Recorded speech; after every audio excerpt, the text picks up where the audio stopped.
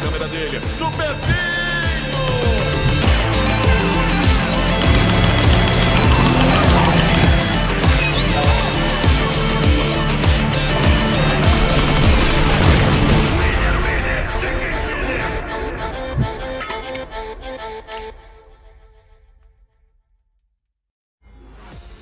Welcome back, everybody, to the 2024 PUBG Mobile Super League America Spring Season. We are now on day number 9, getting closer to that day 15 mark where we will crown our champion along with our top 3 as well as top 4. That 4th spot, obviously, going to the sudden death qualifiers. That's going to be becoming more of a conversation as we continue on through the days. There's a lot of money up for grabs, not only for Spring Americas, but also for the World Cup.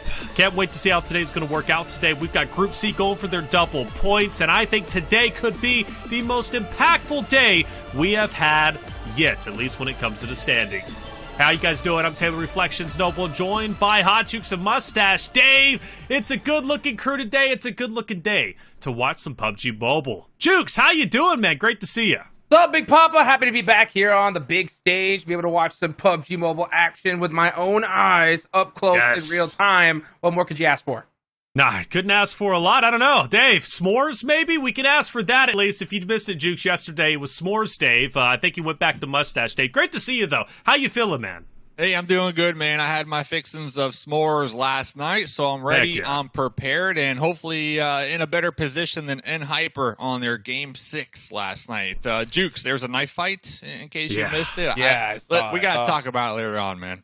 We have to talk about it, because that knife fight just should not have happened. I'm actually curious. First off, Dave, did you get any insight about that? Did you reach out to the players, or are we just going to go into it and just talk about it later and just from what we saw? They said round 2 today, all right? Round 2 today, and we're coming out on top. So we'll see. We'll see. They've been practicing, you know? Okay, so it's intentional. Fair enough. They're having some fun out there, but are they having fun on the standings? That's the big talking point there anyways. Let's recap how yesterday went down, because we take a look at our standings. Alpha7 maintained their first place position, which is a shock. And I know it's a shock to you, Hot Jukes. Team Liquid had their double points day yesterday, but were unable to pass up Alpha7. They were so consistent. I couldn't believe it. I can't believe it. I mean, I couldn't believe it yesterday. I can't believe it today. It makes no sense to me. I mean, the only way I can try to wrap it around my mind is, like, Team Liquid didn't have a good first double points day until the last 2 matches, right? The last 2 matches is what pretty much saved their entire day. And then yesterday, it just didn't happen. So it's so crazy to see a team that was so consistent the first half of this tournament now just kind of give the keys to Alpha7 at this point. Well, I will say they're consistently inconsistent, okay? Their double points day is where they don't perform well, all right? But every other day, they're great. And I want to make this very clear to the competitors or whoever's listening. Team Liquid Alpha7 have separated themselves from the pack. That's why they are in first and second with a tremendous lead. I say Team Liquid is inconsistent, but they are by far in between. Them and Alpha7 are the 2 best teams without a doubt, without question. I don't see anybody dethroning them. It could happen, right? It absolutely could happen, but they are just on a different level over the past couple days. It's absolutely insane. I'm so impressed. We go down the list a little bit more, and obviously 9 through 16, you've got one Group C member there. Now, Group C is going for double points today, and that's Titan Gaming. Titan Gaming is on the struggle bus. They cannot break free of last place, Dave.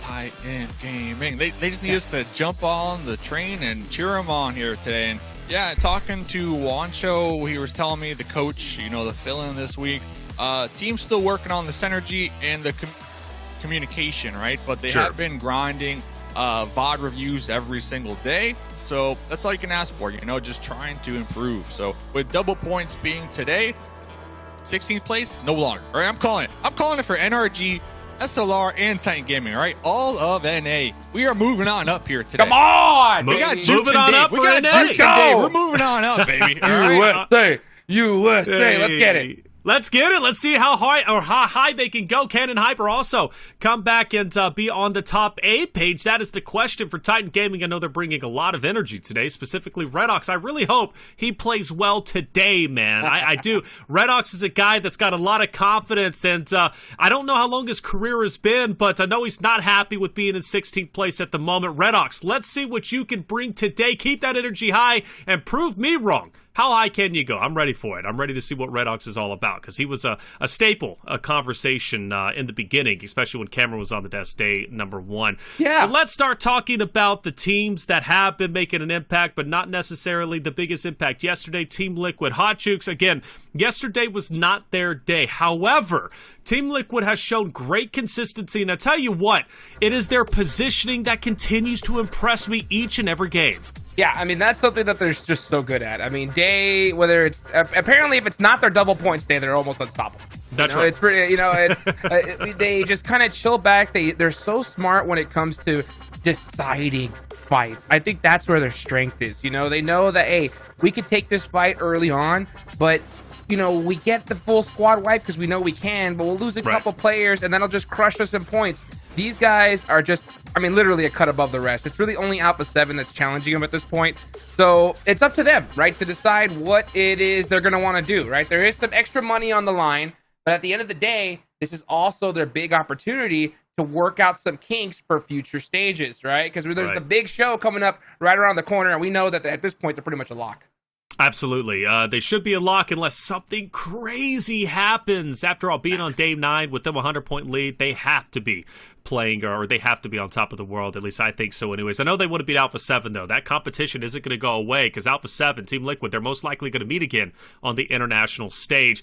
But Dave, let's start focusing our conversation to double points day for Group C. There's 4 teams competing for double points today. Titan Gaming is one of them. We'll see how high they can go. But for the other 3, they are all 3 on the first page. The reason why I said today could be the most impactful day is because of those 3 teams. More specifically, I'm talking about Influence Rage, Team Queso, and Royals of War. They could all 3 move up to 4th place and still that qualification spot. What do you think today is going to play out like? Yeah, Royals of War for me is always like a toss-up. I know talking to Rivas, they were telling me the team is feeling comfortable and confident in their play style. It's always good to hear, but we need to start to see it, right? I talk about these squads who are like hot and cold, and there's no middle ground, right? So looking at this group, I think Team Queso are in a prime position because when we look at Team Queso, their team fights in general have been pretty clean, in my opinion. It's just a matter of getting to that late game, not losing 1 or 2 squad mates in the process, right, on their rotate set. And yesterday, to be fair, the circles, they were challenging, all right? We really didn't have any, I would say, normal zones, right? We had so many hard shifts. We had a lot of water in Circle 1, Circle 2 throughout the evening. So I think all around yesterday, shout out to all the teams who did place consistently because Papa Blue, the zones, they were not on your side, right? So I'm saying that here because we got that out the way yesterday. Now today, I feel like these zones are going to be a little more fair, hopefully. I know you're back there controlling them, so we'll see. Of course. But Team Queso, I like their team fights, so double points day, I predict them to move up the leaderboard. Yeah, and just to reiterate, you're talking about map number 3. It was on Erangel. The zones were brutal. So brutal, in fact, we didn't have any teams lost or any players lost until Stage 6. After Stage 6, though, you look down the list, there was only one team, if I'm not mistaken, it was 9Z with 4 players. Everyone else, and 11 teams, all of them either only had 1 player left or 2. It was the most bizarre thing I've seen. It was, and it's because of those zones were just shifting so violently, something I'm not akin to seeing. I know it's very rare to see zones like that, and the teams were struggling to adjust outside of 9Z, who I think did probably the only team to get blessed by the shifting of the zones. Good on them for getting that victory, because I think it was one of their first ones, and I know that made them feel pretty good. Hot Jukes, Royals of War was mentioned, and Royals of War is making a change today. Victix is coming back in for Rivas. What does this mean for the roster? I think it's got to be something huge because Victix has been a really, really huge player for this team. We've seen him be able to make some phenomenal plays for his squad, and it's good to work. Like I said, we got to work out the kinks right here, right now is the time to do it. And at the same time, if you're Royals of War, you're in what, 8th place right now, you got to make sure you at least get into top 4. Top 3 is where you really want to be, because you don't even want to deal with those qualifiers. Let's be real. Because not at all. If you're struggling right now, those qualifiers are going to be just brutal. You know what I'm saying? So if you can get that golden ticket, get into top 3, that's definitely the goal. Is it possible for Rules of War? Yeah, I still think without so. a doubt. Yeah, without a doubt, right? But you got to be able to fix it right now. Rules of War, not the highest when it comes to the standings. I'm looking at the list. Tonka would be the highest. I guess he's been the one kind of slaying out the most for the roster, obviously still being there. Rivas towards the bottom, so curious how Victex is going to be, especially if you're giving him such high praise, Hot Jukes. I wish him the best, because today they do start off in 8th place, so they are the team outside of Titan Gaming who has the most ground to cover, right, to break in the top 4. But I think it's close enough to the point where being double points, Rules of War have shown great tenacity and had wonderful days.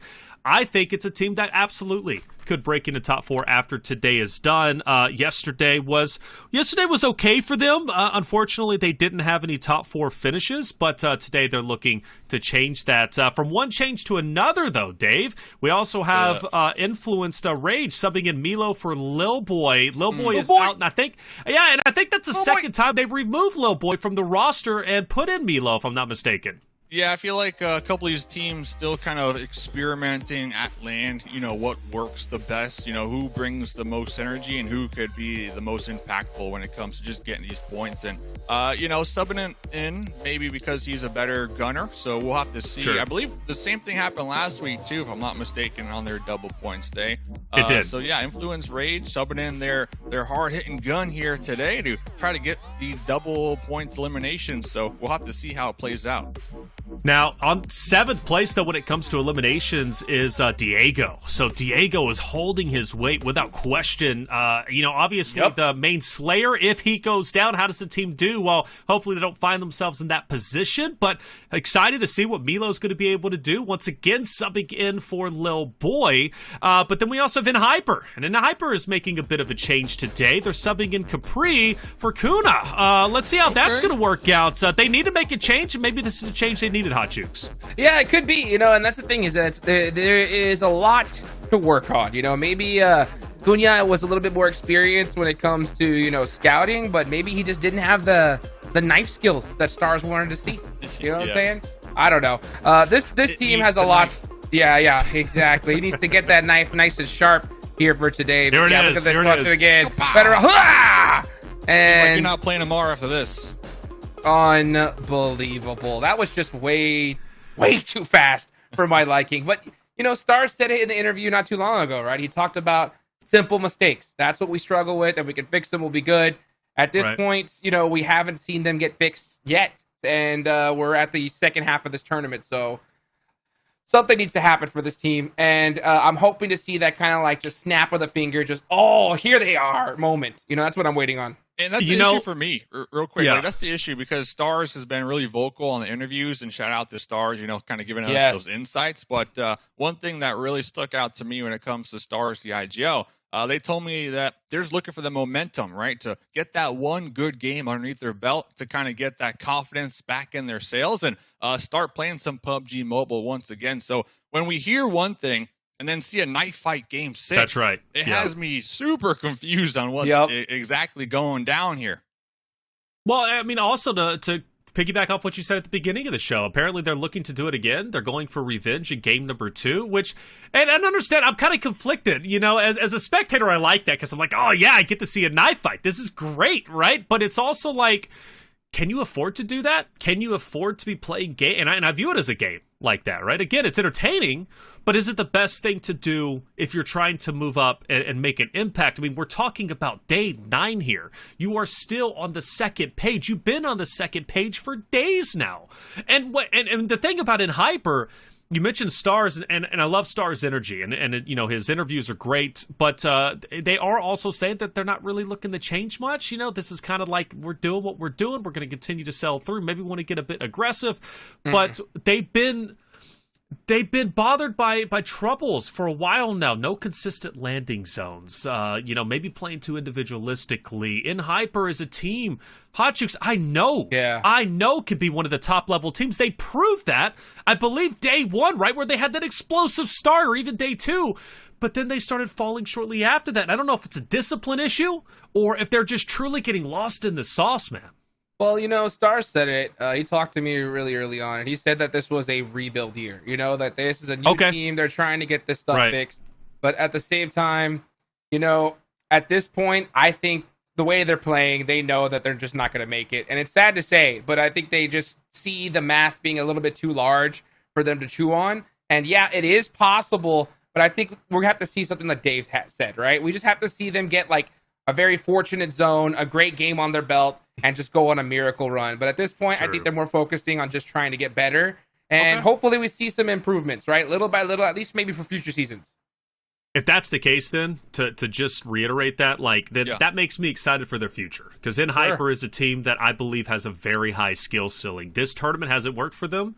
I don't think it's going to continue to work for them, but it's still exciting to see what they could potentially be, and maybe that's why they're. Yeah. And it does happen. If they're a newer team coming into a tournament like this, there's going to be some adjustments, but I think it's a valuable experience, and who knows, Dave, come next tournament, and Hyper might be one of the top dogs. Yeah, and that's the thing too. Yeah, top three, that's a stretch at this point. I think everybody can agree, but there's another thing to take into consideration, and that's recently the power rankings that PUBG Mobile are putting out right now. And it pretty much takes the last three major events you're in and calculates in a super secret formula. But no, it's not secret. It's actually public. I just don't know it. But it spits out a number, right? And in Hyper, they're 34th in the world, right? So with that in mind, you want to finish at least towards the mid-pack and not at the bottom, just to kind of keep your power ranking afloat, right? And not drop all the way down to the bottom. So I think there's a couple factors going into play when it comes to Hyper Esports. I know it's a rebuild year, but there's a lot of fans and a lot of expectations as well, right? So there's a lot riding on this lobby. Absolutely. I know when NRG Galaxy was being picked up, there was people asking, would it be in Hyper? That's the only one that makes sense to pick up, right? I mean, that's how much influence they have in the scene. But in Hyper's looking okay. We'll see how well they do today. After all, it is only map number 1 on day 9. Let's see how well Group C is going to do today. Mustache Dave, Hot Jukes, take it away.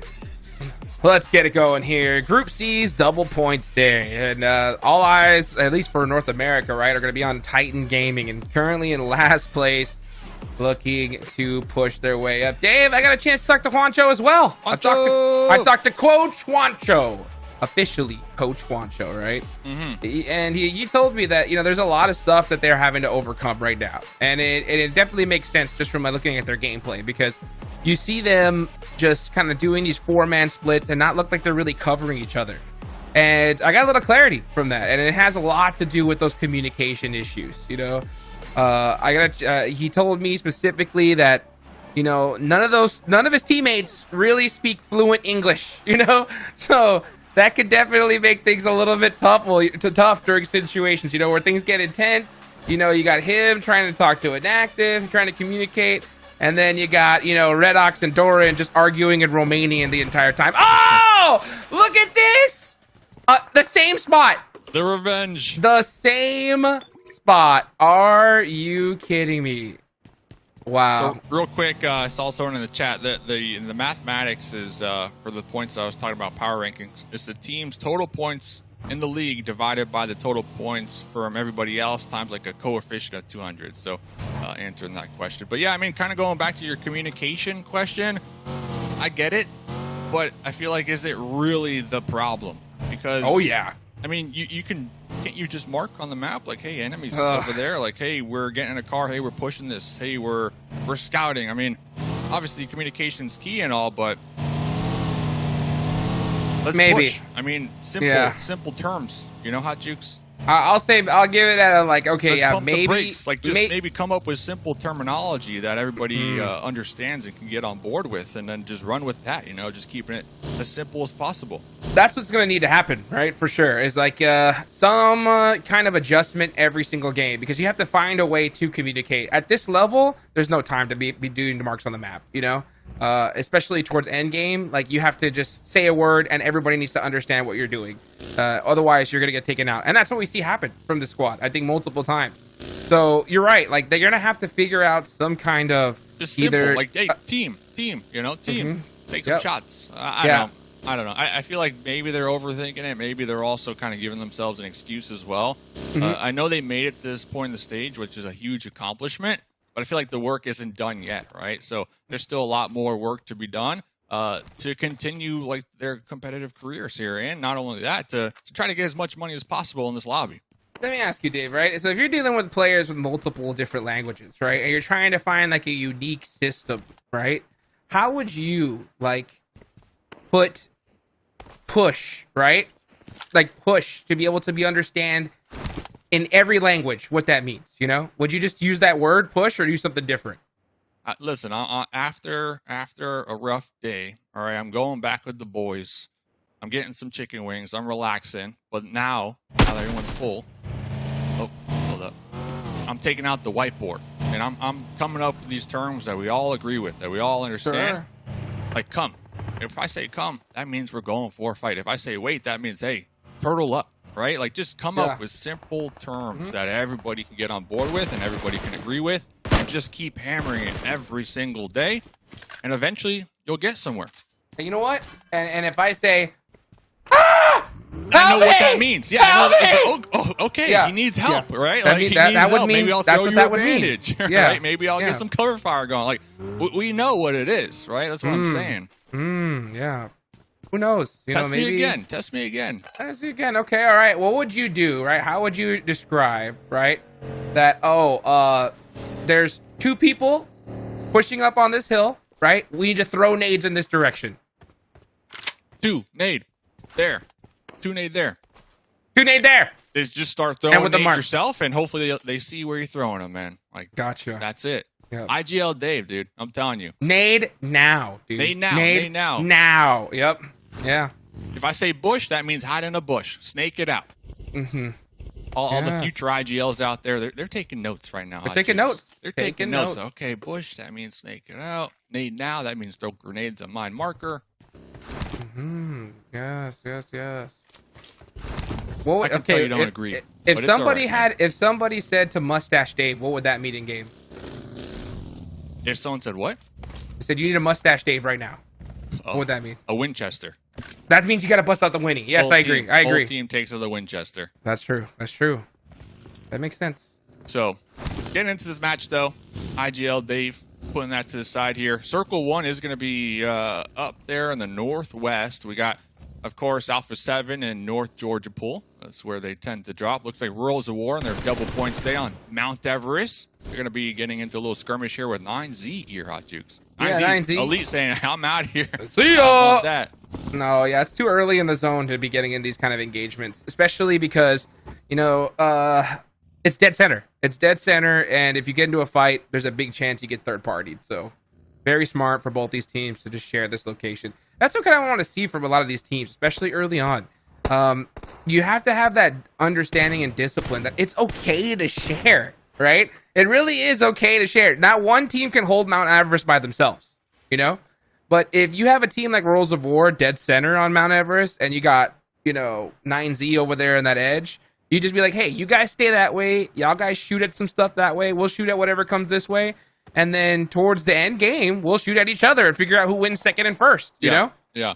Totally agree. And I think we're starting to see a little more of that, at least when it comes like the mid game and teams successfly like sharing large compounds, you know, as the tournament progresses. But FURIA, Kowalski, can you share with 3 teams though? That's my question. Not 2 teams, okay, but now a third one? You could.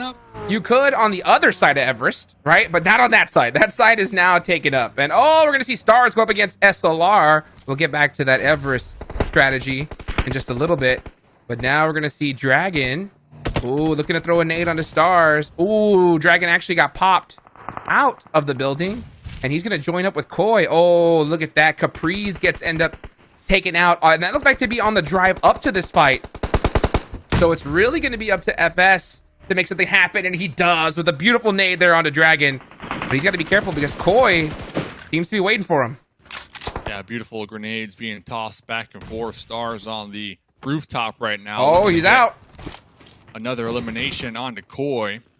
Maybe even a flush out here. Stars getting aggressive. Asking for the support. I'm looking for the support for the squad mate. Stars looking to close this one out here, Hot Jukes. Uh-oh, he's in a 1v1 and he wins it against Koi of all people. Koi is definitely a player to keep your eye on. And now we're going to see Ojuan take off in this position. And yeah, he's going to be the last player for SLR. And then Hyper with a nice fight to start things off here. Heck yeah, that's what we need to see. Unfortunately, it is on SLR, right? And SLR also a squad who are in need of some points. Their double points day was yesterday. Didn't really take full advantage of it. But end of the day, definitely love to cheer for a North America squad. Talking about the next circle, it is going to be shifting up here towards the north some more. Influence Rage going to be up there with the pick-ins. FURIA right behind them. A7 still in North George. And pretty much that fight pretty much ending right in time because we see in Hyper all in their vehicles now rotating. Yeah, and you know what? I just kind of want to get back to that Everest position, right? We saw Worlds of War there. We saw 9Z there. And you noticed how close FURIA was just waiting, right? If Worlds of War and 9Z took that fight, they were both going to get taken out by FURIA, just third-partied, you know? So teams, especially with a zone shift like this, are going to have to make some of those same decisions, you know, trying to find a main location, share it with another team, you know, win the game, and then fight each other to find out who gets first and second. That's obviously the play because we see that happen on the outside of zone, Dave, so many times, especially by NA teams. I don't think a lot of NA teams have realized that yet because they'll just be like, oh yeah, blue zone's coming. We're just going to fight it out here on the edge. And guess what? Both those teams are taken out, right? But if they just said, hey, let's just pause the fighting, both of us, let's get into zone and fight later, who knows what can happen? Definitely playing the zones here, and we're starting to see a couple squads hopefully take that advice. And I love that you called out FURIA. They're going to be up there in the north. But NRG Spec was almost out of harm's way, but then try to a little 1v1 action going right there. Their squad mates nowhere to be found. That's going to be up against E7, right? If I'm not mistaken, over there in South Georgia pulling. I was complimenting NRG yesterday. I know the day before, you and Enigma were really, you know, going at it because for good reason. They were just so separated throughout the whole night almost. But then yesterday, I felt like they kind of took that advice and started playing a lot more grouped up together, especially on Miramar. We saw them with some solid team fights, and I thought they were making progress, Hot Jukes, and I was definitely a fan, still am a fan, cheering for NRG.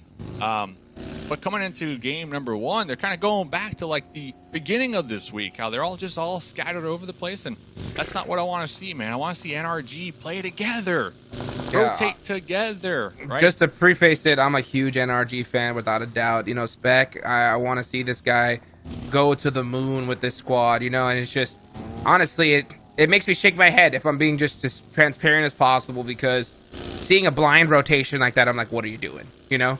At this stage, it just doesn't make sense to me. I'd rather him just be with Malaz, work as a duo. We see Alpha7 do it, and all the time, be successful. All the time, be successful, even as a duo, right? They fight so well together. And I will say this: a lot of the times, especially at this stage, it's easier to play as a duo. And the reason why I say that is because the communication's only between two players. You know, so two players can fight together and take advantage of certain situations.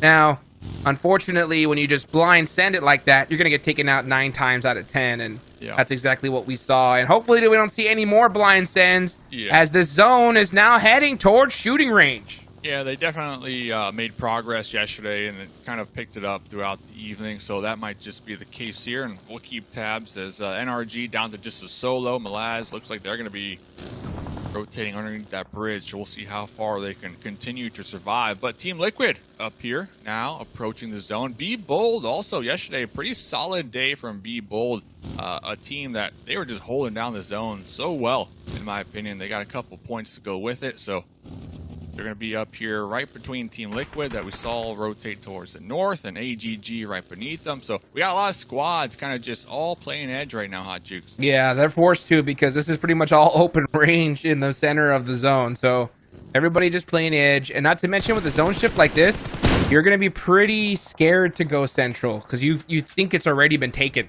you know? So teams are going to have to bust out those sight lines and try to find the positions to push inside this circle. And there's still quite a few areas to take up.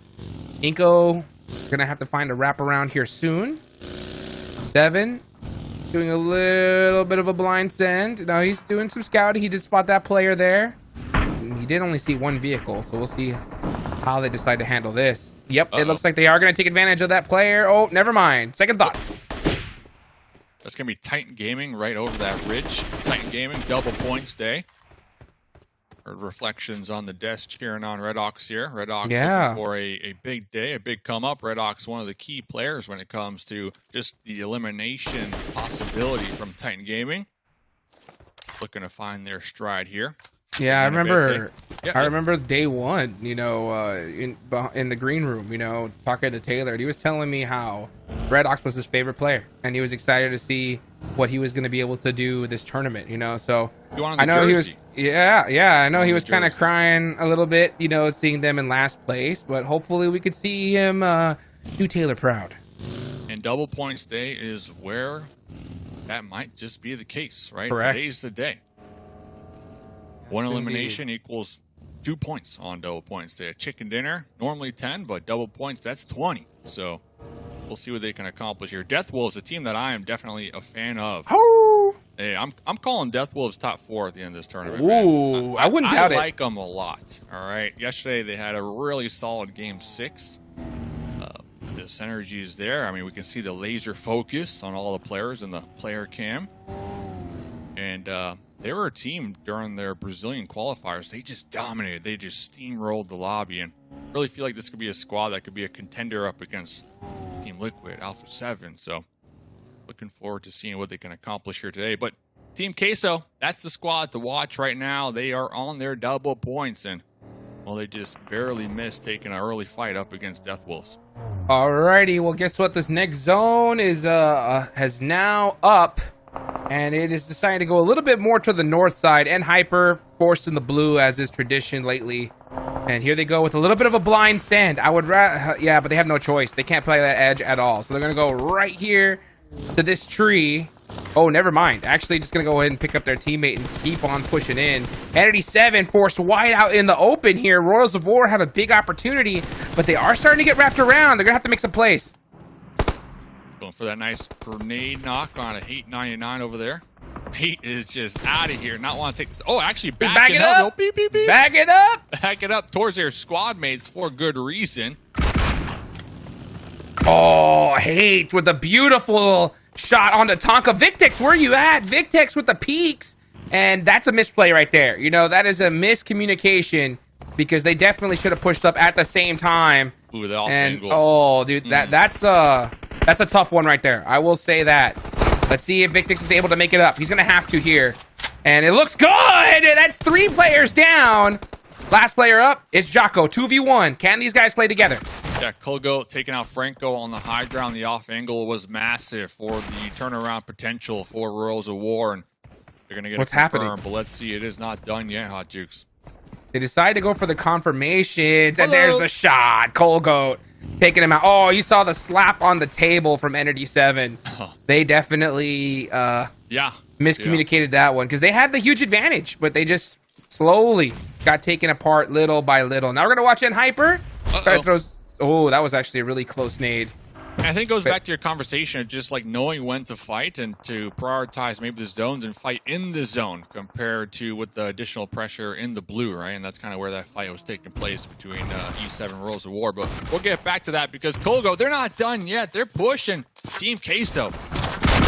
Colgo, let's see what he can do. He's got the gun to do it. Oh, but that cover, yeah, just barely hits the ledge of that wall. And it gets taken out there by Team Queso. So that's 2 eliminations. M2M is going to hold both of them for now. Pedrino, again, trying to hold it down against Hyper. Beautiful nade towards Baton. Baton, half HP right now. And they are very beat up. He's the last player up for Hyper. But they have 6 eliminations. Yeah. Oh, Chief with a nice shot from downtown. Okay. Yeah, Be Bold applying so much pressure from the back end, too, trying to sandwich AGG in their battle up against Hyper. So it looks like Fran is going to be popping vehicles with their squad mate. Just trying to pick somewhere that might be safe for the time being. But Baton down range. Nice shots, but Influence Rage actually going to be getting that knock. Yes, they are. All Glory Gaming. Right now, it is just a smorgasbord of just teams all around these edges, fighting it out to the end. FURIA did find out that zone is just wide open in the center, so they're going to go ahead and take the central position for now. The circle heading on over to Death Wolves and Alpha7. That is a huge shift for those teams, but all these teams on this side of the map, and I'm talking about that lower right-hand side, are going to have to get moving. And that's going to include Team Liquid as well. Meanwhile, Titan Gaming, double points day, still alive here, right? 3 eliminations so far. Not a terrible start. Okay. Titan Gaming, still in it. Love to see it. They're going to have to battle to Influence Rage. A couple solos from AGG and Hyper and 9Z. Going to be a challenge, especially now the circle isn't going their way. FURIA, like you mentioned, just dead center, big chilling right now. But Team Liquid trying to just sweep the zone right here, the edge. Trying to rack up some eliminations. Oh, those nades. Titan Gaming trying to avoid, what is this, the 5th grenade getting tossed on top of them. Inactive doing a good job at just making sure their teammates don't get full sent on here. I'd be able to get the pickup. Ooh, yeah, very dangerous pickup, but it is fortunate for them. Oh, Inactive actually took those shots against Simple, but he had no choice. He had to. And Simple's going to go ahead and get that thirst. Now they know exactly where he is. Oh, that DP's too good. Goodbye. 9Z. Wow, Simple with the complete squad right there. 4 eliminations. And 9Z staying alive. Little lean peek action right there with the DP. Could just let that bad boy rip. So, Simple. See some smokes out there, but an Influence Rage no longer there. Might opt to just get taken out from the blue zone, honestly. I mean, 4 eliminations. I'm feeling pretty good. Might as well deny the points from Influence here. Yes, sir, indeed. Baton's still alive for Hyper, trying to survive. And that is Simple taken out. Hey, but a nice little run there towards the end. Putting up some good points for his team. FURIA on the compound, dead center. It was wide open this entire time. Big ups to them to be able to have that heads up and notice that. Death Wolves, though, that team that you were talking about, I do think that this is one of the squads that definitely have what it takes. They just got to slowly make little tweaks with their fight game, and I think they're going to be one of those teams that could definitely contend for those top positions. Let's see how they do against this fight against Team Queso, though. Rato Boy in the vehicle, getting those sight lines. Yeah, getting a lot of that intel. And you got Higo throwing those nades. You don't want to throw out all your utility, though. You want to save at least something here for the next zone. Team Queso, double point stay. Looks like they're going to be trying to back off of this here. Rato Boy still trying to press the envelope, trying to get that intel. Does recognize, hey, they are on the retreat here. So the Death Wolves doing what they're known for. Let's chase them down. So looks like Team Queso going to be on this ridge line for the time being. Very difficult position. You got the Death Wolves to the north and Alpha7 to the south here. Right on the edge. And let's Next see circle how closes in on 15 seconds, Hot Juice. Yes, it does. And let's see exactly how this happens. McGrellin, go ahead and pop in that blue zone for some loot really quickly. Revo. Alpha7 still alive. All 4 players up. Where's the zone going to go? We're going to see another shift to the edge. And we do. Right onto Team Queso and Death Wolves. So that dominant FURIA position now in a little bit of a compromise. There goes Baton. So that is Hyper eliminated. But still a lot of monster squads still alive here, Dave. We got Alpha7, Death Wolves, Team Liquid, all up in the mix. And don't forget about FURIA as well. 3rd place right now. Doing solid. Yeah, FURIA in the hardcover as well. And everybody else kind of out here on the edge using their vehicles as their own little build-a-forts over here. Looks like Team Queso. Wait. Yeah? Is this the first time we've seen all top 7 teams still alive in end zone? Look at this. It's literally 1 through 7 in here. Diego getting a knock. Beautifully done. And that is iNCO Gaming. So now 1 through 7, but the 4th place position is now taken out. Big opportunity for these teams at the top of the leaderboards to keep pushing the dominance. Yeah, Influence Rage on their double point stay already with 5 eliminations. Diego is just stuck behind this tree in a burnt out vehicle, not in the next play zone. We heard some shots getting peppered in this direction moments ago. Diego, the solo member, just hoping and praying that their opponents maybe fight each other and gives Diego a little window of opportunity to snake it into the next play zone. And, well, this might be it, because now Team Liquid going to be focusing in the north here. Ooh, they're gonna have to focus on their backs though. Look right Furia's behind them, coming. Yeah, Furia's coming, and yeah, there goes the turnaround. Actually, Furia doing some drive-by nades. Very interesting. So just trying to pepper up Team Liquid, and meanwhile, Revo gonna get the finish on Ayala. Here comes another one. The drive-by nades. Wow, they're those just chucking them out the window. nades. Very, very tactical right there. And some of this, and some of that. Usually we see the drive-by like pre-fire, but nah, they got the 200 IQ drive-by grenades. And look at this. We tried it, right? Let's go park back in the compound and just play it out. Yeah, you know who I saw? I think I saw Alpha7 really utilizing that early on in the tournament. Nades? Yeah, so I think we're starting to see teams, pick up a little bit of that tech, downloading it, that update. And I'll tell you what, Alpha7 are definitely the team to be issuing out those updates of what's new, what's the new strategy and playstyle, because these guys are always on the cutting edge. But can they hold on against Deathwolves here? Obscure, gonna put himself out in a very... he's definitely saw McGrell in there. Let's see what he decides to do. That's the grenade. Still going to be trying to cook it, tossing it, maybe rolling it down the hill. Do we got our math right here? Do we got our math right? Oh, the spray, though. Connecting a couple shots, but running out of ammunition. Now forced to swap to the DBS here. He wanted to go ahead and hunt that crate down. Oh, he saw those nades coming. Said, I'm going to back it up. Back it up. Try to see if he can get to the top of that mountain. This is a terrible fight, especially since you have no 5.56. Oh, what are you doing? Oh, I mean, maybe he thought he had a couple shots left, and that's what happens here at this stage. It's just so intense. You can forget even the most simplest things. Boy, we're zooming in. Perillo on the high ground behind the tree now, just waiting for the push from the Deathwolves, because the blue zone is going to start to apply that pressure right behind them. But both of these squads using almost all their utility in this little hillside battle. McGrell not wanting any piece of that, going to be making sure to hold down the southern part of this circle and make sure they don't get wrapped around, because remember, FURIA in the compounds with their vehicles that they have been keeping safe, going to be a problem for A7, and I believe they're recognizing that. So they got the pickup. Okay. Ooh. Little reset here. Yeah, a little bit of a reset, and that's smart. I like this fight decision. Just stay alive, get into that end zone, try to find a better fight to take. And that he might get knocked here. That was close. That was close. He was able to get back up into the hillside. It goes back to what you were saying. I'm still harping on it because you made such a great point. Like Alpha7, instead of sticking back there on the edge and taking the fight with Deathwolves, they decided to play the zone and just, live for that next battle instead of the battle right at hand when it's not at your advantage.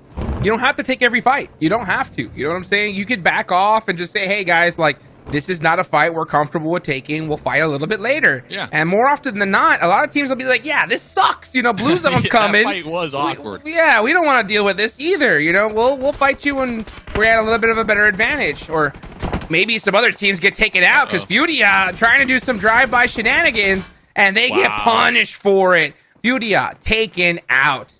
And Team Liquid, 11 eliminations, Dave. Mythic leading the charge. He wants that MVP. Love to see it, Team Liquid. They only lost one in the mix here, but going over to Alpha7, another knock coming out on their side. Perillo really low, trying to get that last net off, and here comes the Deathwolves, the Molotov to shut them down. And it worked out for both teams, right? It really did, because Alpha7 was able to get a little bit of higher placement. Deathwolves are able to finally take them out without losing even more casualties, and now they have a chance to win this game. But man, I'll tell you what, Team Liquid with 12 eliminations are definitely not something to mess with. But Deathwolves have the advantage here. And that advantage is gone, baby. It is now a 2v3. Their hillside has been taken away. That high ground not working out. That nade's gotta hurt. Team Liquid just looking too good at this point. Yeah, Ryder Boy has been a pretty clutch player. I mean, the whole squad from the Deathwolves, they all been putting in equal amounts of work. But Cardozo behind the boulder, they got the zone priority. They know there's a knock over here. They're going to look to close this one out, Hot Jukes.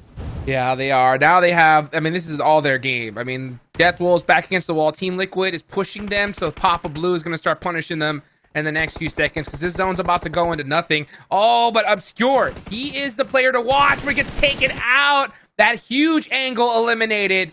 Isler's looking like nothing but a Team Liquid win.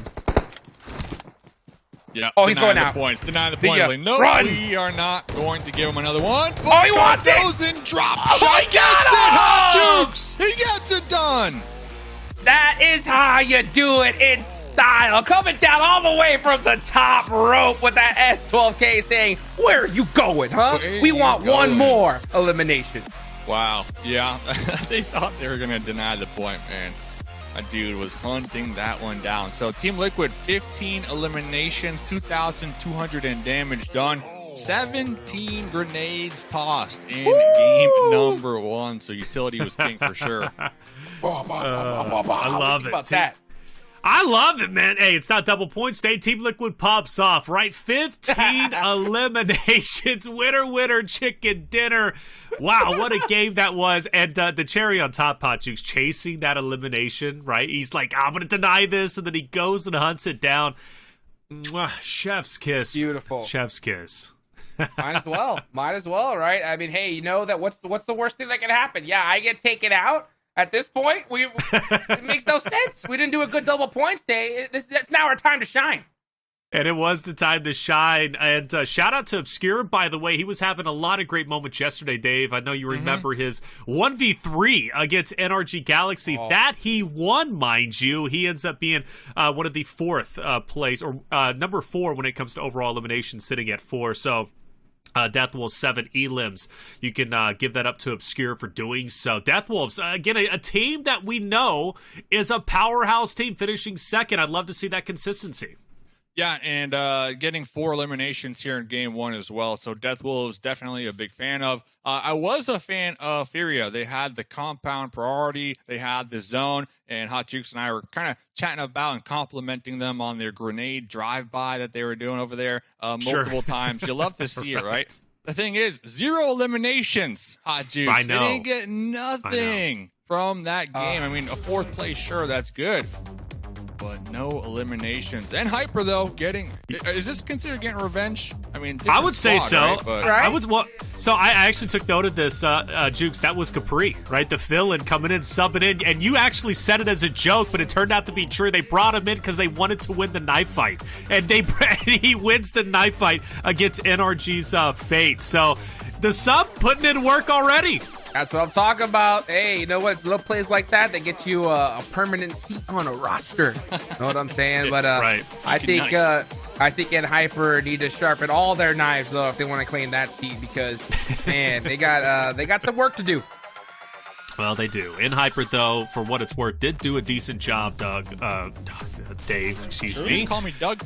Don't worry about it. We didn't. That did not happen. Understand? Baby. Oh my Understand? goodness. I'm 32, What makes me getting look up like there a in Doug? age. Let me ask you that. What makes me look like a Doug? You don't look like a Doug. You really don't. It's just it's a D and another D and it's Dave, and I know who you are very much so. S'mores, Mustache Doug Dave. just doesn't sound as good as Mustache Yeah, Dave. you just I would go with it, but It does I don't not know. flow off I the don't know. tongue. I would actually run away if your name was Mustache Doug. Dave works a lot better. In Hyper, though, to the point, they actually did okay. 6 eliminations.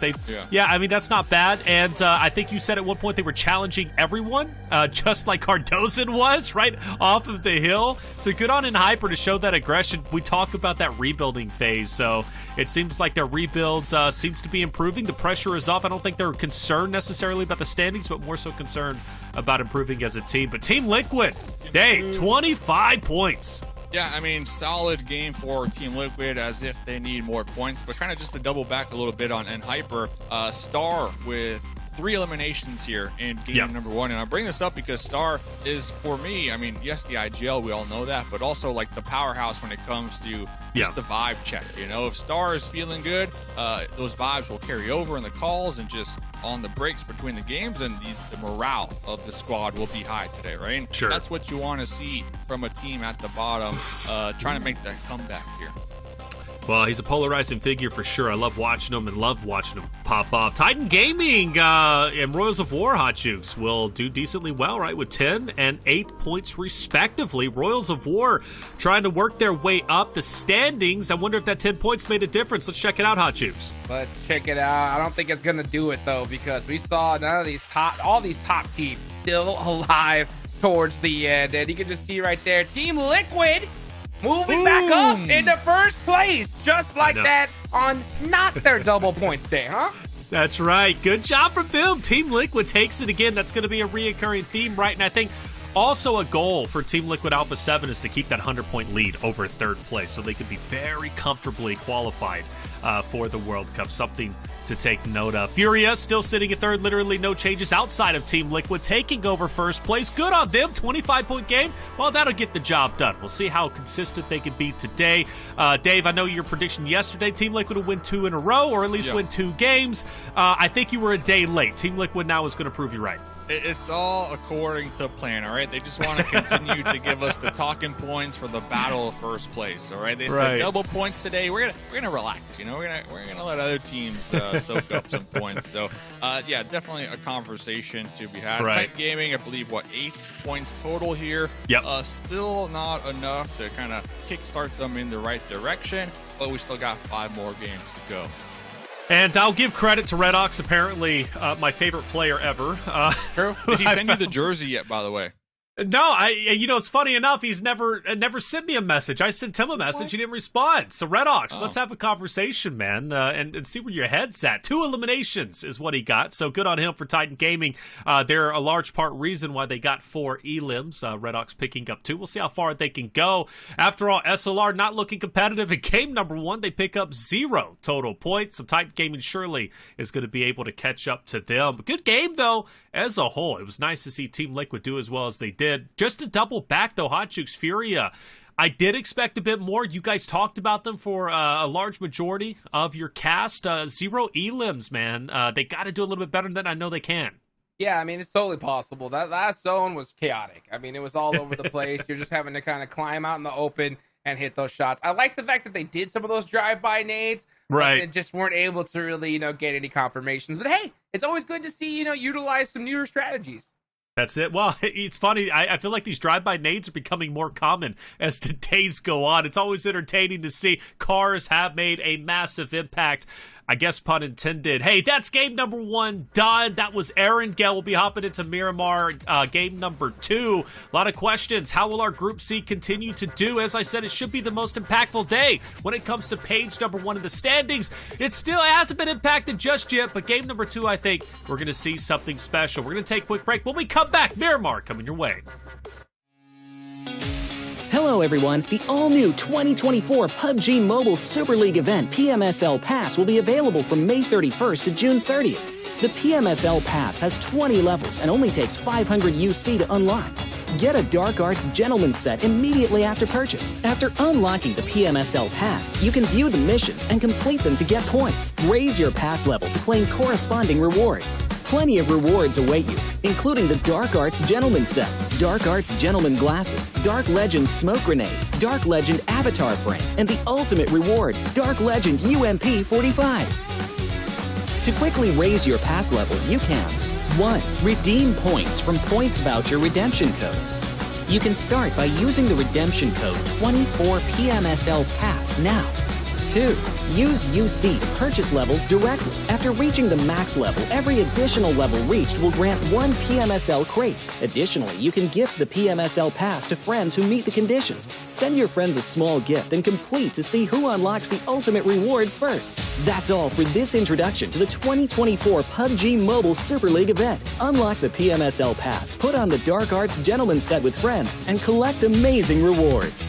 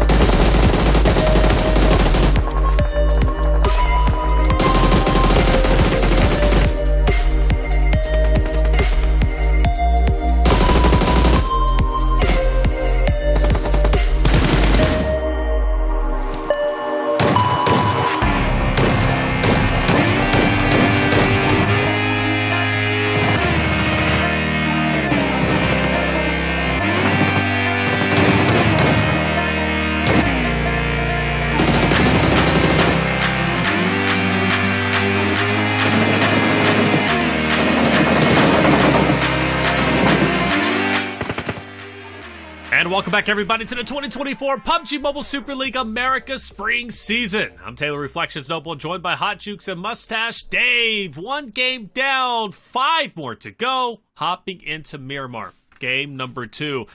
Dave, yesterday, Be Bold went into Miramar game 2 and did an absolutely stellar job picking up 11 eliminations. They look to do that once again. Also, Influence Rage had a stellar game in E7. 3 teams that aren't necessarily, in the top 4, right? They're getting there, at least some of them, but this was their standout map. Can we get a repeat? Yeah, Be Bold, I know they're not on their double points day, but yesterday, they were definitely impressive when it comes to their Miramar performances, just because I felt like every time we looked at Be Bold, like they were just in a prime power position every single circle shift, right? And what I mean by that is they tend to get the high ground and they make a little formation where they're spread out just enough where if one of them gets knocked, they can easily support each other, toss the smoke, get the pickup, and go right back to just third party and everybody. So Be Bold unlocking the secret chapter of Miramar, and maybe other teams have recognized that last night during VOD review.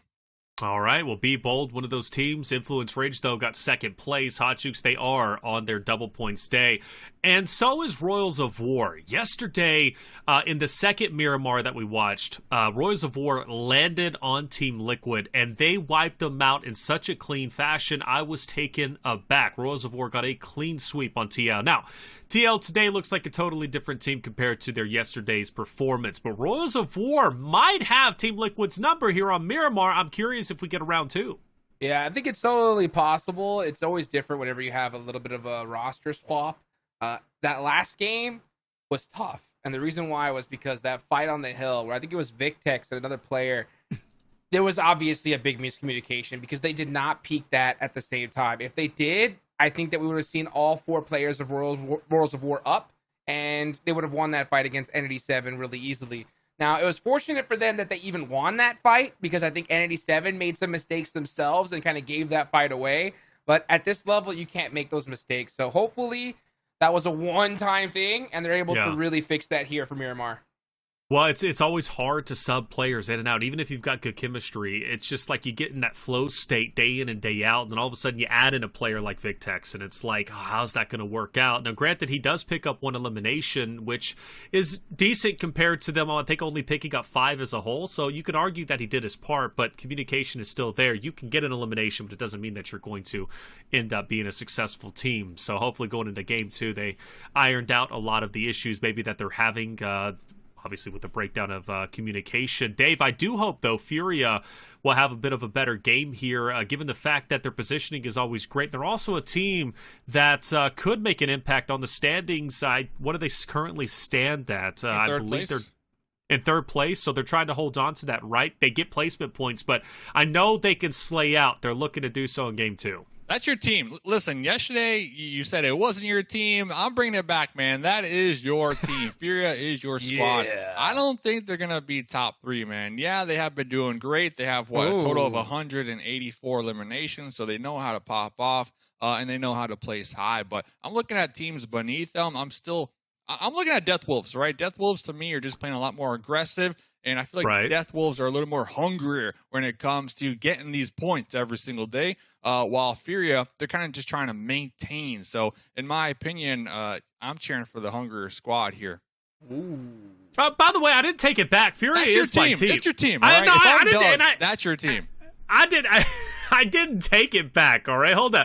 What I did say is Hot Jukes as well as Enigma were very early to call FURIA as a team that is going to make an impact in the tournament, and they did so. I was just saying, I'm not that intelligent. I just kind of piggybacked off of them after I started seeing FURIA's success. I was like, okay, cool. They ended up making it happen, all right? But Death Wolves, though, I can see why they're your team. Like, after all, you love animals, which I can't blame you for that, right? You love animals. Well, here we are. Map number 2, it's going to be on Miramar. Will we see Team Liquid dominate once again, or who knows, Influence Rage take victory and maximize their double points? Without further ado, Hot Jukes, Mustache Dave, take it away.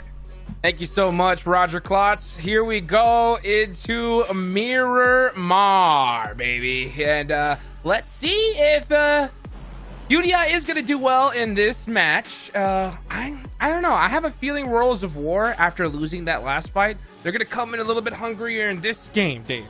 Yeah, you hope so, right? They had 5 eliminations in game number 1, so they are definitely a lot more warmed up when it comes to just taking the team fights compared to their other opponents in Group C. So Miramar, we'll see, but the plane is going to be down here in the south, so it's going to make it a little difficult for teams looking to glide all the way up there towards the north. But Influence Rage immediately dropping out, going down there to the south, and Death Wolves and Impala already finding some vehicles. I believe SLR in the mix, so I'm looking for some early game chaos. I'm seeing, where's Hyper? Are we going for another knife battle? I don't think so. My they got their one knife battle out the way. Game Get 1, it out the way. Yeah, I think they got that out of their system, and hopefully it stays out of their system here as we go into a Southern Circle. These are always these players' favorites. I'm kidding, they're not. I mean, these Southern zones are always the hardest ones to deal with when it comes to Miramar, because it is just so difficult to navigate through this terrain. We just saw Team Liquid just do a little spin out just like that. And but hey, you know what? Buggies are going to be in full play here. Ayala going to go ahead and hop in that monster truck. I love these trucks. And man, look, Royals of War, dead center in Los Leones. Yeah, and E7 as well, right? So Royals of War, both these teams are probably going to be passive, not going to lie. But if there was ever a day that I want to see you take an early fight and not kind of be friendly neighbors early game, it's this one, right, with Royals of War, because Royals of War, double points day. They know for a fact there's going to be a team there, and just based on VOD review, you have a good idea. It's most likely E7 as well, right? So just a simple fact of just seeing the parachutes and recognizing, like, we probably have a nice little window to take an early game fight. I would hope Royals of War do just that, Hot Jukes. I mean, what are your thoughts on that? I think so. I think that would work out for them, in this scenario. My only hope is just, honestly, I want to see an urban finish. I wouldn't mind seeing a Los Leones last zone. And even though Royals of War are dead center, it could work out for them. But we've seen so many of these before, Dave. If it does come down to that final circle, it's anyone's game, right? It's all about who could hit those shots. Mm-hmm. Even a team like Titan, who's all the way north, so a lot of these teams opt to kind of get the drive strat going, right? What do you feel about that, Dave? Yeah, it's such a good topic to bring up, because we're looking at Titan Gaming. We saw the plane path is in the south. We see Circle 1 is in the south, but when we're looking at Titan Gaming, they're driving the opposite direction, right, Hot Jukes? Like, I get you have your desired loot spots, you have your comfort picks, but I don't know. You have time. Obviously, you have time to work with as well. But But for me, I'm at the bottom of the leaderboard. I might try to play the zones a little earlier on and find these solid spots in circle number 1 and hold it down and, you know, try to get some placements, because for me, they're just making it a little more difficult for them moving forward, and the risk of possibly getting gate kept because other squads will be quicker to the jump when it comes to circle number 1. Yeah, that's kind of like the hard part about these teams that decide to do that driving strat. They are going to be behind, that's for sure. But look at a team that is the furthest away, right? It's Alpha7.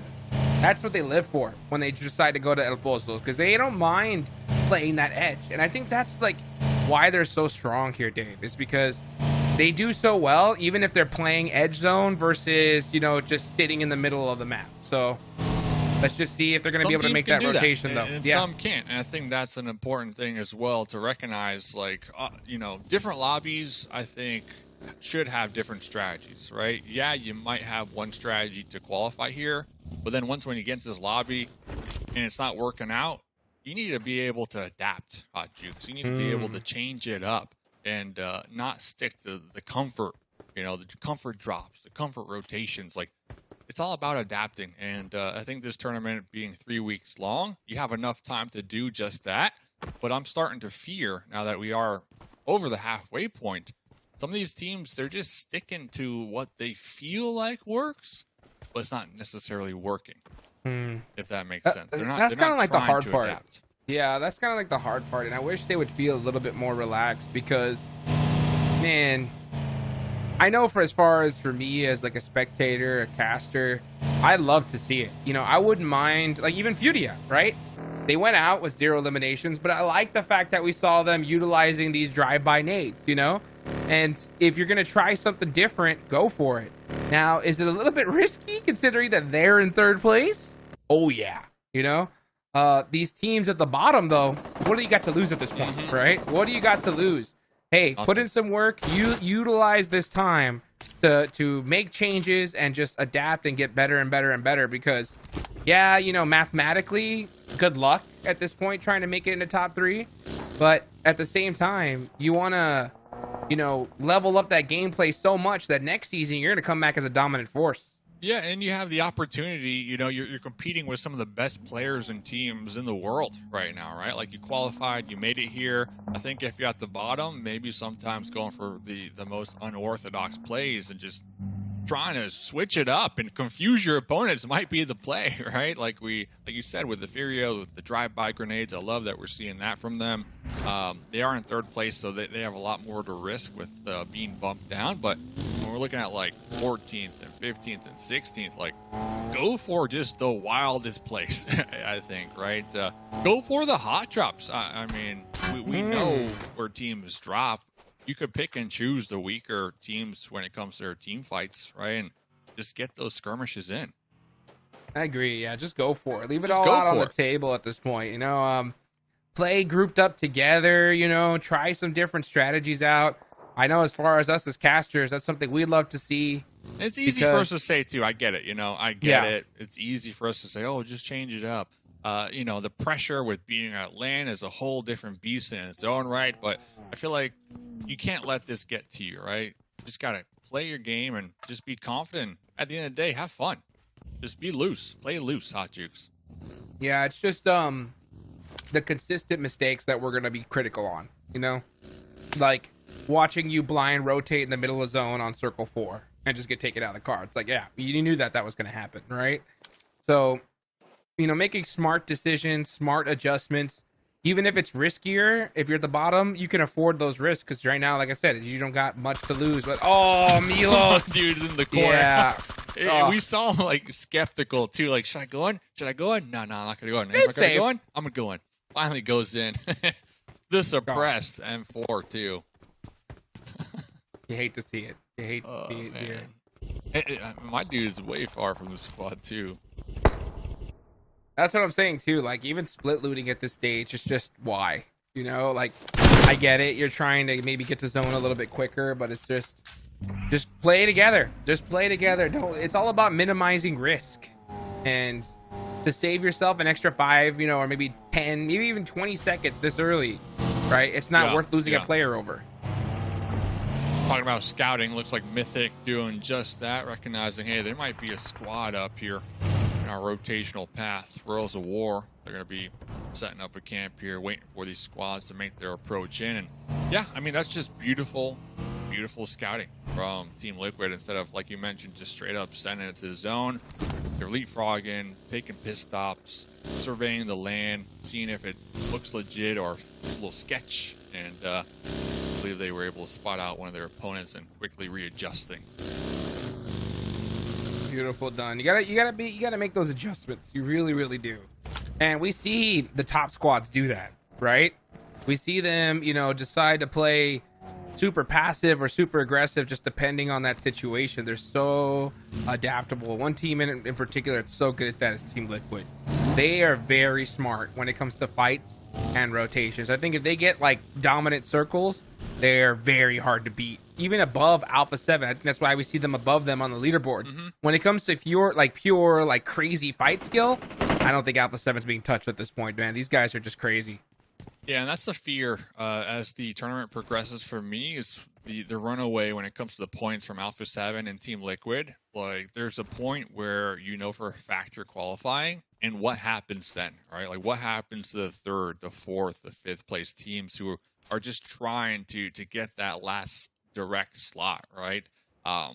Because, you know, speaking of Mafioso, he told me that they're kind of using this lobby at this point to kind of flex their skills and try out new strategies in order to prepare for PMWC. That's the right strat. Right strat. So I mean that's what you want to see, and that's the mentality you want to hear from these players. But when it comes to these squads really grinding it out, giving it their all, I get a little worried for them right at that point. Okay, that makes sense. That makes sense because you know, when you have a team just flexing, that's what the advantage you have whenever you play. Oh, wait, hold on. Watch this real quick.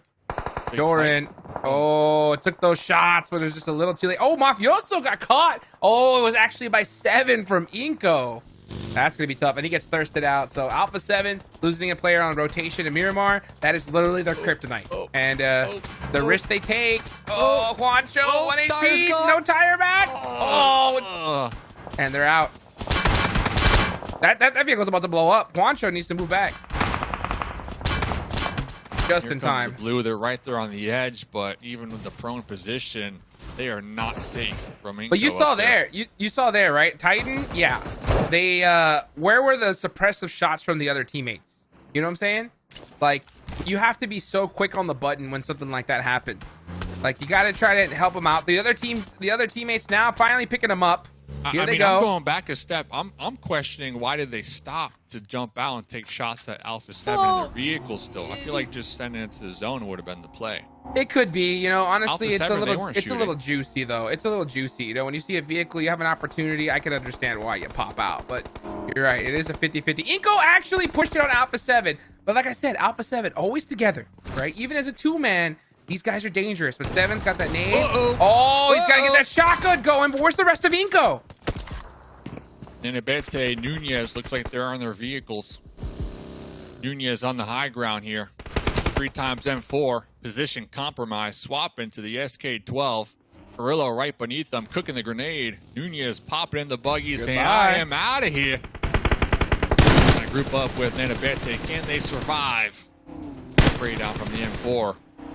They're not out of the woods yet here, Hot Jukes. That's that Alpha7 preference because presence, because they know it is Alpha7 because they took out Mafioso. So once they felt that pressure and they're like, yeah, you know what? Even though they're down a member, we don't want to deal with it. But I will say that was a misplay from iNCO. They had the huge man advantage. They should have sent the whole squad. And that's what you get when you try to hedge your bets against one of the top teams on the planet, Dave. Was a blessing for Titan Gaming, though, because Titan Gaming are able to survive just a little longer after that one. They were getting peppered from multiple directions. But talking about getting peppered, Cardi in the street pleading on out here. Be bold. Trying to make their approach into the play zone here. Looks like SLR are going to be playing the edge. I see those two teams clash here very shortly. But I got to tip my cap to iNCO, though. I do appreciate them being aggressive here, looking for some plays, though, Hot Jukes. I do agree. Yeah, you got to be able to try to make some plays, especially if you're a team that is trying to secure one of those top 3 positions. Meanwhile, be bold. putting some pressure onto SLR. Let's see how this goes. Okay, Koi. Okay, All right. Koi holding it down. Holding it down. David. We're 2. Oh, a little off the mark here. Yeah, Be Bold's in trouble. Be Bold's definitely in trouble. SLR need to continue to press this fight because they need every elimination they can get. Couple smokes out here. You have to assume SLR, they're going to just tunnel vision this one. Might as well. They got the priority here. Yes, they do. Mythic, oh, getting a shot onto Dragon. That's going to hurt. Rest of SLR, they need a full commit. Like, that's one thing that these teams at the bottom I want to see is full committal. You know, just losing 2 players or getting one knocked and then the other 3 just running away has got to stop, because these top teams, they don't do that. You see Alpha7, they send the whole team and they either go out or they take you out. And that's the strategy you have to have, because that is the meta at this point. Kind of going back to Titan Gaming, I can't underestimate like the blessing with the iNCO push. I feel like A7, they were definitely on the hunt for Titan Gaming out there, but now Titan Gaming in the south, all 4 of them alive. We'll get back to that because Ayala, UMP, looking to make the push on SLR, Hot Jukes. He's got the angles and he takes them out. YLG getting finished. And Team Liquid gonna rack up more points. Koi, again, last player up for SLR. Situation we see far too often. And now Influence Rage. Yeah, they're just trying to drive into zone, and Team Liquid are popping off shots at them. Team Liquid, they are starting to get scary here today, all right? Game 1, winner, chicken dinner, 15 eliminations. They're out here in the trenches getting shot from multiple directions here. Looks like Cardozen is going to be knocked in the mix. I believe that's Influence Rage, the team in their double points, trying to get a couple knocks out here on the battlefield. Be Bold right beneath them as well. And it's getting wild out here, Hot Jukes. It's getting wild. And I'm still going back to Titan Gaming. I thought Titan Gaming were dead to rights out there. But iNCO coming in clutch. I'm going to call it what it is, man. iNCO came in clutch and allowed them to continue to survive, in my opinion. Hey, you know what? iNCO came in like this. Watch, ready? Oh! You know, just like that. That's exactly what they did. Just all of a sudden, it was just like the headlights got hit right on them. And you know, what are you going to do in that position? But meanwhile, look at that. Spec getting some nice shots there downrange is something we like to see. And, oh, look at that. Be Bold. Still in the mix here. Be Bold hoping for some luck like we saw from iNCO Gaming. That was a good one. E7. Okay. Big fight. E7. Worlds of War. Tonka in the front line. One of the key players from the squad with the DBS here. NRG back behind them. Spec going to be seeing the fight. Probably relaying the intel back to their teammates. Looking for the third party potential here. But Colgate trying to open this one up with a grenade. And they are in the building of E7. Yes, they are. You can see Cole go on the push, and let's see if who's going to get these eliminations. He's got to throw that nade right into that doorway, but towards the right side. Unfortunately, not able to snake it through. And Entity 7, they're just going to be holding that spot. My dude's in the open throwing a grenade. No, that smoke just completely eliminating the sightlines from Worlds of War. Franco has to be careful, though. You need to start seeing some more pre-fires. That's what we're starting to see now. But no connections just yet. So it's Entity 7 versus Worlds of War. Oh, Deblim. That name looks real good. He's cooking it to perfection. It looks good. Oh, God. I think that... Oh, that actually got him down to half HP. What? Oh, getting put in the blender. Deblim getting knocked there. It's got to hurt. Deblim in the blender right now. That's going to be, what, the third party? Is that from Influence Rage or NRG? There's just so many teams stacked on top of each other. Going back to Worlds of War. Still in the thick of it here, Hot Jukes. I believe able to finally take out E7. It's a big day for Worlds of War. They need to continue to just give it everything they have. This next zone going on into the center. Koi, last one up for their team. And Hyper with the big split once again. Let's see if this team can finally just group up together and start putting in some work. Federal on the push against Team Liquid gets the knock, and that's going to be from Diego. This is an interesting position, too. We saw SLR holding this down yesterday, so We'll get back to that because we got a little grenade battle happening right now. Team Queso, double points. They're going to be tossing some nades across the way. Silence, prepping for a possible push. We do see the little smokes on the battlefield in the road. Looks like A7 looking for an opening knock, but I'm looking behind him. FURIA, they got a player. Could play spoiler here. They have some sight lines on A7. A7 in the trenches, though. Yeah, they lost Mafioso on rotation, and again, like I said earlier, that's their biggest kryptonite. And I'm surprised that more teams are trying to actually, you know, attack that. They know that they come all the way from El Pozo. The chances to get them on a rotation are so high, and yet teams let them just rotate for free. Don't try to interrupt them at all. And when they get to that spot, they're still hard to beat no matter where they're in the map, whether they're in the center or on the edge. But Rules of War, double points day. Yeah, trying to get those double points. Yeah, those double points to get to third place. And they do have that dip right there, Tonka. But yeah, you can see Erangel pushing up. I love this kind of play. Just push up little by little by little. No blind sense.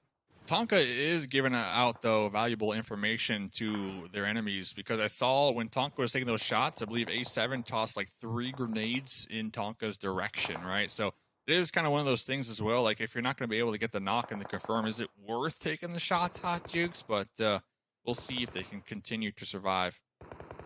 Let's see. Rato Boy.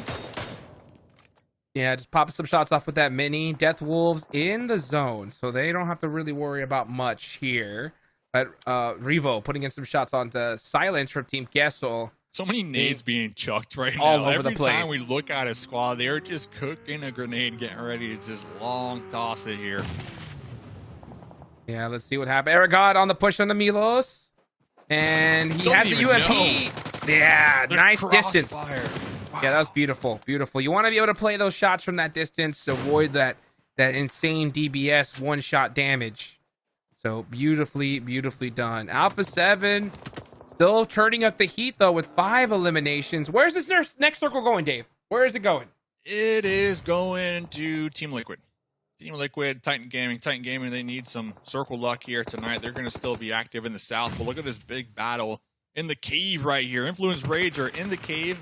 NRG above the cave, and then the Death Wolves outside the cave. Hot Jukes. Oh, man, a cave finish would have been insane. Yeah, meanwhile, here goes Titan Gaming. This is a big opportunity here.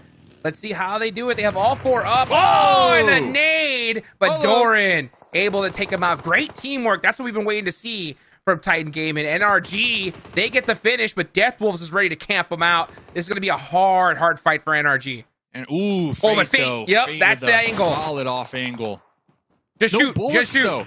In the QBZ. He doesn't have them. That's so tough, because it would have been good to see just pre-fire, because that's all you want to do is just buy some time for your team. But Fate gets knocked, and that is that's brutal. That was the spot too. That was the spot to keep your squad mates alive. So we do have a couple smokes. Malad's going to be popping up with the pre-fire through the smokes, but it's probably going to be it for NRG here. Mow down. Fortunate for them, they were able to get a couple eliminations on Influence Rage in the cave, if I'm not mistaken. So I'll take that, Hot Jukes. I'll take it. Another eliminado right there for Death Wolves. Simple. Man, 9Z Simple. Always able to hold on here. That is the team. That's the player. Yeah, that is one of the clutch players for 9Z, without a doubt.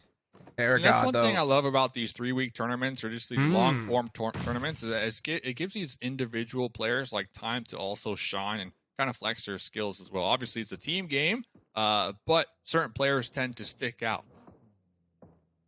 And let's see. Yeah, I love it. I love it. We definitely see our shining stars here. And it's a big opportunity to stand out if you're at the bottom of the leaderboards, because, yeah, your chances of going on to that World Cup are not high with your team. But we never know, right? We always see pickups for sure. A lot of these teams need subs. Maybe they want to swap out players, and you know what? We can't hear comms, so we don't know like how good an IGL is other than their team's performance, right? But we can see eliminations, baby. So if you're trying to make a name for yourself, that's the way to do it. I always think about Coops, you know, when we bring up that discussion, and what a career he has been able to work for himself. Boy, in the trench, just hoping and praying nobody looks over there, trying to survive a little longer. That is the play. Revo, I believe, breaking 100 eliminations here yesterday. Insane. 4 right now this game. 100 eliminations. Right, Hot Unreal. Juice? I mean, to put it into perspective, right behind him was Mythic with 72. Revo had over 20,000 damage done in this tournament so far. Unbelievable. Unbelievable. That's how you just get that that MVP money, baby. And that MVP money, you know he ain't sharing that. You know he's taking that straight you earned it. You to earned the bank. That's right. But meanwhile, and Hyper still alive, playing together, Dave. All four, and Stars going for an off angle here. So there are going to be a little bit of a 3-1 split. And let's see if that does work out for him. Actually, Stars, yeah, it looks like he's actually scouting for another position. Let's see how they play it. FS, putting some shots. That is one team you do not want to split fight on right here. The zone does go north. Let's see if Stars going to be able to get back with the squad. Yeah, hopefully Stars can group up in time as well to avoid any wraparound from Team Liquid, who now need to move, or even A7, who were posturing in this area too. But it looks like the team is going to be slowly working their way towards Stars, or at least that edge of the play zone. So we'll see what Hyper can do. Showing up in the late game, though, that's progress with the whole team still alive, Hot Jukes. Yeah, let's see how they play it. Alpha7 realized that, you know what, let's just take out this team on the edge, and they are starting to put their eyes on Hyper here rather than heading towards 9Z. McGrillen, nice little beautiful smoke wall, and that's good assistance from his team. Yeah, that's to help him get there. Yeah, that's exactly how you do it there. I mean, right there. That's why they're on top, baby. Stars putting some shots towards Mythic, just trying to put some suppressive fire. Oh, and he actually does get a nice little shot off there. And let's see how Stars is going to be able to handle this by himself. A Titan Gaming still alive with one player up. Top 8 situation, so if they get taken out here, that's going to only be 1 point, but it is their double point, so that's 2 points. Hey, I'll take that. Let's see here. Team Liquid and A7, the top 2 teams in the lobby, still alive. I mean, that's just the story that we keep telling every single map. They're just so consistent. With Caprice! But Hyper trying to put a stop to A7 right now. And the work, unfortunately, the timing just a little bit off. And now they're forced to face the best player in the lobby, and Caprice takes them down. So, Hyper with a huge squad wipe. We talked about how they needed to have that just miracle run, right? That crazy game to kind of give them that confidence. When you take out a team like Alpha7, that's it. And they could, yeah, that's how you start right there. That's it. 9 eliminations, 2. They are not done. They're going to be over here trying to claim as much terrain as possible. It does look like one of their squad mates were taken down in the process. Hopefully we can get the pickup here. But yeah, that was such a huge fight when it comes to building the momentum and starting to get that Hyper snowball that we all love to see here. Rolling. Let's see. That Hyper snowball needs to start, man, because I'll tell you what, this game, that we've already seen an avalanche from Team Liquid and Alpha7. Both of them are already taken out in this game, though. Deathwolves doing a great job. You said that this is the team you're expecting to see in top 3. Was out with 5 eliminations. They are right now the highest ranking squad still alive in this game. And Koi somehow snaking his way. Let's go, Koi. Yeah, look at that. Getting some nice placement points. Where's he at, Hot Juice? Where is he? Where's he at? Where's he at? Where's he at? He's in the depths of the tall grass of the Serengeti. A wild staying Koi nice. has appeared. Oh, man. Staying nice and still, as Koi does in these kind of situations. Not moving a muscle. But at the same time, Dave, always ready to strike. Caprice. Getting a shot on Simple. That's a big one there. The rest of 9Z are completely stuck in the zone. Yeah, and Tonka is going to get taken out here. They have no choice. The blue zone is just too strong. Connor going to be the only player up left for 9Z. All these teams on the edge are just forced to move in little by little. But it looks like it's going to be a battle between Hyper and Deathwolves to win this game. But you can't count these snakes out. Oh, Elite survives. By the skin of his teeth. Elite's still alive. We should be able to get the pickup. They have a little bowl to work with for the time being. Hyper now going to be recognizing the Deathwolves across the way, tossing out some smokes to block some sight lines so they can reposition, possibly take out 9Z ahead of them, clear them out. The wild Koi still alive. Nobody has an idea No clue. in the world that there's going to be a player right there. I'll tell you what, Dave, right? You wanted your spot back on the Hyper roster? This is how you do it right there. Snake it 7 to make it. eliminations. Are you kidding me? That's how you get locked in and ready to go. He said, you know what? I did not like being on the bench, Papa. I'm ready to go and put in some work. And That's it. The stamp That's of how you do approval. it. Yes, sir. Indeed. Uh-oh, here comes Ego, though, on the off angle. And Hyper has to be careful here with not splitting out too many of the resources. They're going to allow them to push up from this position, especially with that knock. circle, too. It closes dead center, Hot Jukes. That's right. Yeah, Zone now going down to absolutely nothing. And a beautiful shot there, trying to get that confirmation. Confirmed. He does. That's 8. what Caprice is doing. He says, I need to get all the eliminations I can do. I want to make sure I get this slot locked in. And Death Wolves, oh, with the nades, obscure. Up. Can he hit this one? He The does. fairway. On to Baton. Oh, and Hyper back against the wall. It's follow. all up. Can he get it? Can he get it? He does pick off some HP. Oh, another nice little return nade.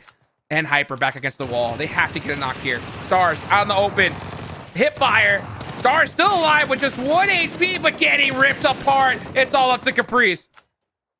Caprice And he's gone. gone. Still a phenomenal game from them. Ton of eliminations. And here comes Koi! Koi! Springing the trap here. The solo from SLR. And he secures a second place place. position, but it's a winner chicken dinner for the Death Wolves, and that is a beautiful game from them. I mean, they really earned that one. Ton of eliminations. This squad feeling it here today. They've been slowly picking it up. I mean, 5th place overall. They have been extremely consistent. I think FURIA, another game where they had no elimination. So this is a team trying to hold on to that 3rd place, that direct invite. But we got teams that are just a little more hungrier, in my opinion, behind them, chasing them down. The Wolves are eating today, it seems. Death Wolves are on fire. 2nd place, just a Team Liquid. Game number 1. Game number 2, it's all Death Wolves finishing off in 1st place. Figure out how many eliminations very shortly, but I know it was up there. But also to highlight, Hot Jukes in Hyper. Coming alive, Capri, a large reason for that storyline. We go to stage number 8. Things are starting to get tight. I'm looking at Alpha7 opposite of 9Z. The question is, does Alpha7 start to push 9Z? Well, they don't. They don't get the opportunity because in Hyper, they take the aggression to them, and Capri leads the charge, wiping out Alpha7. You called that a confidence booster. Oh, yes, it is, man. I mean, that is how you get the day started right there. I mean, it's only match number 2. Putting up that many eliminations is crazy. And who knows, like, he could have an absolute incentive to want to get more points for himself, right? Because he wants to secure that slot. It never feels good to get benched. And I'll tell you what, that's how you definitely make sure you stay on the roster. Without a doubt, you know, I gotta say, man, it feels good to see Hyper doing as well as they are. And I think, for me, Dave, it's a large portion of them, you know, saying what they said to Hot Jukes, or maybe even yourself, but, you know, coming out and saying, look, we're just restructuring, we're figuring out a roster. I had the same narrative for game number 1, but I really do think them not focusing on necessarily placing in this tournament as much and now focusing more on getting better as a roster has helped them. It's unchained them. Yeah, exactly. Just forget about the leaderboards. Forget about the commentators being like, oh, in Hyper, what's going on? Like, just play your game, you know, get that synergy going and just focus on the here and the now, you know, live in the moment and play game by game. And, well, this is a team that we keep chatting about, a team that really benefits from that momentum. We've heard it from the squad mates multiple times. Like, that is what they do. And I think after this last game, they finally have that momentum going their way. Without a doubt. So happy to see them do it as well as they are. Death Wolves as well. I know, Dave, that's your team, right? That's Fury my team is this mine, season. right? That's just That's my Dave. team. For I'm this taking it. season, Death Wolves is your team, and rightly so. They are doing so incredibly well. Hot Jukes, man, a big Doug fan. I can't blame you on that, really. Doug is an incredible Are you calling TV me series. Doug again? Reflections? No, Dave, it's not about you. It's about who he called me. I'm calling my grandma after this, man. I'm gonna tell her on you, man. You're calling me Doug. Let me all talk day. to your grandma. Let me have a conversation with her. Let me just chat it up, say what's up. Don't let him talk to your grandma. Do not let him do that. Trust me. I don't, Hey, really Doug's don't, grandma, how's Dave. it going? He's telling you the right thing. Don't let me talk to her. Let me talk, though, about 9Z. They get caught upon blue, right? I think maybe they just kind of stayed as long as they did because they were so worried about Alpha7 and then ultimately in Hyper. But what do you think about 9Z getting caught across blue? Well, I guess let's hold that until we come back from break, right? Because we got to move along. No, we're not going to. Okay, let's talk about it, though. 9Z, they get caught upon... their back is around blue. So, Hot Chicks, for them, they stagnate a bit. They end up dropping a player, but they end up coming out of that alive and then ultimately securing third place. But is there anything they could have done better in that position? For example, push out and maybe challenge a team, or do you think they made the right call? I mean, I think it just with that particular zone, they had no choice. I mean, it is what it is. I mean, it is a battle royale at the end of the day. You're not going to win every game no matter how good you are, and just sometimes the zone decides to favor other teams, right? It's just, how do you optimize that, right? Okay, we're not winning this game. How many eliminations are we walking away with, though, right? Sure. How are we going to be able to optimize it in the best way possible? And I think 9Z did to a certain extent. I think they could have, hopefully maybe held on to some smokes, and I think that's something that a lot of players work with is, you want to be able to have as much utility as possible. And at the same time, you don't want to just throw it away. I think you see a lot of players just throw all those nades, all those smokes a little just too early. And then they're out of them in end game. And then they're just stuck out in the open with nothing they can do.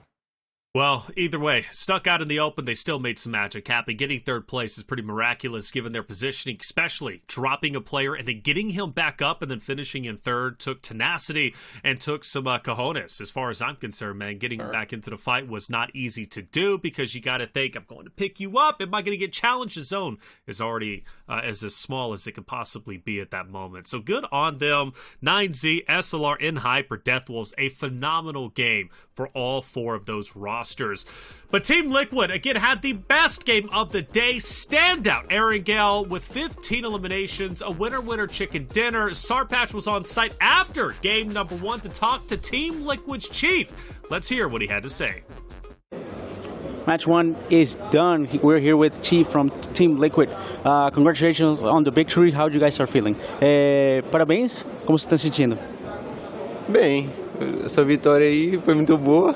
Nós conseguimos muitos abates e é isso. We're feeling great. That was a great victory. We got some kills, so we're feeling good. You guys are second now still, but very close, perhaps even first after this match. But the fight is really close right up there. How are you guys feeling about that? Como você está sentindo com essa top, né? Vocês estão de segundo agora, pode que agora de primeiro, dependendo dos pontos aqui, mas está muito fechado. Como que você acha disso aí? Esses 2 últimos dias aí nós jogou mal e hoje nós vai tentar recuperar o que nós perdemos nesses últimos dias. These last 2 days we played bad, but we're going to try and take back what we lost on the first position. Thank you very much. Valeu. Let's go back to you guys.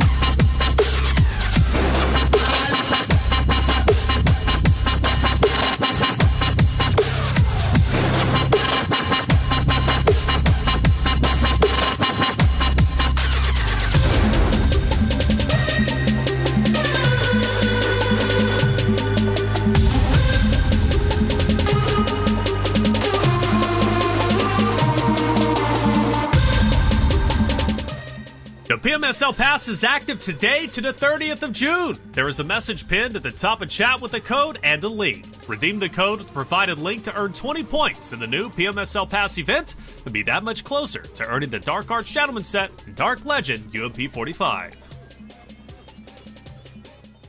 Welcome back, everybody, to the 2024 PUBG Mobile Super League America's Spring Season. I'm Taylor Reflections Noble, joined by Hot Jukes and Mustache Dave. 2 games down, about to hop into map number 3, going back into Erangel, where Team Liquid dominated with 15 eliminations. We had a chance to hear from Team Liquid just a bit ago, and it seems like their confidence is there, but also their composure is just flatlining. It's right there exactly where it needs to be. Flatlining used in a good way, although it's never used in a good way. Let's take a look at match rankings, though, because I want to see how many points were scored. 23 for Deathwolf's Hot Jukes. Talk about a big game. Hey, you know what? I don't know why I'm talking about it. This is Dave's team, baby. That is true. 23 points. Dave, I know you're stoked. Whoa, did I cheer an eagle? This is the Deathwolves we're talking about out here. And yeah, I'm looking at the Deathwolves here today. Group B, that's the group they're in. Deathwolves, for me today, they're just warming up for their double points tomorrow. So we still got, 4 more games to go. I predict another winner chicken dinner for the Deathwolves. Yeah, I'm going to say it today. Okay, well, we tried that yesterday. When a team is feeling it, they're feeling it, right? They're feeling it. I hope after game number 2 in Hyper Esports, feeling it a little more. I mean, 13 eliminations. I think that was like their best game yet here over this tournament. So, you want to bench me, son? They're feeling it. Bench me? Not today, dude. That's what I Not today. Capri, man. He is that guy. I love to see it, man. Influence Rage. Okay, 6 points. We'll take that. But aside from that, not the best performance. Where are they at? Yeah, up at the top. There's 0 points. Hey, but at the top, okay, of the 9 through 16 page. Okay, For how long? Staying on top. Let's take a look at our standings because I want to see if there was any movers and groovers on page number 1. There was. Deathwolves will move up. iNCO Gaming will drop down. Deathwolves getting very close, Dave, to FURIA. 7 points. Yes. Okay. What happens if they overtake them today? Are we going to have you shave your head or something? We need Absolutely. the steaks. That's not it. We need the Absolutely. steaks. I'll shave my chest. How about that? Let's go. All right, I'll take it. If that's Like a basketball floor down there. Huh? Oh my goodness. Leave my grandma out of it, all right? That's Continue. true. That's true. Continue. All right. Royals of War still there at the bottom. Some Queso, Influence Rage. Want to see Influence Rage make a run for it. Notice how close it is from number 6 up to FURIA at number 3. I mean, we're talking, 30 points, 32 points, easily done with one pop-off double points game, I should say, from Influence Rage. So going back into Erangel, Influence Rage, we need this to be your map so you can jump up. And honestly, just so simply I can just have a storyline, right? I think, I want to see that get as tight as possible. And Titan Gaming, by the way, still in last place. Shout out to Titan Gaming. We'll see how well they continue to do on their double points. From what I'm hearing, though, we are on the plane ready to head back into Erangel for map number 3. And hey, look at that. There we go. Hot Jukes, Mustache Dave, take it away for Erangel. Let's get it going here. Here we go into match number 3. Another Erangel here. And hopefully we can see Group C, right? Show up just a little bit more furious today. And FURIA still holding on, right? Still holding on to that third place position. That's looking pretty good. But yeah, that Death Wolf swap is pretty big, man. I mean, I'll tell you, if they continue to play like the way they played that last game, they're going to be really hard to beat. 7 more points. I'm a big believer in momentum, and that last game was the game to kind of get that momentum, the juices here flowing today for the Death Wolves. And I'm hoping to see the same for Titan Gaming as well. They got their double points going here for them today. They survived a long time in game number 2, and they showed up in that late game, so that's progress in my book. And looking to see, what they can continue to accomplish. They're going to have an EGG dropping near them. So hopefully if you're a Titan Gaming fan, drop, milk the power, get the loot real quick, and then move out and take the fight, take the skirmish up against AEGG. We can see them in the parachutes. They are going to be somewhat separated on their drops, right, when we're looking at AGG and Titan Gaming. So I'm just looking at some early game points, Hot Jukes, all right? I know I'm harping on it a lot, but I think when you're at the bottom of the leaderboard and it's double points day, like, you got to be ultra aggressive in the early game here. Gotta agree. You gotta be ultra aggressive. Ultra indeed. mega. And I think ultra mega instinct at this point, because look at this zone, Dave. And if anything has, or anything that this tournament has shown us, is that this zone's going north. You know what I'm saying? You think so? It's going back to the mainland, because I don't know why. We've had the craziest shifts here time and time again. But let's see how teams decide to play this, because these circles have been pretty toxic lately, especially in Erangel. At the same time, you want to make sure you put yourself in the best position possible, and Hyper and all these teams that landed on the north side are going to have to make a decision pretty quick here. Clean pickup right there. Nice. Worlds of War. Double points day, looking for some nice points here early on, up against Team Queso, that is, on their double points as well. So 2 double point squads going at it early on, and M2M with the AKM putting a stop to it, but Tonka with the support run over here, Hot Jukes. Now they know who it is, and I'll tell you what, if you're Worlds of War, you should want to press this, because you want to take out Team Queso. This is the team right above you on the leaderboards. So yeah, get these pickups and try to commit and take out this squad at the best you possibly can. Over 5 action here. It's gonna be Jose Porto down there. Interesting from Team Queso, chatting with. Oh, okay. Oh, that's a mistake. Oh, nice support fire though. There we go. But it's gonna be too late. Yeah, Victex is gonna get thirsted, and this is what you hate to see. It's little mistakes like this that really, really hurt. Tonka with the VSS. It's been a while since we've seen some pow action from that VSS. That's right. The VSS making a nice little appearance here. And you know what we haven't seen, though? I haven't seen them bolt actions, man. Ugh. One day. Like a dagger in the heart. One day, PUBG Mobile will hear my cries and buff the bolt actions where they need to be. Silence is not moving. So kind of going back to what I was trying to say with Team Queso is that they're starting to recognize when it comes to squads and their double points day, some teams kind of change up the strat, right? But when it comes to Team Queso, they're going to continue the course, and every game, they told me, every game, Dave, no matter the day, we look for the maximum amount of points. So I love that they have like a game plan and they just stick to it. And honestly, for Team Queso, besides right now, I got to say it's been working for them here, Hot Jukes. Yeah, let's see how it's going to continue to work for them, though, because, oh boy, what a back and forth fight. Now you got SLR just kind of creeping on in the back end. Silence is just chilling, dude, not moving. He's silent. They know. Indeed. They know he's behind the boulder. Okay, so Roll of War, you got to make decisions. You got to start making some moves at this point. You either take the fight or you don't, right? Yeah, that's what I'm saying. Here? Commit. Either send the whole team, have one pre-fire the rock while the other one pushes up. Just figure it out. You got to start making some moves, because this zone is not friendly. Not a friendly circle. Not at all. Friendly. Now you have SLR rotating over here. You got 9Z. You might have Hyper here shortly. So it's like you either take the fight or you move on. What do you expect? You expect Silence just to give up? You know what I'm saying? It's like, get moving. But they don't have any vehicles. Down with the VSS, but Erangel, go for it. Here we go. Yeah, here we go. Yeah, here comes the VSS. So the VSS play is gonna come out. There's the hit marker. And now you should be angled out from the other side. There we go. And why did it take that long? Round of you know applause. what I'm saying?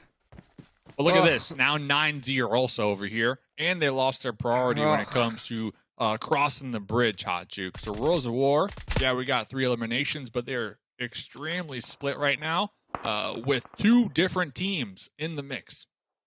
Well, the good thing about the VSS is that you have no idea where those shots are coming from that distance.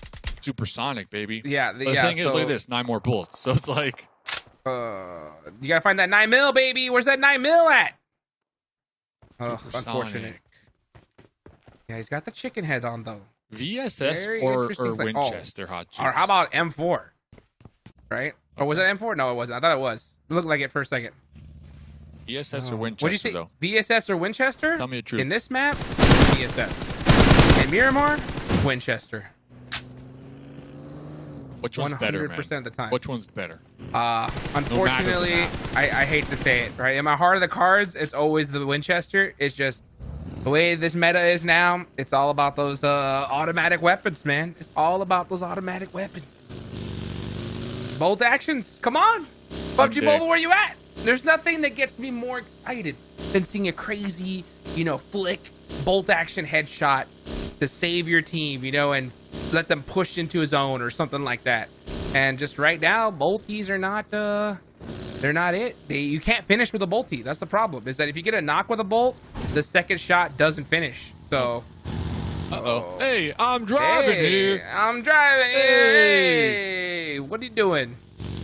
And they're still just circling each other. So looking at the circle, surprisingly enough, there's only 2 teams on Military Base Island. You got the Death Wolves on the East Bridge and Team Liquid on the West Bridge. Pretty much just waiting to see where this next circle takes us. And if it does go south, those are 2 deadly teams that I would not want to cross the bridge with. But we'll get back to that. Oshan. A 1v1 action here. Why? Why are you in a 1v1, Oshan? Where's the rest of your squad? And White Elegies actually taking down 9Z. Oh, he gets a double knock. But Connor gets him in the process. So SLR with the split plays. Split play.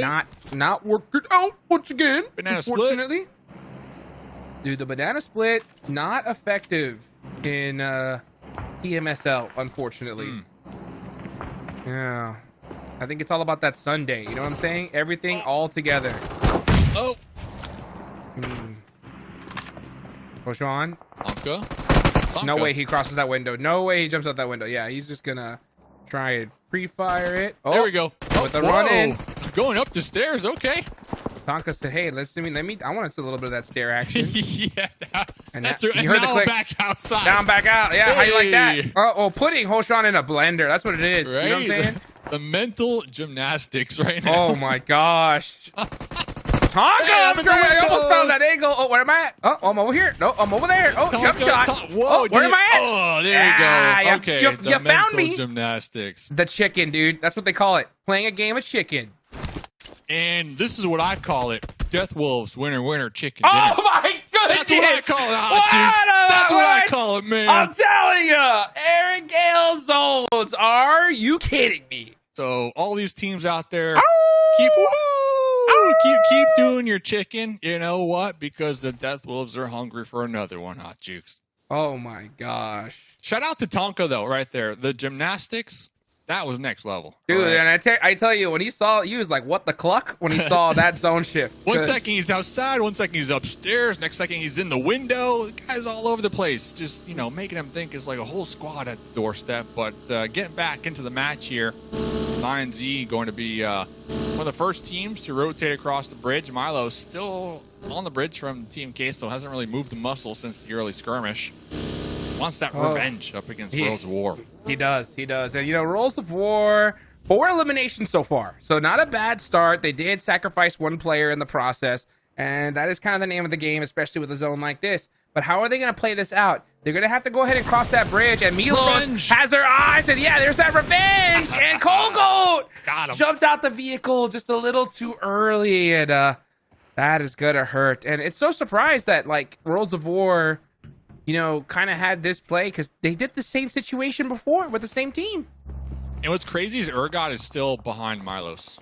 Remember, Ergot was with the VSS. Yeah, that's true. So you would think being over there, you'll be able to scout out the bridge and see, you know, if it is clear. But instead, they're looting, not Juke. So, oh, boy.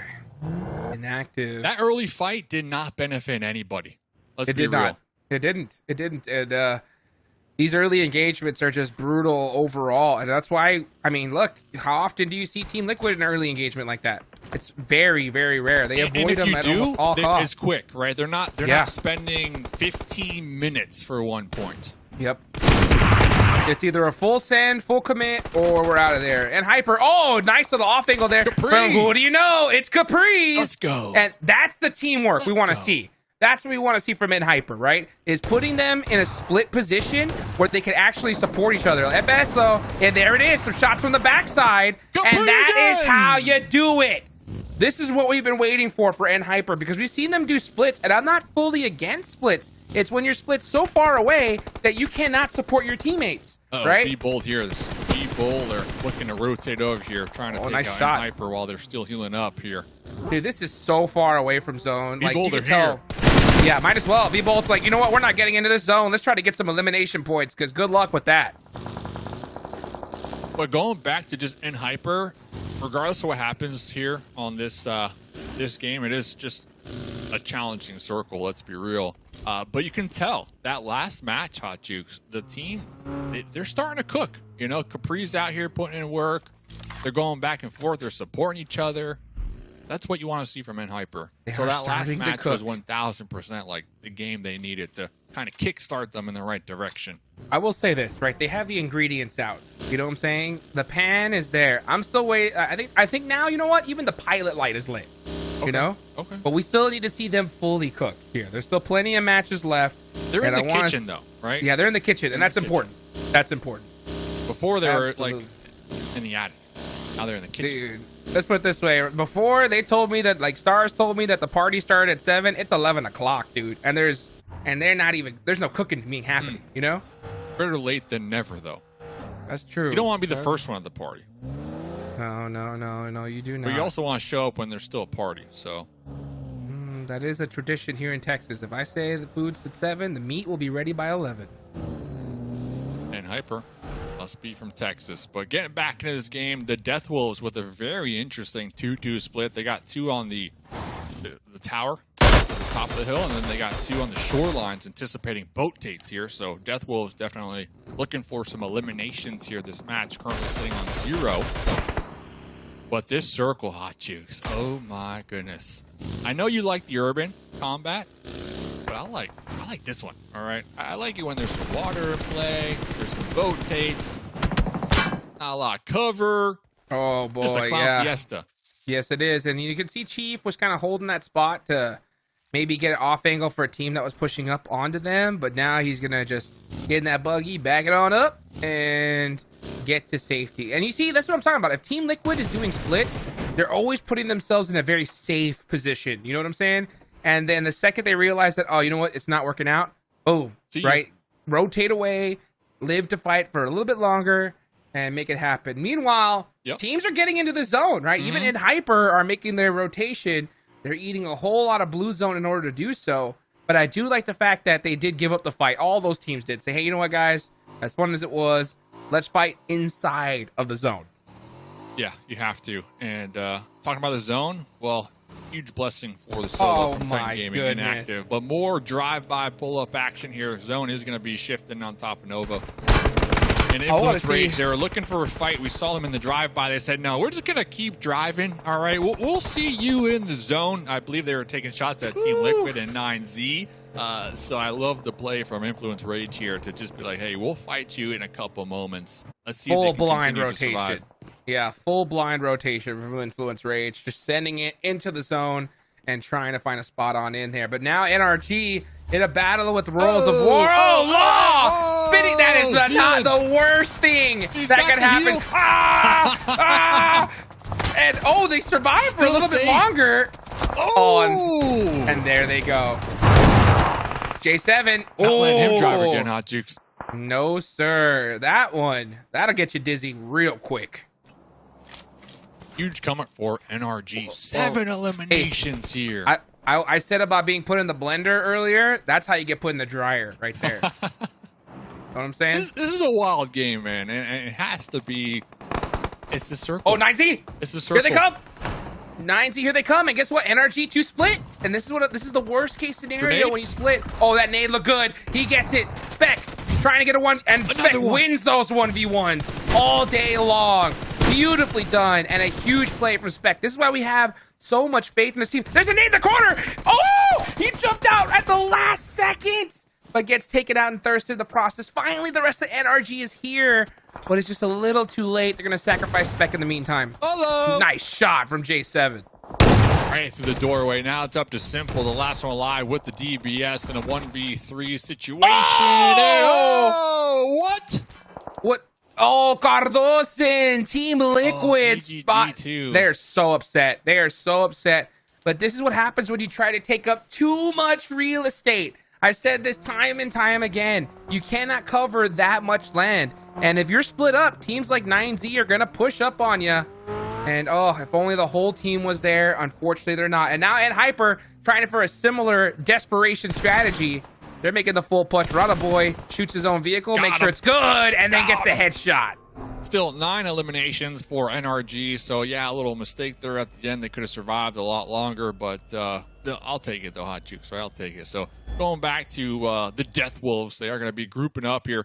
Death Wolves playing this one nice and calm. They let all the squads just send it straight into the city. Meanwhile, Death Wolves, surprisingly enough, the only team playing it slow, playing the edge, and well, they're going to have easy pickings, in my opinion.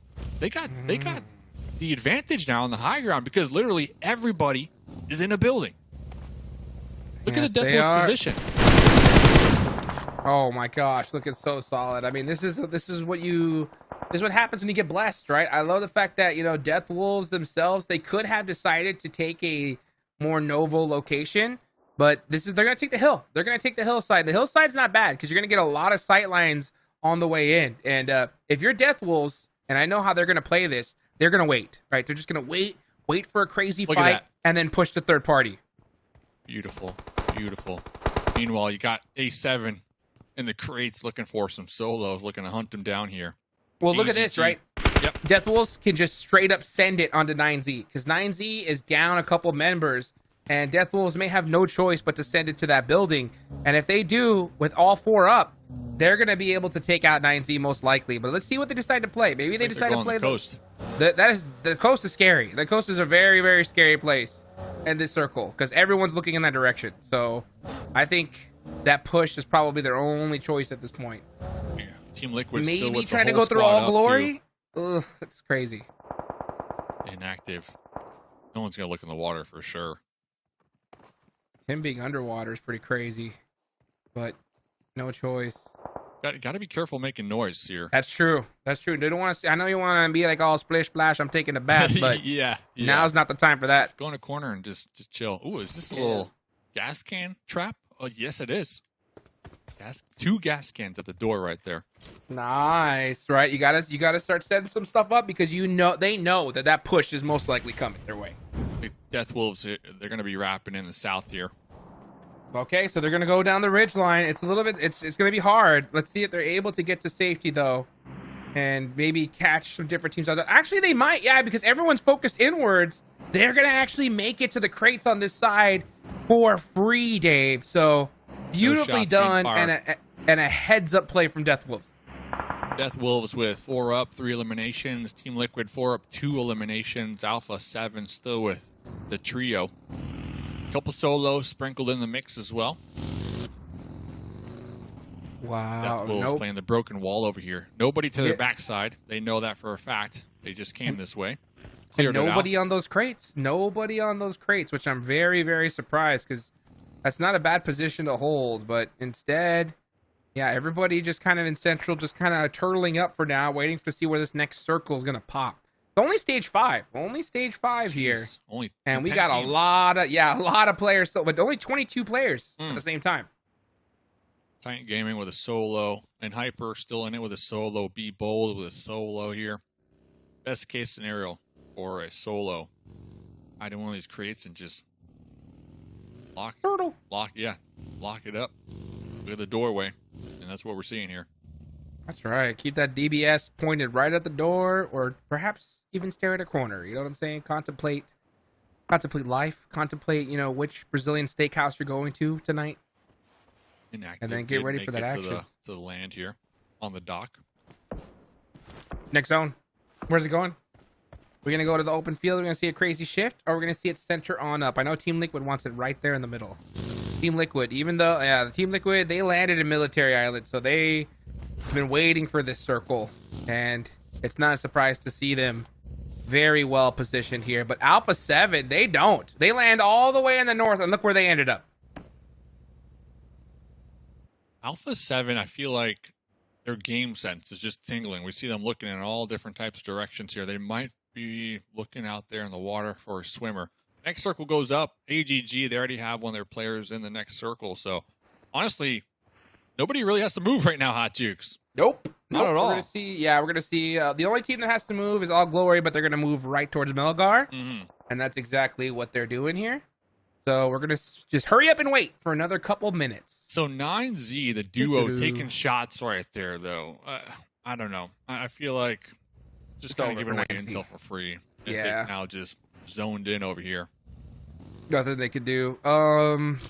Maybe they send Choco out by himself. Yeah, because if Simple's in the back of a buggy, he's getting popped out of that almost instantly. So, especially up against Team Liquid. Let's be real. They could try to do a wrap like towards the Death Wolves compound. It's not going to work though. I mean, they're just toast. What can I say? Yeah, Mythic is the second player in the lobby with the most eliminations. Right behind them, top 3, Ayala. So definitely some heavy. They ain't going nowhere. They ain't going nowhere. Yeah, it's 9Z for dinner right now. Team Liquid is just waiting for them are at this slowly point. pushing in though through the crates. Hot Jukes. They kept 2 in the back lines on the edge of the circle, but we see them trying to clear out the crates. Hopefully not one at a time. Hopefully not one at a time. I'll say that because that is going to be a big mistake. I love that they're being proactive though, right? Compared to other teams who are kind of just calling it what it is right now and just hunkering down. Death Wolves setting up for late game. And that is what happens there. But yeah, that is what you don't want to do. The rest of the team needs to be full sending it here. So very fortunate and a nice shot there from Rada Boy. And yeah, you can see the little bit of that frustration there from Be Bold. Beautifully done though, and right on time as well. Yeah, they'll get the pickup here. Death Wolves being proactive here.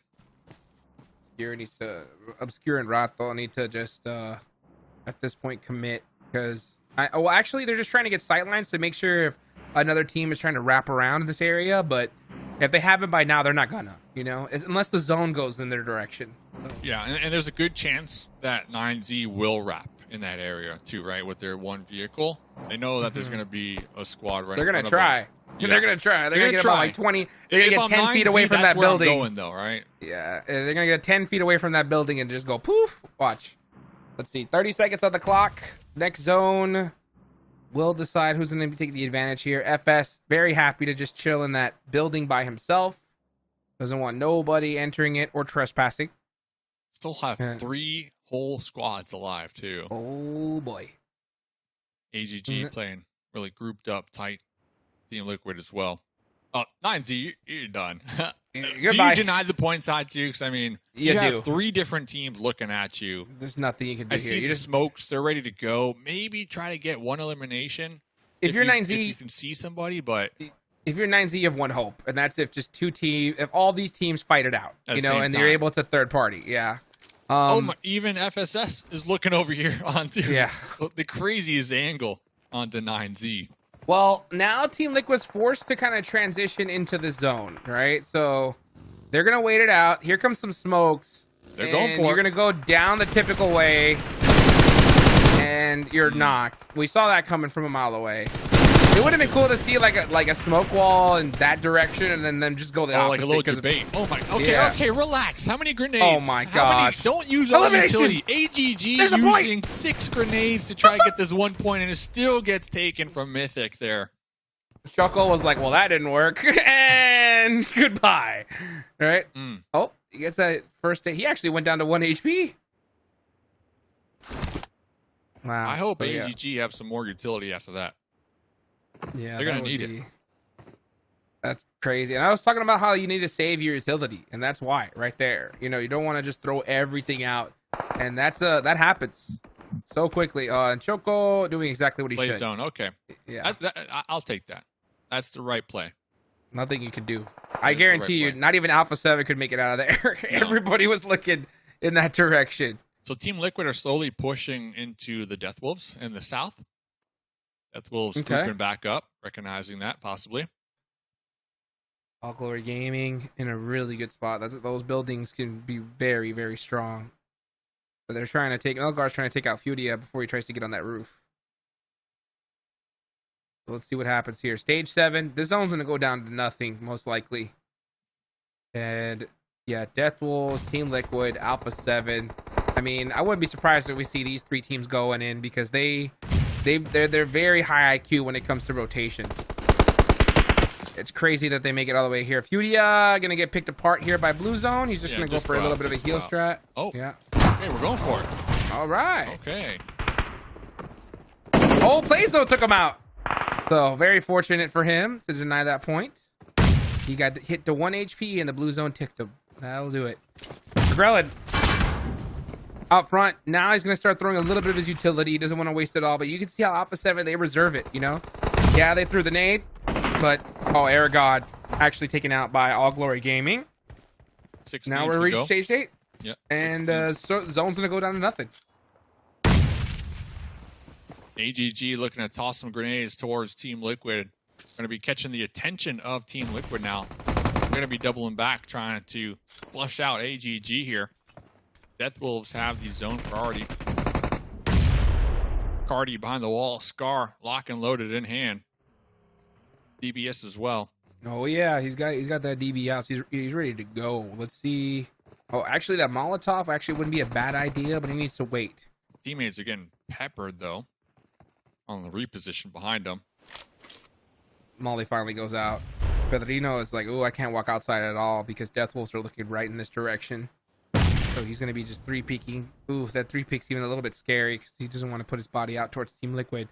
That broken wall is the only thing that's really helping him for cover. So let's see who's gonna win this game. There's still 6 teams remaining. Finally, these squads have made it to the placement point side. Titan Gaming still have one up. Car DC. You hear it? Very quiet. You hear it? He's shimmying. Did they hear him? They're gonna get Cardi from behind here, aren't they? Yep. Yes, they are. You cannot surprise Team Liquid like that. These guys check every corner. Let's see, can the teammate get a nice grenade here? Still 2 members alive for ADG. They got 4 eliminations going their way. Here comes Team Liquid trying to push into the zone now, using these broken walls for cover. I believe the Death Will is taking a couple shots in their direction as well, but Team Liquid with the game plan trying to flush out AGG here before moving forward.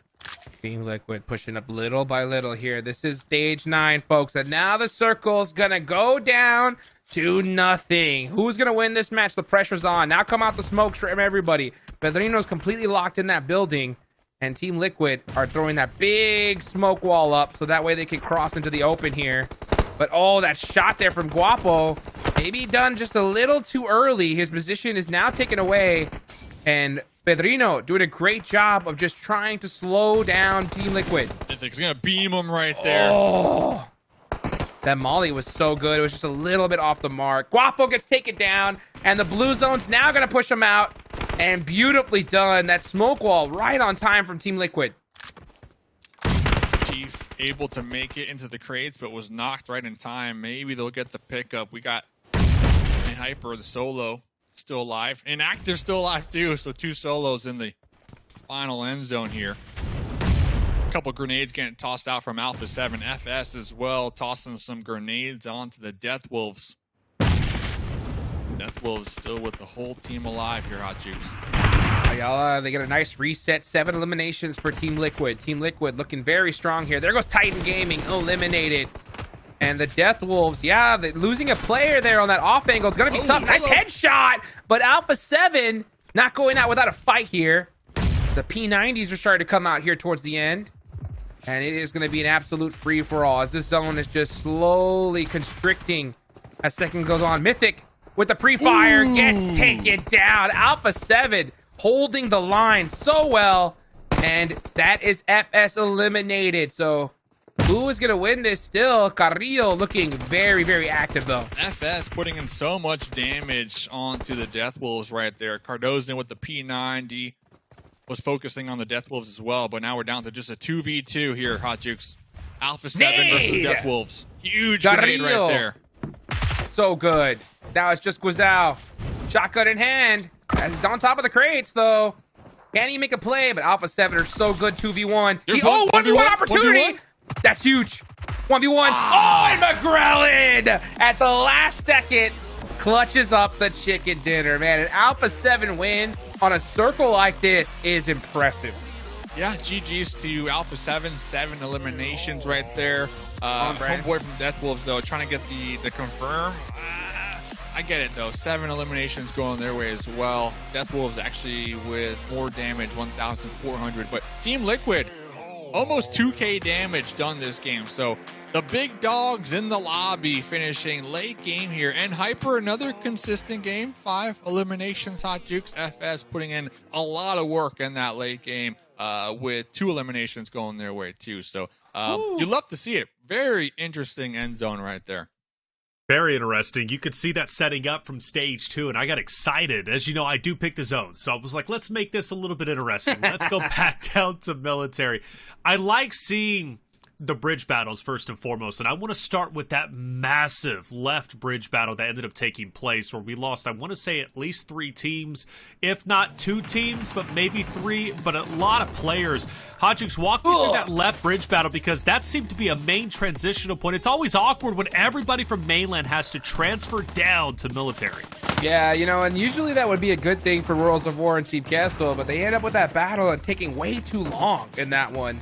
And Royals of War got put on the back foot, I think, because of that. So, yeah, you know, that choke point is so difficult. It's all about timing, right? You have to decide when to do it. You can either move super early or go super late like we saw in Hyper do. And Hyper going super late, but ended up paying off for them. I believe going from the right side of the map, if I'm not mistaken, Dave. And they go because they usually hug that right side if they're ever going to transfer down the military or maybe even transfer up to mainland. They like to take that right side bridge. But what I do know for a fact is the only teams at that point, stage 2, when they shifted down. But yo, this right here was still going for the bandage too, by the way. Like shout out to Law. And then it blows. I was heartbroken when it actually flew he's like up. A cat. Always lands on his feet. Right? That was a hilarious moment. Good come up for NRG though. You know, 7, 9 eliminations, I believe they ended up with this game with. Yeah, we saw them get taken out here. But still, I mean, I love the fact that they're starting to get these eliminations in the pocket. Spec, of course, showcasing his gun skills and game knowledge, you know, vaulting out that window right in time to avoid the grenade. But unfortunately, the third party just too strong. Well, NRG doing actually even better than that. 9 eliminations, which is very impressive. You know, an earlier finish than they wanted, but like you said, showing some life. Now, this is where things get interesting. We're over in the containers, and there's a lot of coverage to get through, Hot Jukes. A lot of coverage. Alpha7 starts setting up quite well, but every team getting a little bit, you know, kind of haywire, right? Because, like, what do you do? What is so difficult about this zone? Is it the amount of coverage and angles that you can get peeked from? Oh, yeah. I mean, not to mention you got the zone closing down into nothing, and it's just chunks you. So you can't afford to eat any blue. It's all about just trying to make plays at this point, right?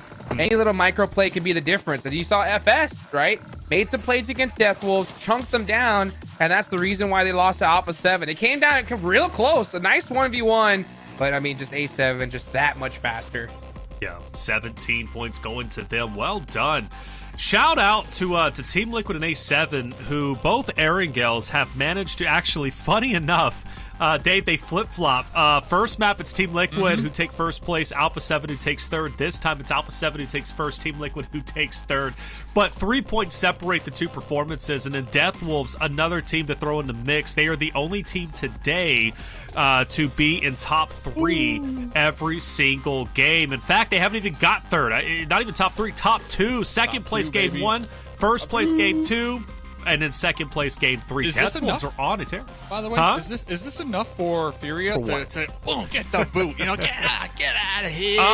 Might Get be. out of here. Yeah, because they only 7 points separated them, right? Mm-hmm.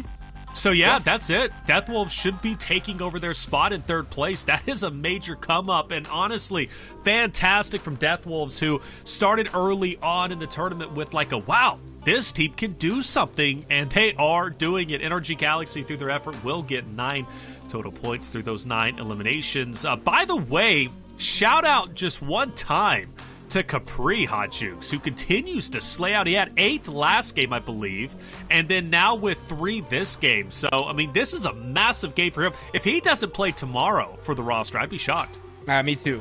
I mean, this is some of the first times I see Hyper like playing a proper split, to be honest. I mean, we see them do these splits that are far too large. If one player gets knocked, they have no availability to support each other.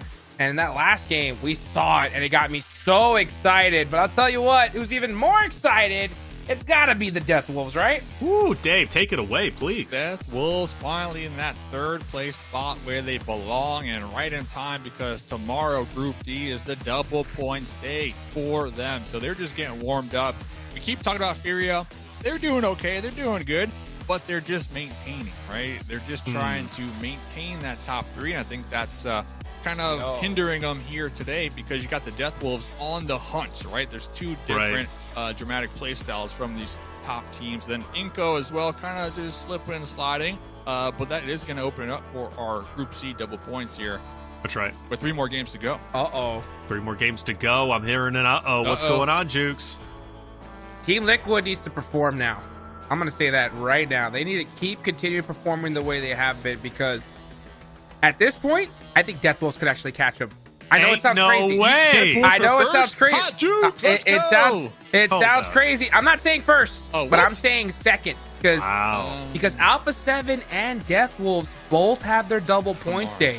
And we know we could see a 100-point day very, very easily. So if Deathwolves continue what they're doing here, they're going to be in that 100-point range. So Team Liquid are going to need to continue to put those points up and get that gap, because who knows what we're going to see at the end of the week.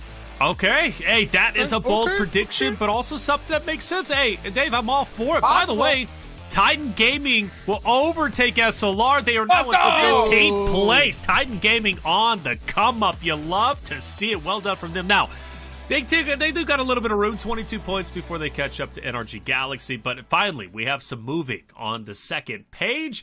It's going to get interesting from here, ladies and gentlemen. We still have 3 more games to go. We're going to be hopping back, going into Sanhok for the first time today. The odd map out. I'm excited. I am, because it's one that always shakes things up on the standings. I'm sure it's going to be no different here, hopefully, for Group C. We'll see how far, those 3 at the bottom of the first page can move up, I hope, pretty far, because at this point, Deathwolves, they are taking over, and even potentially taking over Team Liquid spot. Let me know, chat, about that call out from Hot Chicks, by the way. Do you agree with it, or do you not? Hey, we got Sarpatch on the scene talking to Team in Hyper. Capri is going to be the one interviewed. Can't wait to hear from him. Let's hear what he had to say. Guys, I'm here with Caprice with a killer match today. 9 kills, I guess, something like that. It was something crazy. You killed Alpha7. I think you helped kill Team Liquid, top of the tables, and you were still there. Congratulations. How are you feeling? Поздравляют тебя, спрашивают после всех, кого ты убил, как ты себя чувствуешь? Я себя чувствую обычно. Сегодня буду еще убивать. He feels himself as usual, and he is going to kill some more people, but in the game. In the game, nice, very good. It's a great start for you guys today. You had some tough days. How are you feeling now? Хорошее начало для вас сегодня, и он еще раз спрашивает, как вы все себя ощущаете, что чувствуете. Все ощущаем себя очень хорошо. Надеемся на камбэк. Сегодня будем стараться отыграть как можно лучше. They're all doing very well, and they're expecting a comeback, and they will try to do it even better today. Let's go in Hyper. Well done, bro. Well done. Let's go. Congratulations. Let's go back to you guys.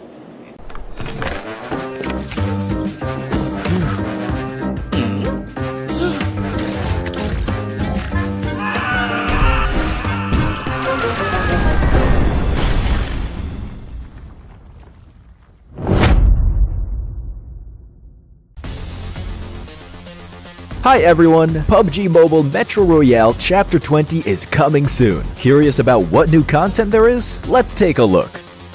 Our focus for this update is on bettering your gaming experience, so we've added a series of improvements. First, we've added quick action functions. Starting now, you can tap to repair all items at once on the loadout page, and you can open multiple gift packs at once in your inventory.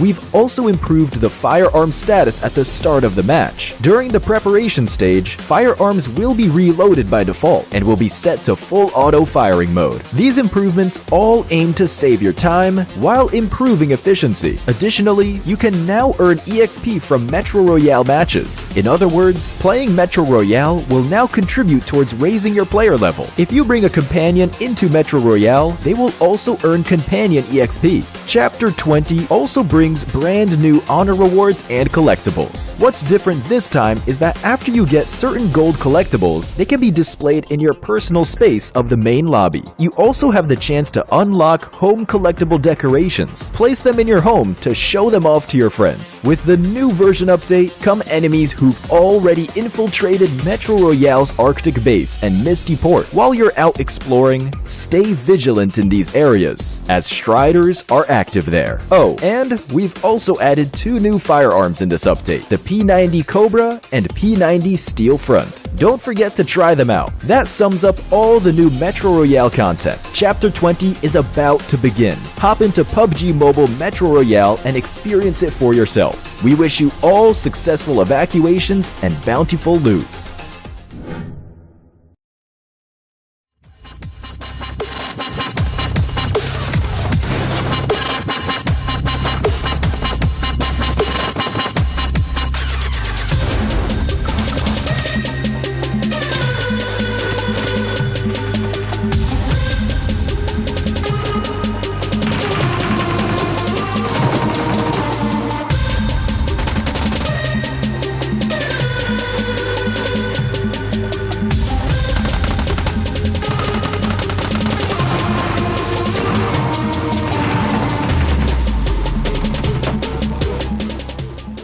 Welcome back, everybody, to the 2024 PUBG Mobile Super League America Spring Season. I'm Taylor Reflex Noble, joined by Hot Jukes and Mustache Dave. 3 maps down, about to head into Sanhok map number 4, where the standings could change.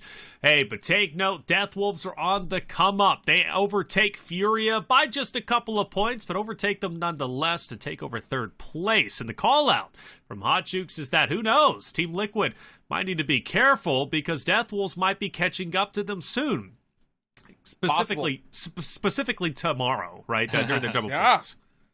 It's literally possible. I mean, what can I say, right? I mean, I'm one of those hypothetical people, and looking at the numbers, looking at what has been the trend as far as a decent day on double points day, is you can easily get 100 points, and they're in that range. They only have 130 point difference. And I know that's kind of crazy to say, but they have a double points day tomorrow. Team Liquid doesn't, right? So if everything goes to trend, Alpha7 will be in first place by a rocket launch lead, right? And Death Wolves have an opportunity to catch Team Liquid. But Team Liquid had a great start to the day, right? So it's not impossible. If Team Liquid continue to do great in their non-double points day, right, they're going to go crazy. But if Death Wolves, which are now starting to cook, because I think, Dave, at this point, they're in the kitchen, the ingredients are in the pan, and these boys are cooking. Cooking.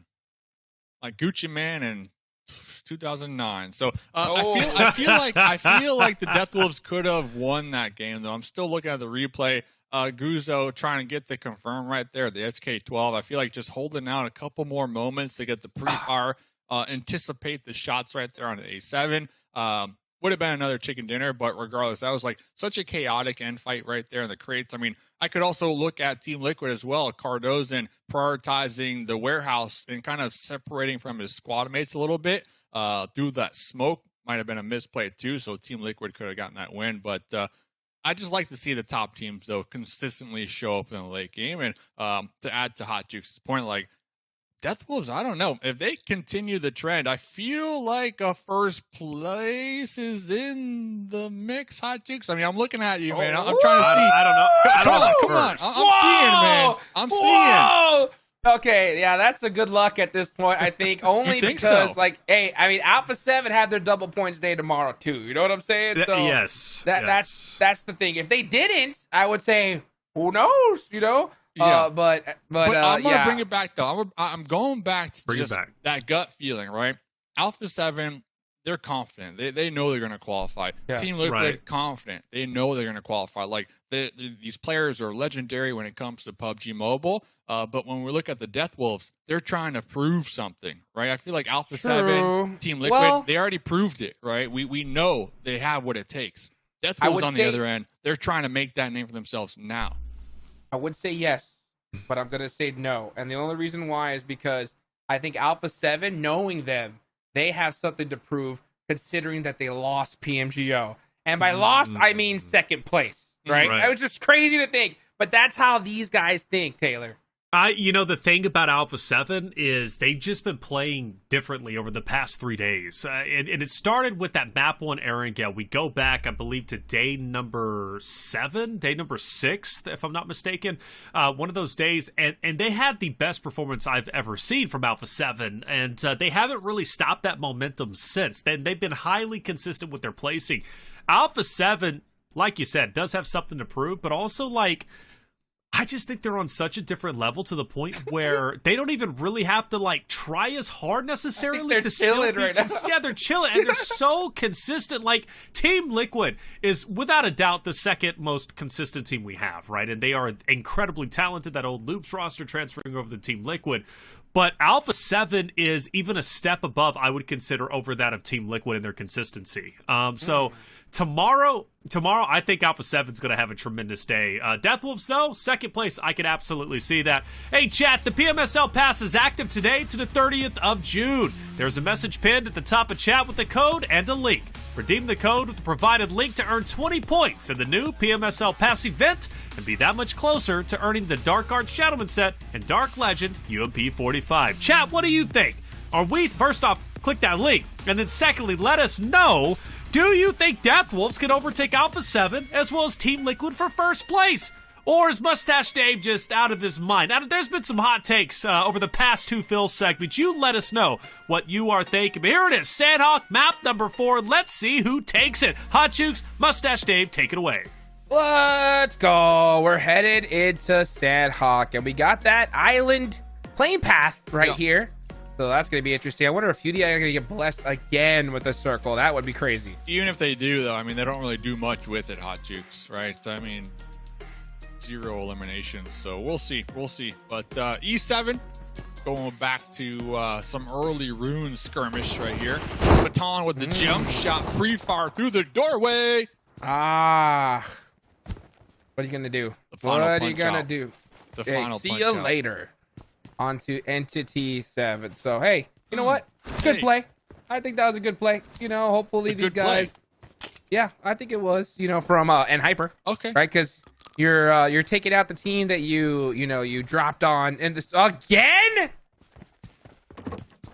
again. Okay, we have another circle going to this side of the map. Man, talk about a blessing for FURIA, right? I'm still on it, though. I mean, yeah, blessing, sure. But game 1, they were blessed. 0 eliminations, 4th place, right? It's about what you do with the blessing, right? On the Erangel, 1 elimination.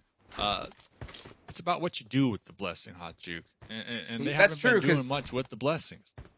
I'll tell you what, and teams, like, the last time we saw this on their double points day, Deathwolves themselves, right, pushed onto FURIA and tried to, hamstring them a little bit on their double points day, and they did. So I wonder if we're going to see that again. So my eyes are going to be looking towards that exactly. I mean, the zone isn't fully onto, that island on the top left corner of the map, but anything could still happen, so we'll see. By the way, the interview with Capri. Okay. Homie what you think about that? Feeling it. All right. Homie is feeling it. The Sarpak asked, like, what's the plan? And Capri's like, I'm going to get more eliminations. Like, that's why I'm here. I felt like some Terminator vibes coming from the homie.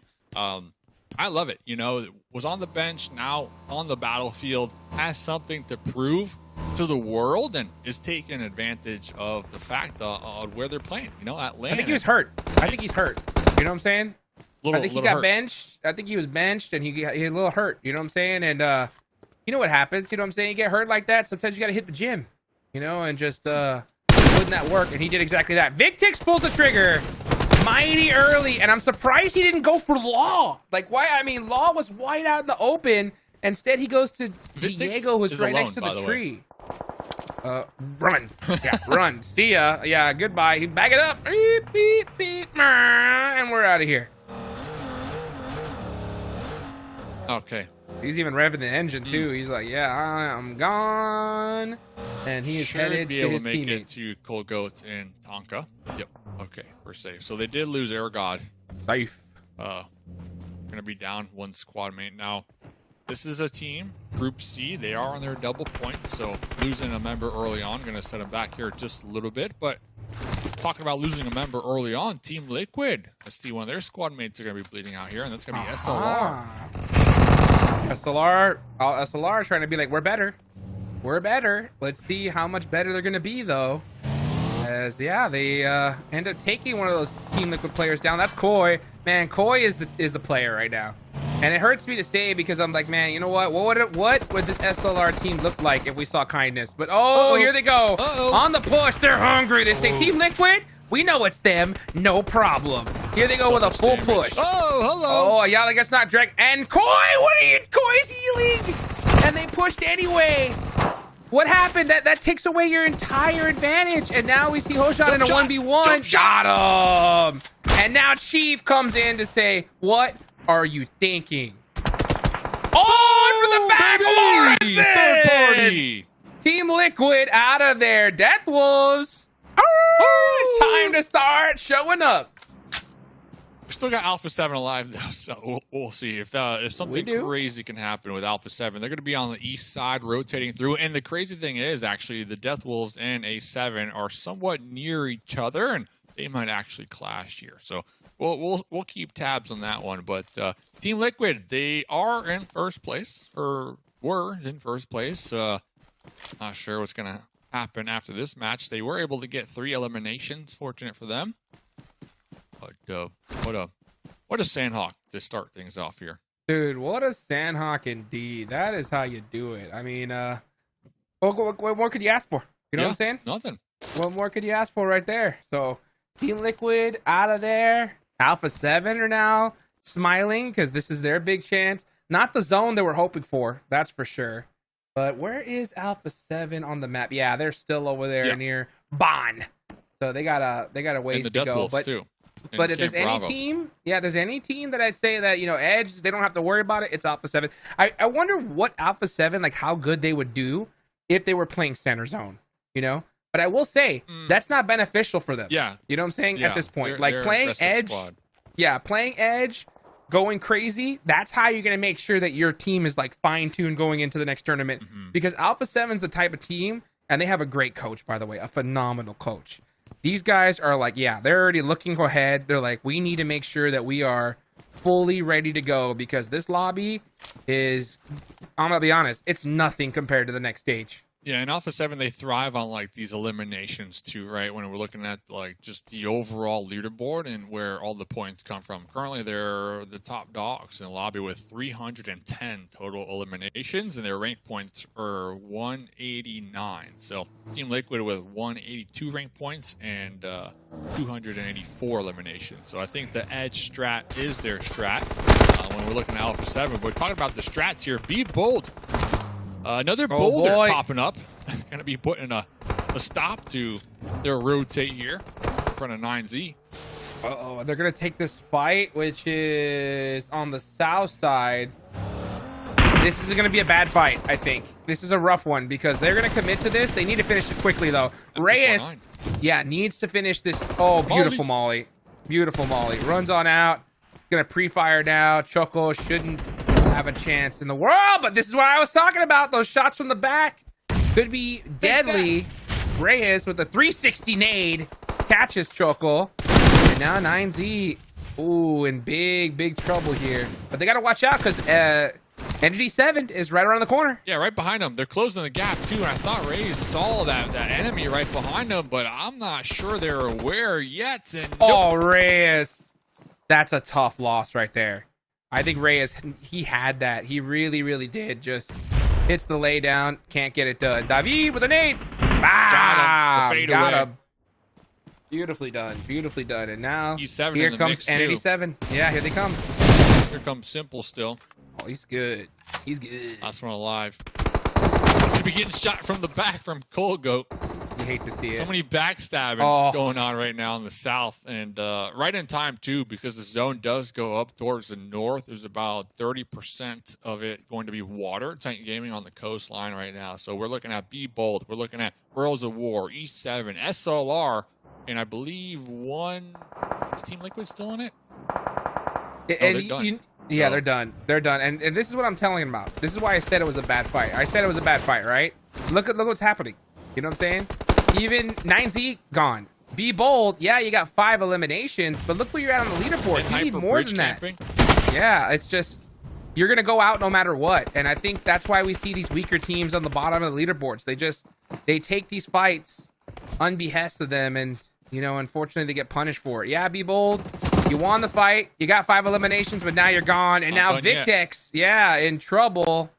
Gets 3 eliminations, but getting caught by 87 is definitely going to hurt here. Follow-up grenade to seal the deal here. Blue zone is going to be applying some pressure. And Hyper still kind of waiting this one out to see exactly where E7 opt to rotate here into the next play zone. Looks like and Hyper, they are going to have their whole team alive and active. Everybody just kind of taking their time now, Hot Jukes. Yep, taking their sweet time, and that's the right thing to do. Entity 7 shouldn't even be looking at this direction. They got to focus on getting into zone, but at the same time, when you're so down on the leaderboards, sometimes you kind of just turn your brain off. You're like, hey, let's just start pushing and make something happen.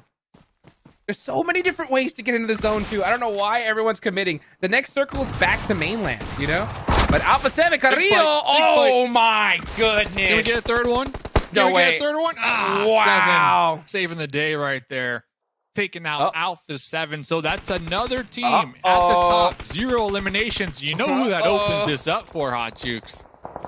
It's the Death Wolves, baby. It opens up that #1 spot for the Death Wolves. And looking at the Death Wolves, they got Titan Gaming to the west. They got AGG to the east. I mean, these are squads that they can easily take out here, Hot Jukes. I mean, just based on their performance so far. So the Death Wolves have a huge come-up opportunity. Meanwhile, FURIA on the west side, they got a nice position when it comes to gatekeeping. Will they take advantage of it, though? We sure hope so, especially with this next circle shift. See what happens here as the circle goes into the water, and this is a terrible zone because you have to pick right between Hot Tin or that right island there, and it's gonna be brutal. So there's very few spots left. We're gonna see teams go out like crazy here. Titan Gaming actually getting challenged by Team Queso, and that is a brutal loss. Yeah, they had a great position but just weren't able to hold on. Both teams in the double points here today as well. Queso 3 eliminations, and SLR solo player in a boat. Boating! Nothing but a dream right now, just to soak up some rays and get some placement points out there. That's what I'm saying. Surely no one will look out there. No, they will not. He's gonna be out there just having fun in the sun, chilling all day long. Meanwhile, that's one thing I gotta give to SLR is, at least today, they're definitely using the insurance policy. That's something I used to talk about a lot, and that's pretty much when in doubt, send one of your squad mates out to just survive, right? And we saw Koi earlier on in a little trench just making, I think, second place, right? Koi made it to second place because of that. Now this game, Oshan trying to do just that, just to kind of keep those steady placement points coming in when things just aren't working your way. So SLR, 3 eliminations this game so far. We'll see how far they can make it on this Sanhok map.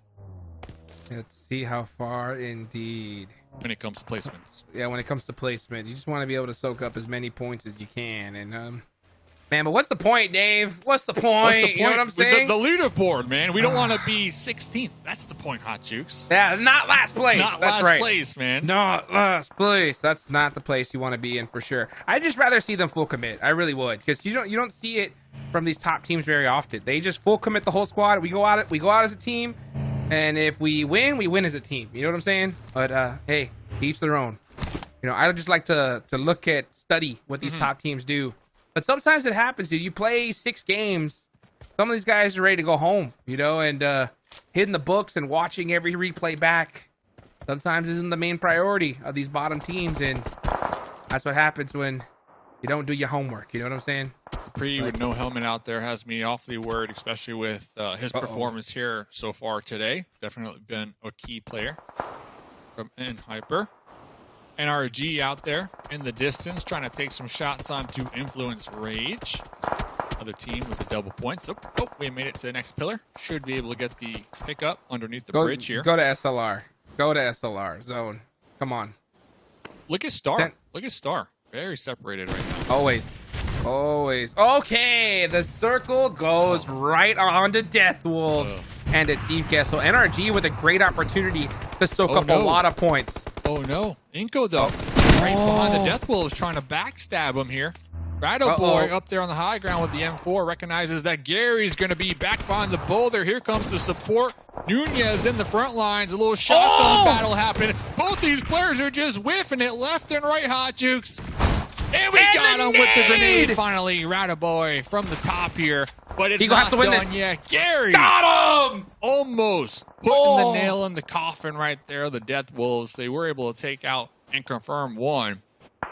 Hopefully they get the pickup. What an intense battle. That was tough. Guizao got knocked by Team Queso on the other side, and that took away a critical angle. It was up to Higo to make a big play, and he did. So he keeps his team alive, and he's keeping the dream alive, baby. As Royals of War, it's their double point day as well, and they haven't been able to capitalize on it like they've hoped to, with Kogo being the last person up. And 5 eliminations, so that's not a bad game, but man, when these double points days, you want that crazy 15 elimination chicken dinner, that 50-point game. You know what I'm saying? Yeah, without a doubt. Without a doubt. So we'll see what they can do, because NRG from across the way just gatekeeping all these teams on that west side right now. They're doing a great job at this one. NRG picking up the steam, 2 eliminations. Here's Star. I believe their teammates getting wiped in the process here. Last one alive for Hyper. 3 eliminations though on the team. Yeah, they're just practicing at this point. They're going to see the play style. They're not trying to play for Central Zone. They're just playing edge, trying to force themselves into tough positions to hopefully level up here for the future. So Star's gonna, he's gonna go to that crate, try to find a first aid. But the heal strat don't work no more. FURIA crossed the channel for free out there in the north. Okay. They were, Kowski was able to actually make it into zone. The rest of the team should follow here in the next few seconds. And man, the problem with this zone is that all the land right in the middle of it is just wide open fields. You can just see it right now. Yeah. Only a few rocks, couple trees. Look at that. Where are you going to hide? Those trees are too thin, Dave. They're too thin. Nowhere. Another consistent end game, though, for AGG when it comes to just showing up with their numbers. The whole squad is going to be alive over here. Yeah. Shout out to them. Really picking up the slack here today. Oh, man. This is... And you know that Titan Gaming is just kicking themselves right now, because if they were able to hold this compound against Team Queso, this would have been a win. I mean, at this point, there's no excuse for Team Queso to lose this. But you know what? SLR pulling off that same strategy. Second place right there. Underneath the docks. That's true. That under the water docks play. We saw them get second place with that last time, right? Confirmed. I mean, just don't drown. But confirmed second place. Look at that. Insurance policy 101.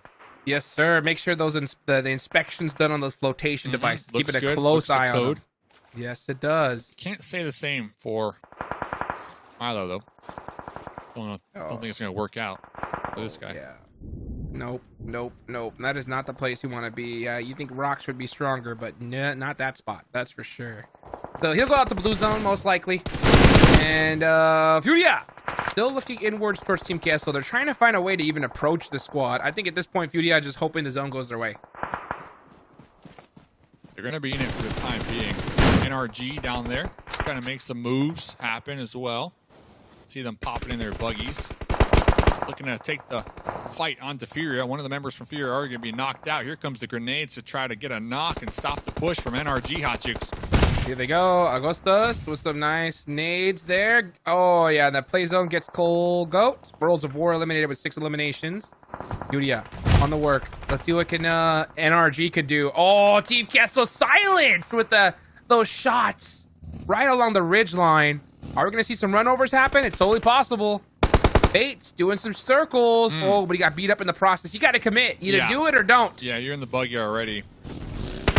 Just send it over the ridge line. Try to get the run over. Oh, they're getting the pickup here. Now we got a Molotov on the playfield. We'll be eliminating FURIA's potential to crest over the hill, but now it's dissipated. Specs still in the back line with the AKM as well. NRG. In the smoke, too. No sight lines.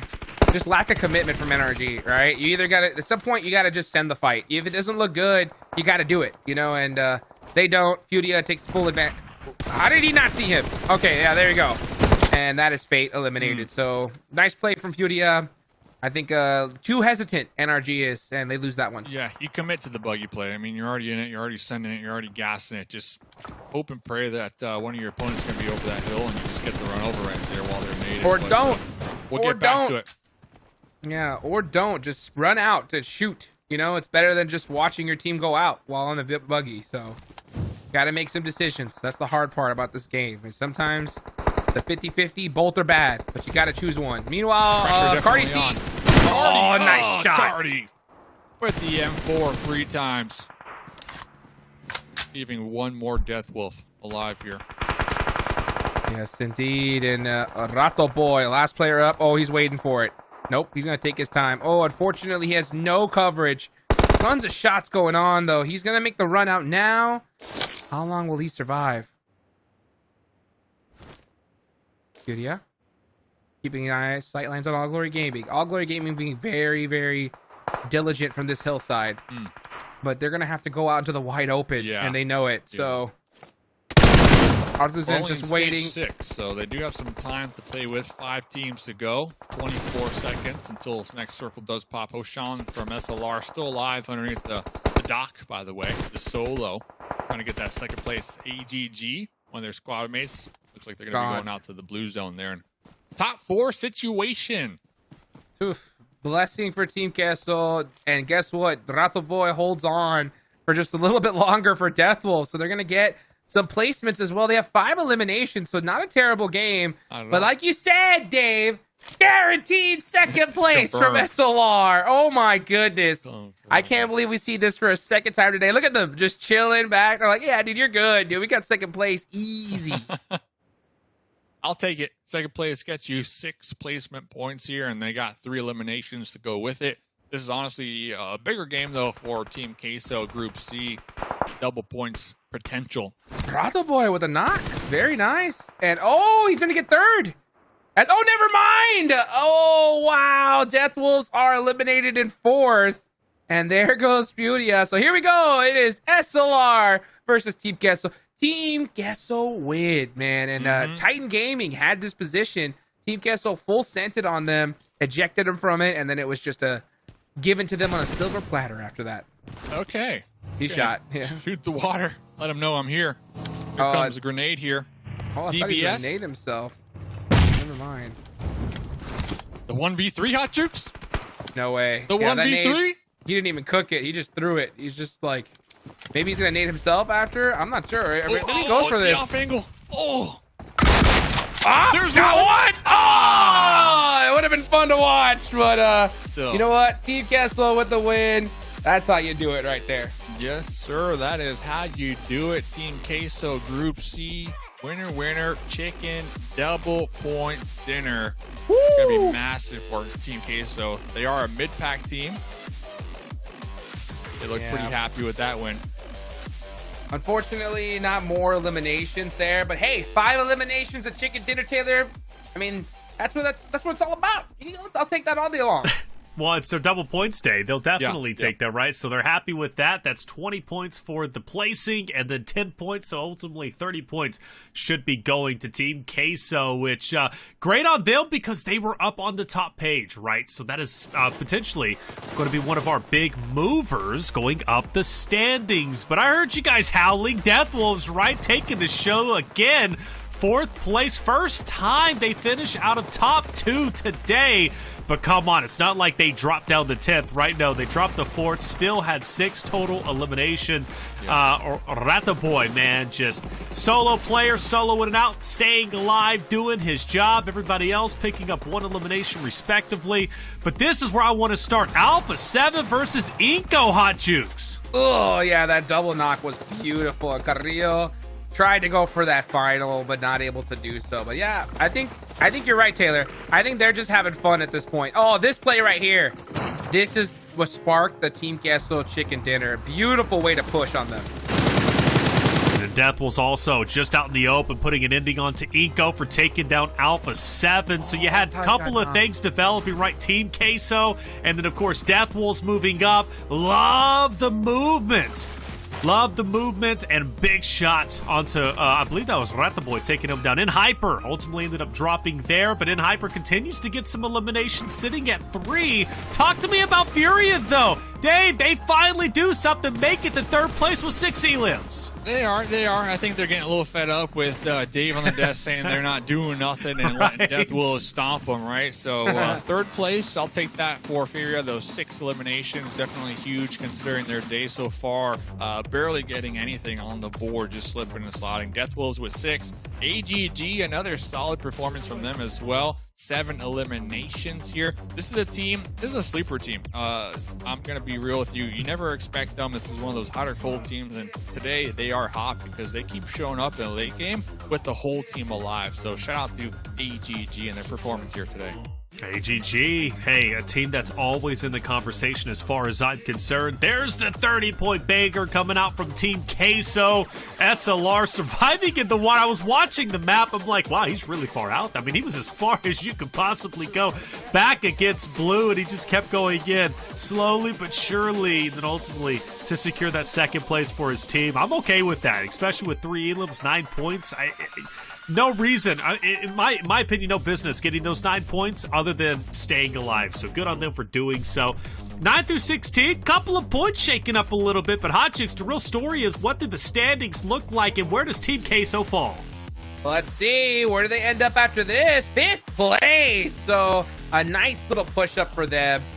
They can definitely, push themselves even higher up the leaderboards. 3rd place is still in sightlines. It's still a possibility, 4th is definitely in the mix for them here, but there's only 2 more matches left to go. So Team Queso can't let off the gas just yet. They gotta just keep on going strong. And let's be real, that last game, they were blessed with it, right? They were. As soon as they took out that team, I mean, I will give it to them, right? They had to make that play. They did on a Titan Gaming. Yep. But after that, it was all just papitas, right? But these next 2 matches, they're gonna have a challenge ahead of them. Challenge ahead indeed. Team Queso, how far can they continue to go? Influence Rage, Royals of War. It's been a quiet day for those 2 rosters. I was expecting more, I can't even lie, but it's kind of been all Team Queso. Titan Gaming will drop back down. Super Lazy Reflex staying alive as long as they did as a solo player, getting 2nd place with the 3 elims. Will put them above in 15th. With just 3 total points. NRG Galaxy, though, good on them for moving up, but they continue to go up and up, it seems. Slowly but surely, there's no large jumps, but that gap, man, continues to grow. AGG, the only team from the 2nd page who has a chance to break into top 8. But overall, good game. The first time also we see Alpha7 as well as Team Liquid finish outside of, like, top 5. Early finishes from them only helps the Death Wolves case, maybe even Team Queso. But I loved hearing you guys howl. Come on, that was everything. So I know we've been waiting for that. Hot Cheeks, you're feeling good. The smile's nice. What are we expecting for game number 5, man? Heading back into Miramar. Whew, I'm not sure. I mean, we're going back into Miramar here. I think it's anyone's game. These zones have been ridiculous. Let's be real. They've been going all over the place today. I think these teams are just like, come on, give me a basic circle so we could just make something happen. At the same time, I think we're seeing a big difference today in those top teams, right? Those top teams are putting up consistent points. The teams at the bottom have just been getting shredded. We haven't seen any kind of crazy pop-off game from those teams down there. So I think at a certain point, it either needs to happen or they kind of know what the writing on the wall is. You know what I'm saying?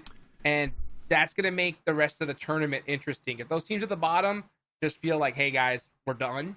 I hate that mentality, by the way. I hate it because I'm like, yo, it ain't over until it's over, you know? At the same time, maybe they got some stuff they're trying to work on, and that's going to change the dynamic, especially for the top of the leaderboards. It's already changed the dynamic as far as I'm concerned for Hyper. They have been playing much better today. Honestly, the best day I've seen from them in a long time. And it's encouraging because it shows what the roster can be moving forward, just in PUBG Mobile competitive as a whole. Hey, Sarpatch is on site with Alpha7's McGrellin to talk about that post-game number 3 where they ended up getting first place 7 eliminations. Let's hear what McGrellin had to say. Match 3 is done, and here we are with Magdalene from Alpha7. You guys are playing amazing. I mean, how are you guys feeling knowing that you're having this type of a match day? Se estão jogando esquisito, né? Estão batendo todo mundo. Como se está sentindo? Como se sente estar num dia como esse, que já está startando maravilhoso e sabendo que já estão em primeiro lugar?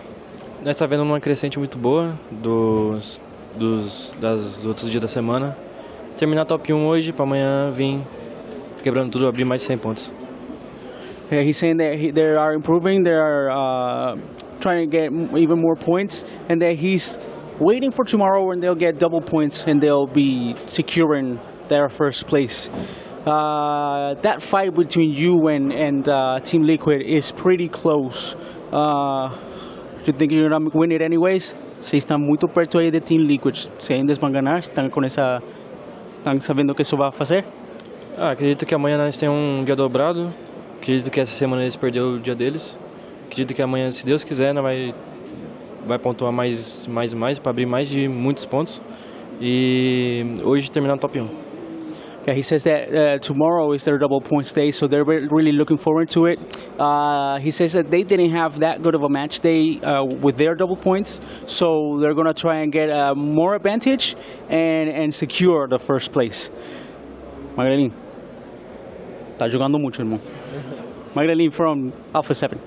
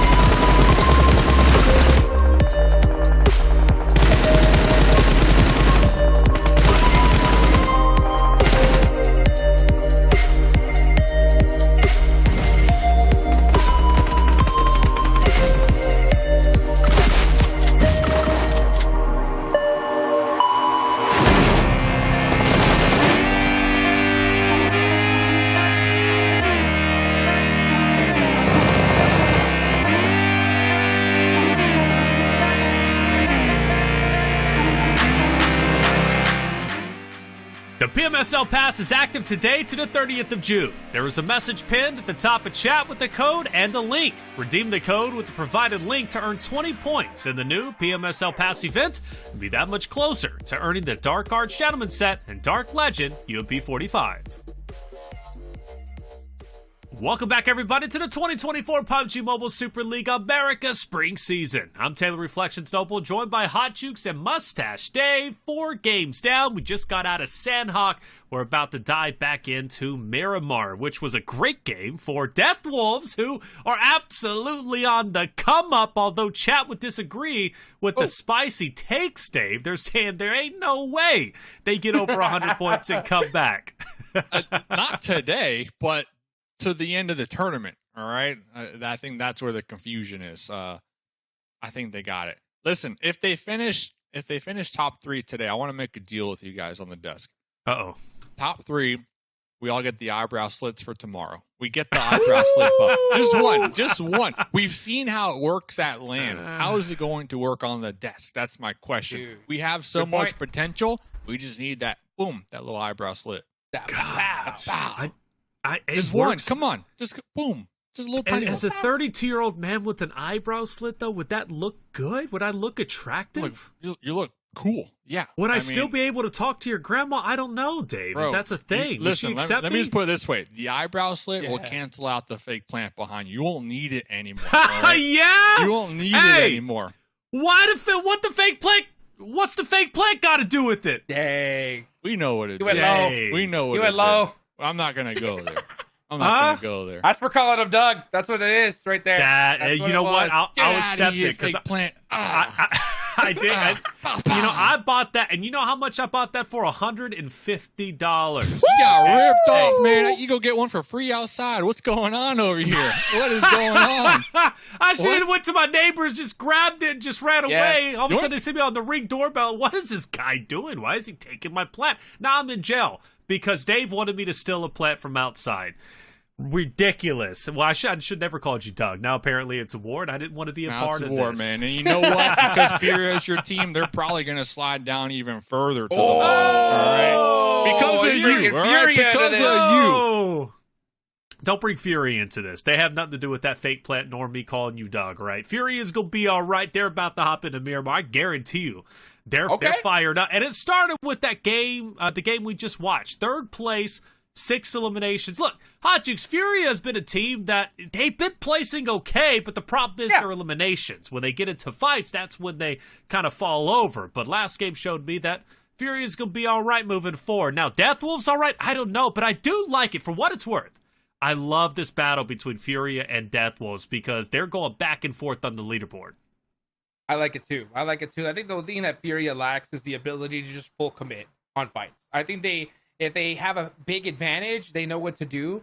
But when you have to make a terrible decision as an IGL, it's tough because it's like, hey, we go left, it's bad. We go right, it's bad. You got to choose one. Like, you have no choice. Not choosing, you're done, right? So I'd rather see FURIA be a little bit more on the ball of saying, like, hey, let's just full send it. If we go out, we go out. But if we win it, we can win this game. You know what I'm saying? I think that'll be helping them out a lot because we see the top 2 teams, they do that all the time.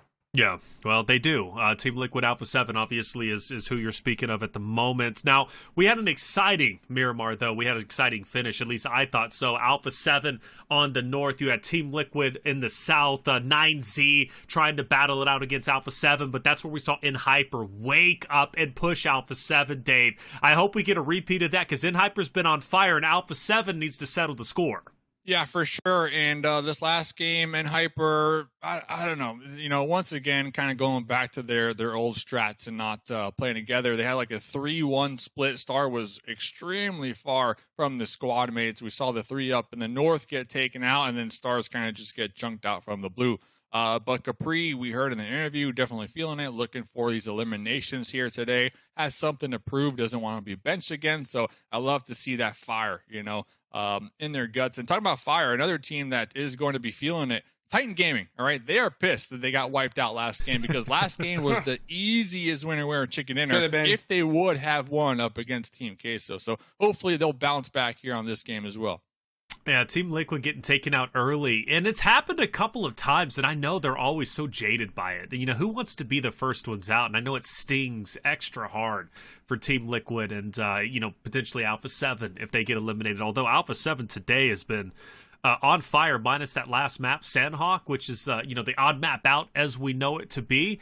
I'm going to make a prediction, though. Looking at the standings, I really think, and, yeah, I think this is going to be Team Queso again, man. I think they're building it. I think Team Queso's jumping up. I think Team Cheese might just be overtaking FURIA and Deathwolves off this game. Whoa, Watch out. Hey, whoa, hey, I'm whoa. saying, look, after FURIA in there too. I'm not just going after Deathwolves. I think Team Queso right now is about to be in third place. I think they're about to make a massive jump because they're about to get a 40-point game. Watch them pop up. I promise you. We're hopping into map number 5, Miramar. We only have 2 more games left. This is one of them. Hot Jukes, Mustache Dave, take it away. Let's get it going here. Second to last match here for Group C double points weekend, baby. It's Saturday. I hope you guys are excited, ready to watch some more PUBG Mobile action, man. These teams have really been giving it their all. They're chilling in Brazil, having a good old time. Hopefully we could just see some signs of life from the teams on the second page, Dave, because I mean, yeah, it ain't over yet, but I don't like what I'm seeing so far. I think we're starting to see some teams just kind of make some silly pushes just out of like practice. I don't know. What do you think? Yeah, some teams definitely having a better time than others over there in Brazil. I was a little concerned. We heard in the interview from Alpha7, they said they're just waiting for tomorrow, right? They're waiting for tomorrow because it is their double points today. And I'll bring this up because we're talking about the bottom team. Oh, whoa. We're getting back to that knife fight. FURIA, man. FURIA versus E7 right now. No way he goes for it. He's going for it. Oh, in the back. He got Where'd he come him. from? Where'd he come from? What? Weapon in hand, and he got knifed in the back. And E7. Wow. How did this happen to you? How did this happen to you? Oh, and now more shots are coming out. Just go out. At this point, nade yourself. Oh, no, you gotta get the double knock. Never mind. FURIA taking out Entity 7, and they lose 1 player in the process. That's how you start a second to last match. That's what I'm saying. Is some of these teams are just having they're better just ending days it at this in point. Brazil. Yep, having better days in Brazil. NE7, what, 14th overall, 121 eliminations in total, 72 placement points, and 1 winner chicken dinner. So, again, hot chopped right there. Oh, and we're getting brutal. to that stage, right, Hot Jukes, where I think these bottom teams should start dropping each other. Okay. Right? Obviously, FURIA is at the top, so that was a little more riskier than I would have liked. Because what is it? Top 3 go to group stage, 4th place goes to survival stage. So they're like on the cusp of how much do they want to risk early game. But when we're talking about like the risk meter, Titan Gaming, SLR, E7, 9Z, like they could go full on risk. Yeah, I want they really to see them could. drop each other early on. You might as well. You know, try to get a couple eliminations, kickstart your day here. I mean, Is that crazy to say? I mean, I know I say a lot of crazy things. Winnie out. Oh, what a shit. That would have hit. That would have been crazy. But unfortunately, That's not. the mustache Dave right there. That is the mustache Dave. Yep, that is the mustache Dave indeed. That's the law going to take off. I mean, I see your point, and I do agree. Like, yeah, that is possible. Is it too early for that in the tournament? I think it's way too early. Honestly, at this point, it's like you can't pay for this type of practice. So why squander it? Okay. You know what I'm saying? Okay. Why squander it? I mean, these scrims don't mean anything. They really don't, no matter how high level they are. Right? It's only real when you got players playing for money. And that's what's happening right now. Oh, what a shot there. That was nice on the Victex. But yeah, like, you know, I'm the type that if you're using this, you need to utilize it to the max. The only time you should do that kind of full send playstyle, if you know your team's done for. If you know, like, hey. So next week. You know, yeah, well, no, if you know, like, your team is done. Like, we're not proceeding. Like, I don't like you. We are done. You know, like, we're splitting up after this. So then you can kind of play for yourselves and try to just get some eliminations to hopefully make a name for yourself. Oh, Koi, just kidding. Take out the Winchester. Get the finish. Let's see one, man. Let's see one. Nope, The not gonna Worlds see it. of War double points day. Oh, got him! What a shot, baby! Dragon, goodbye! Play of the tournament so far. Taco with the Winnie. That's how you do it. That is how it's done. The one-tap dirt nap, Hot Jukes. Get Mustache Dave. The Mustache Dave. The team comms just said, hey, Mustache Dave, we got you. We got you. Woo-wee. MVP right here. Revo might have like 200 kills, but Tonka's give the man got the prize. Winchester knock, all right? Oh, man, I guarantee you the whole entire lobby chuckled after just seeing that in the feed. Because, oof, that's how you do it right there. Nunez trying to take out Tonka. AKM in hand.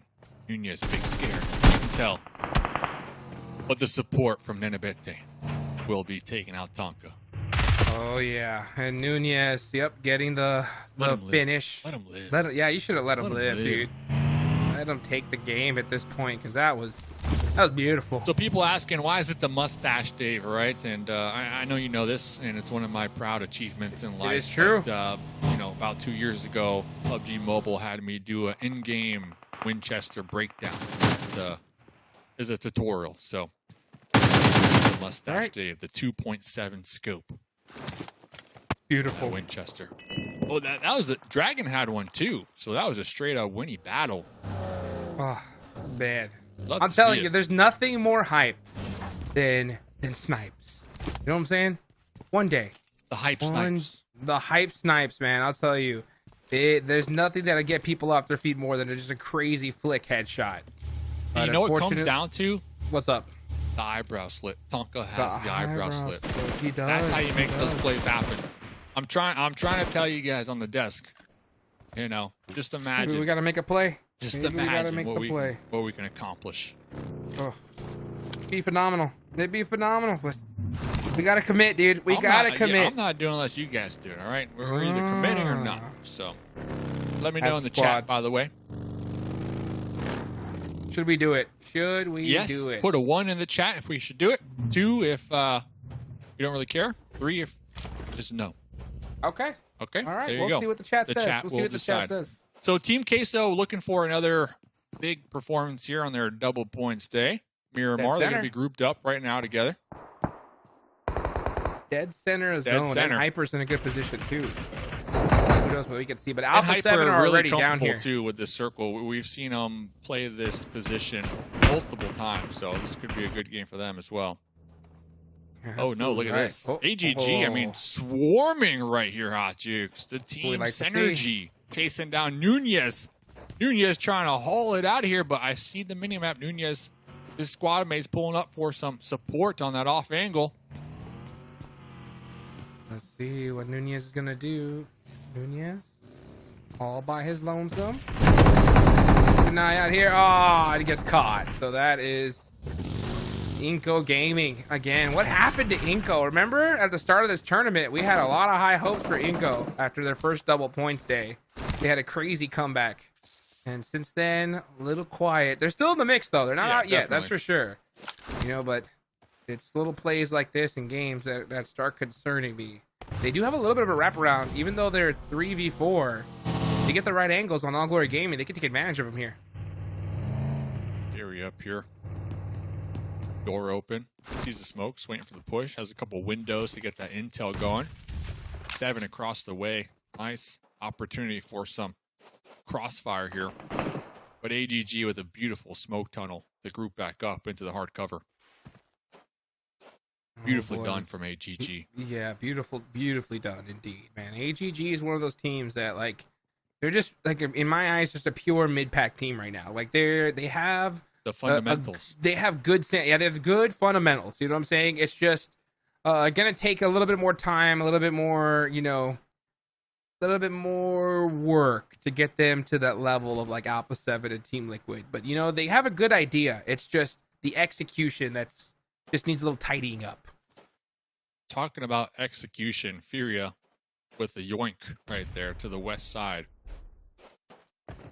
My goodness, this team. Is it luck or is it skill? Jukes, when it comes to... this one has to be luck for FURIA. That's a hardship. It's dead luck. It is the definition of luck right there. That's a muchos gracias right there. That's what we like to call that. And when you get a zone, you have to utilize it though, Dave, right? We can't see We can't see 0 elimination, third places. No. When you get a zone like that, you got to bust out that double-digit eliminations at least, especially nowadays. And that's the thing is, like, FURIA, they are so good. If they could just, like, if they had the ability to just full send, you know, in certain situations, I think they could really be at that top level. If that's the only thing they're missing, is they know where to put themselves, right? They get a little bit of that luck. They're great at fighting. It's just when they get kind of caught with those 50-50 decisions, they hesitate, you know? And the teams on top, they don't. And that's why you see them have a 100-point lead over them. We'll see what they can accomplish here. They might clash with NRG on their rotate up on that road, but we're lock and loaded here in Picado. And Abete still on the rooftop of the arena. Gary right beneath them. Cardi zoning on in. These teams, both these squads, committing so much time here to this fight as well because Blue Zone's pushing in, fellas. And, well, you got a journey ahead of you. So, looks like the fight is going to be erupting. Cardi finally springing the trap with the M4. So, we'll see who makes it into the next zone alive. But Team Queso, double point stay here. Hot Jukes taking the skirmish up against Hyper. Oh, Nade eating a good chunk of it right there. He's going to back off. And this is going to be a big battle because this is for that central position, but this is way more valuable for Team Queso. Like, they have to take advantage of this. It's their double points day. Oh, he get a little bit of boost there. You like that? That's a boost jump. Interesting play. A7 behind, though, with some potential sightlines on Just this leave. engagement. Just leave. Share the area. But it doesn't look like that's going to happen. Instead, oh, a knock comes out. Otro getting knocked. Now here we go, back and forth. Oh, Silence getting quick finish, and now you leave, but it's too late. Too late. Wow. That's what I'm saying. Is like those fights where you question it, just take off, and instead they hold on. Oh, Milos though somehow gets a confirmation on this Hyper player, and now Hyper's down to 2. Bad fight for both teams. Yeah, both squads losing 2 in the mix right there instead of just kind of playing friendly for the time being in their own respected dips. Losing a lot here in the mix. A couple smokes out there to avoid the sight lines from Alpha7, who are dead center on the high ground. Looks like Team Queso will be trying to group up, continuing to take the fight, but going back to Picado. iNCO eating a lot of blue zone right now. AGG already sent it on out here. But looking at the minimap, 15 teams still alive here, stage 3. A7 dead center, Hot Jukes.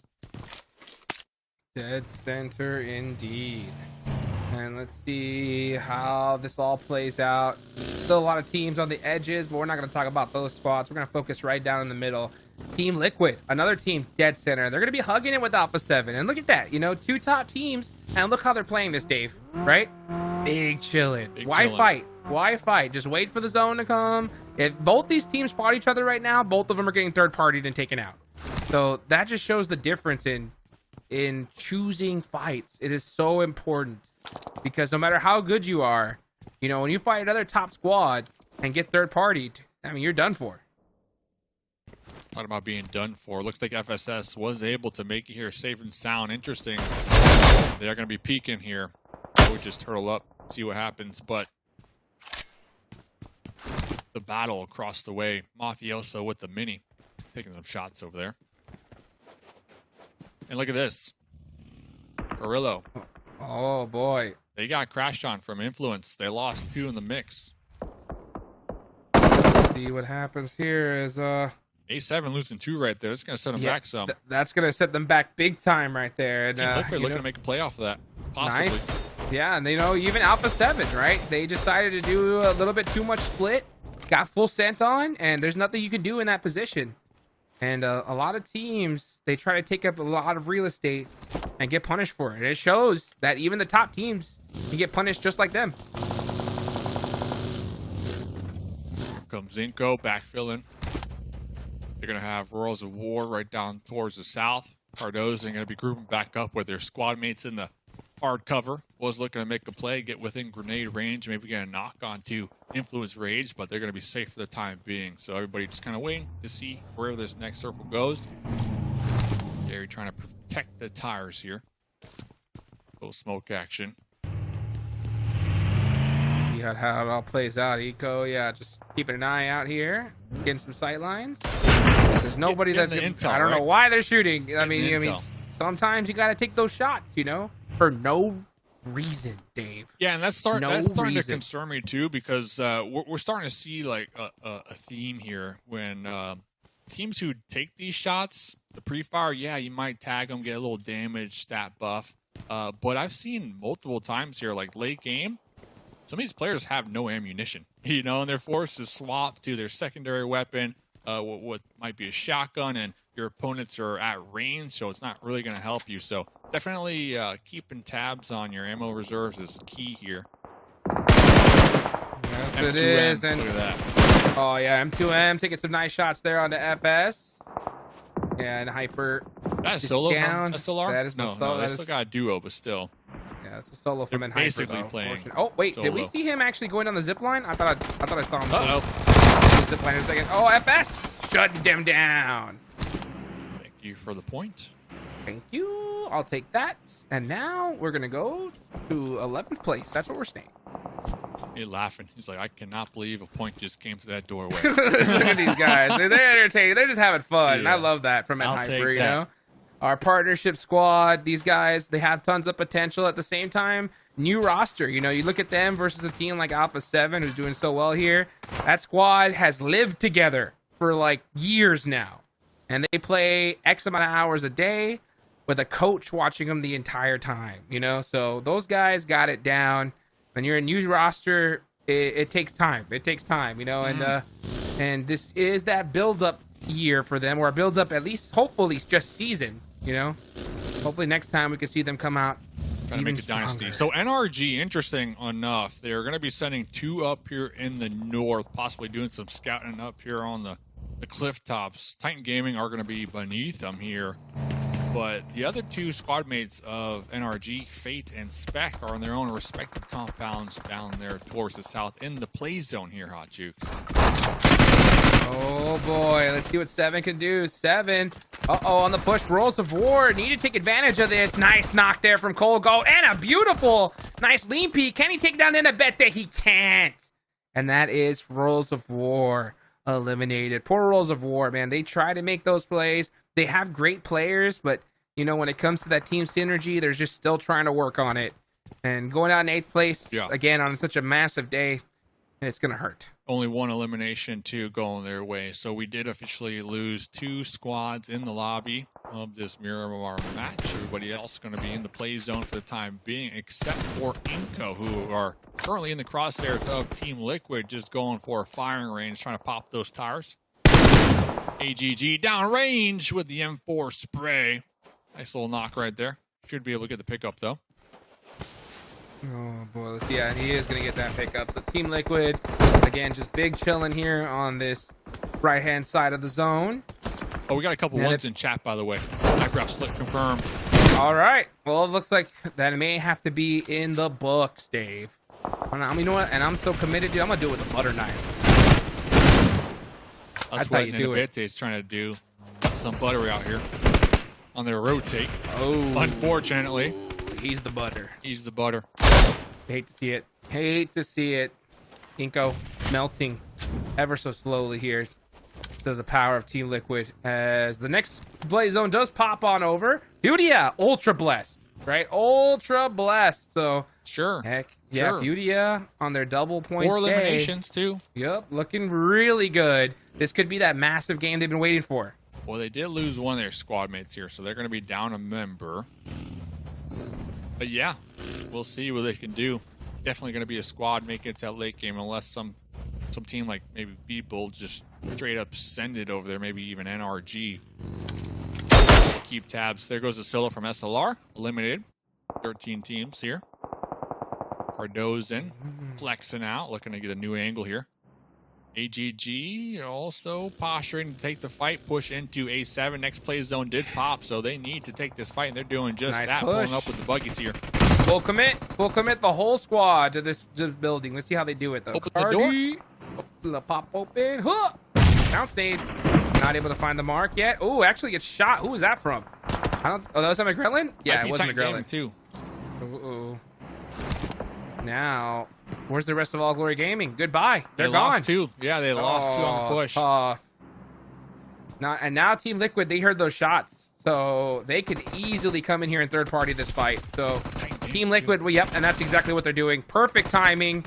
Just walk up for free, right? It's about to and be just wild, soak Jukes. up Titan all Gaming these and points. Team Liquid are also both trying to third party this. They're going to be clashing here on top of A7 with a third party from downrange from Influence. And that's exactly what's happening here. It's Connor from 9Z. We're going to keep an eye on that on the side.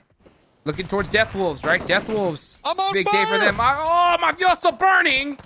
He's going to go back into the closet. McGrellin gets shot out from the outside. He's like, oh, hey, help me. And he's going to crawl right on in here. We talk about committing all the time. Titan Gaming not doing that here, in my opinion. They still got Wancho in the back line. They're approaching their vehicles. They're gassing it, but Team Liquid, they were able to make it here first. They did lose 2 in the mix. A7 still in the building. They were able to get the reset, at least on their duo. Smoking it up now, but Team Liquid trying to make the push. Make that push little by little. Oh, there we go. A nice little stiff arm there. Can they take out Team Queso? Team Queso. Double points. Jump shot and misses it. Be bold. Shutting them down.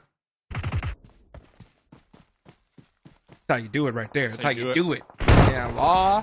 Keeping an eye on the map. Amito FURIA again. Just big chilling. But this is the big fight here. Ooh, Team the Liquid pre-fire now. right there. What Through a the smoke. shot. Cardozen with the UMP. Connecting those shots, Hot Jukes. Tons of fights. Now Titan Gaming's coming to try to end fourth party. Team Liquid. And how is Team Liquid going to hold down? They're down to 2 players. Somehow Alpha7 still have 1 up. Oh, that Molly looked good. But it Alpha7, they're just laughing, right? There was about 3 different teams pushing this building, and they're still managing to survive. Now here comes the mall toss on the second story from Titan Gaming. Here they come. Now making the breach. Will Alpha7 pop out? That's the question. What's going to take for them to start moving? I think they might just hold that for the time being. You can see the pre-nade starting to come out. Wancho on the back. Coach Wancho, by the way. Let's see what he can do. Here comes A7. Now with their grenades. Oh, now they're starting to make the move. Starting to get active. There's no way Alpha7 win this, right? Let's see what happens. As Team Liquid get eliminated. Red Ox said, this one's for your reflections. This one's for you. 4 eliminations here this game. This one's for you and your plants. 4 eliminations right there. Yep. Meanwhile, Coach Wancho not done trying yet. to find some angles. Not done yet. Gets bodied. Let's see what Red Ox can do. Taylor's favorite player on the roof. How is Alpha7 still alive? This is what I'm talking about. When it comes to resilience, literally no one does it like them. As a 2-man, it's like they're an entire squad. It's ridiculous. Meanwhile, Law down there just trying to wait until Law's like Red Ox watching. doesn't He's like, move what is anymore to take happening? those shots, right? Oh boy. Red Ox with the S12K. Trying to make a name for himself. Trying to prove that he can beat Alpha7 and make Taylor proud. Full, yeah, get that. Yeah, beautiful. Get that full boost going. Some fireworks coming out from Alpha7. I think we drop down, Jukes. I think we drop down and go for these Can't shots. do We it. need to. Can't do it. Molly there. Now the shots come out from Law. No way. Redox is like, are you serious? You've been waiting there that whole time? Oh, runs out. Does he have any nades? He doesn't. So Redox just has to watch. He just has to watch. Oh, the jump down. Oh, it's because he's hurt. He's hurt. He's coming down. Bah, bah, bah, bah, bah, Got bah. See you later. Let's go. How you like that, Taylor? Titan Gaming, Red Ox, 6 eliminations. Can we survive the grenade from Law? Almost taken out right there, but Law getting stuck on the Bentley over there. But the blue zone and the Death Wolves, third party, taken out Titan Gaming. Let's go, Death Wolves. Death Wolves. Oh, look at the get. Nasty here towards the end of the game. Again, they did secure their third place finish or third place position over FURIA. FURIA got deleted. Very unfortunate for them. They had such a dominant position, and I think that was against iNCO. Yeah, iNCO. That hurts big time. NRG still up. I believe NRG and Death Wolves. Yeah, the only 2 teams was 4 up right now. Just how many points are the Death Wolves going to get? NRG hurting right now, trying to get the reset as well. Be bold, pushing their compound. Only with the bag on the head and the DBS, they won't see this one coming, Hot Jukes. NRG, they did get the full reset. All 4 are going to be active here. Only one elimination going their way. They're trying to get the reposition now. Working together as a team, though. I do like to see that. Through the smokes. There's Here we go. There's the NRG we've been waiting for. That's the third party. Doesn't matter as long as they have the full squad together. They should be able to defend this, but pushing in one by one. Just a little bit off sync. Now they finally synced up. Death Wolves are coming. Oh, yeah, here they come. Now, how are you going to be able to handle it? 3v4. Let's see. We're here. We got you Boy. pinched. We're on the roof. Right, boy like that is on parking the spot? roof, Hot Jukes. How do you like that parking spot? Was out. Oh, they're just going to throw tons of utility in here. Energy's in trouble. Yeah, Spec getting beat up. Not even getting the chance. Oh, cooked to perfection from Spec. Perfection, indeed. Rato boy, up on top. Wazao got finished. So, huge loss there, but that was a massive play there from Spec. Death Wolves opting to just kind of hold on now. They're saying, you know what? We're just kidding, man. We just want to share this spot. Let's just share it for a little while longer, and we'll fight later. They know there's a player on the rooftop as well. Rattaboy with the Groza. Oh, there's a Lambo up there, too. Oh, Rattaboy! NRG, though, coming up. Come up. NRG gaming. Come up. And it's about time. I'm telling you, if NRG just plays like this every game, we could see so much from them. Milaz, get there. Yeah, there you go. Spec, get with your team. Just focus together. Don't let Fate push out by himself. And you'll be okay. Almost threw a nade on his own teammate. Oh, that was just... That's what I'm talking about. Just miscommunications. Fate by himself. Milaz and the rest of the squad need to get there. But Spec pushing up. Gets caught. And Fate finishes them off. Beautifully done. It could have been definitely a lot tighter. But you know what? NRG starting to turn it up. 7 eliminations so far. Yeah, little tiny mistakes here and there when it comes to their timing for sure. But they're still going to be in it. They're going to be alive. And look who's been here this whole time, by the way. FS still alive in the shack here with Lol on the outside. Looks like they're having a little grenade battle. And there goes Lol with what you call the eviction notice here. Going to be taking that shack here. FURIA still alive with the solo as well. So this looks like an NRG game on the high ground. Numbers advantage. Should be NRG win. Heal up. Wow. Crazy shots from Adrian. I got to admit, that's a wild angle there. And you know what? Might as well shoot, right? Because if you get that knock, you're going to get that thirst 100%. Right, Dave? I don't know about that. Oh. Then why shoot? Why? When in Rome. Have you heard of that? I like it. I like it. He's warming it up. Warming it up, baby. Warming up. He's letting people know, hey, you know what? I'm mad. We should have won this game, not you guys. NRG. Let's go. NRG. NRG has been a team throughout the last couple of days. They ramp it up towards the end of the night. And it might be due to the fact that other teams may be a little tired, right? And NRG take advantage of that fact and just start, flipping the switch and popping off towards the later half of the evening. I'm starting to see a theme from them. Well, I will say it's the first time I've seen them play together in such a long time. Even now they're splitting up game again. 5 and 6, same thing though, Hot Jukes. That's true. Let's see if NRG can finally play together as a squad. Oh, what a big. Yeah. The door. Nade. Bounce. Yeah, that always so good. Stun doesn't even tick. Now Adrian's gonna peek it. He knows it. Yeah, 7 said I'm gonna pre-fire this. Oh, but the bounce nade gets some. Beautifully done from Adrian. Another placement. Yep, another placement. Another elimination point going their way, and now we start to see NRG push down the hillside a little bit. Gonna be keeping Spec on the high ground. Couple grenades getting tossed out right there. See you later, Adrian. NRG looking to get the winner chicken dinner. Law by him's lonesome. Milaz should have this. He has all the angles in the world, but Law somehow hits those shots. No way. It's like he knows. He's pre-firing the ridgeline. He has to. Milaz heals up.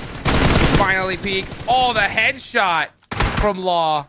Milaz needs to be careful. Where's the rest of the team? The rest of the team should just push him.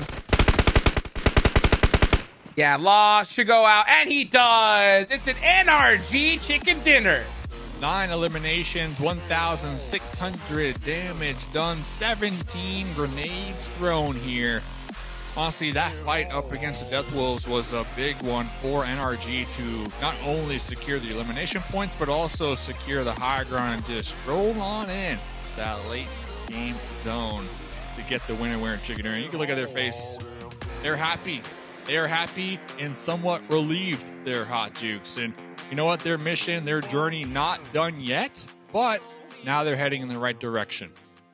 I'm happy as a clam. I really am. Look, NRG haven't been in the winner's circle since day number 2. They were the first NA team to get a win, and it's been a little bit, but they returned back in on day number 9. Very happy with that performance. Hot Chicks, though, I can't lie. I died. I was cracking up when you're so confused when he's fighting Molas. Where's the rest of the team? I'm like, yo, when is NRG gonna push in? Oh my gosh, I don't get it. At this point, I'm just looking at it. I shouldn't even commentate on it. That's kind of my bad, because I'm just looking at this. I don't know what's gonna change, you know? Because when they do it, they're so good, Taylor. They really are, right? They can just take out almost any squad, but then they just go right back to that split state play style. They just want to solo everybody. That's what it is. Oh, watch this though. Big Tonka, Rose of War. Oh!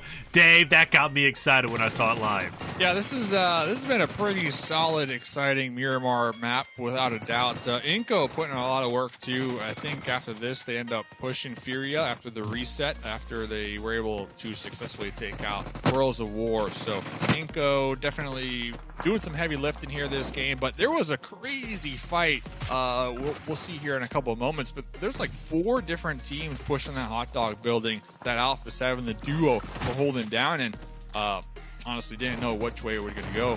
Here it is. Here's the start of it here. Cardozo with beautiful pre-fire through the smoke right there. Oh, wow. Red Ox, okay, Reflections. Red Ox, all right? Oh, my gosh. Did we get the respect back on homie's name? All right, this one's for you. 6 eliminations this game.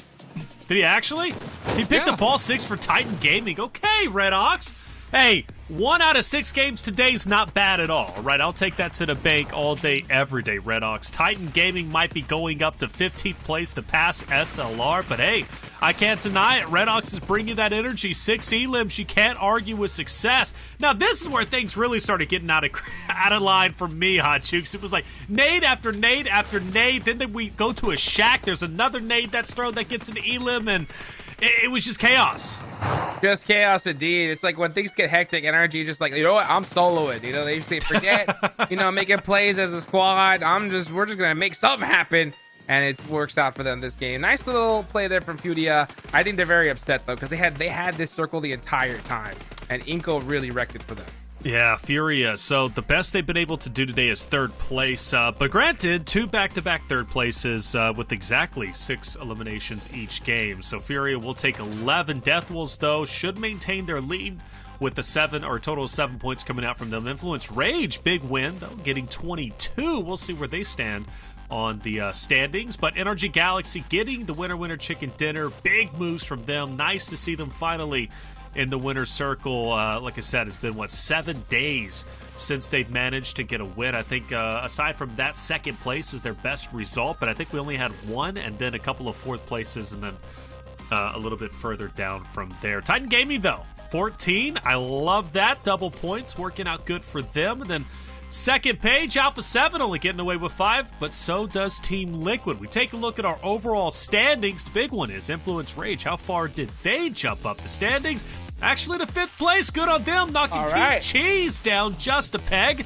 And now 20-something points away from Death Wolves. FURIA, though, Dave, will take over the 3rd place spot once again.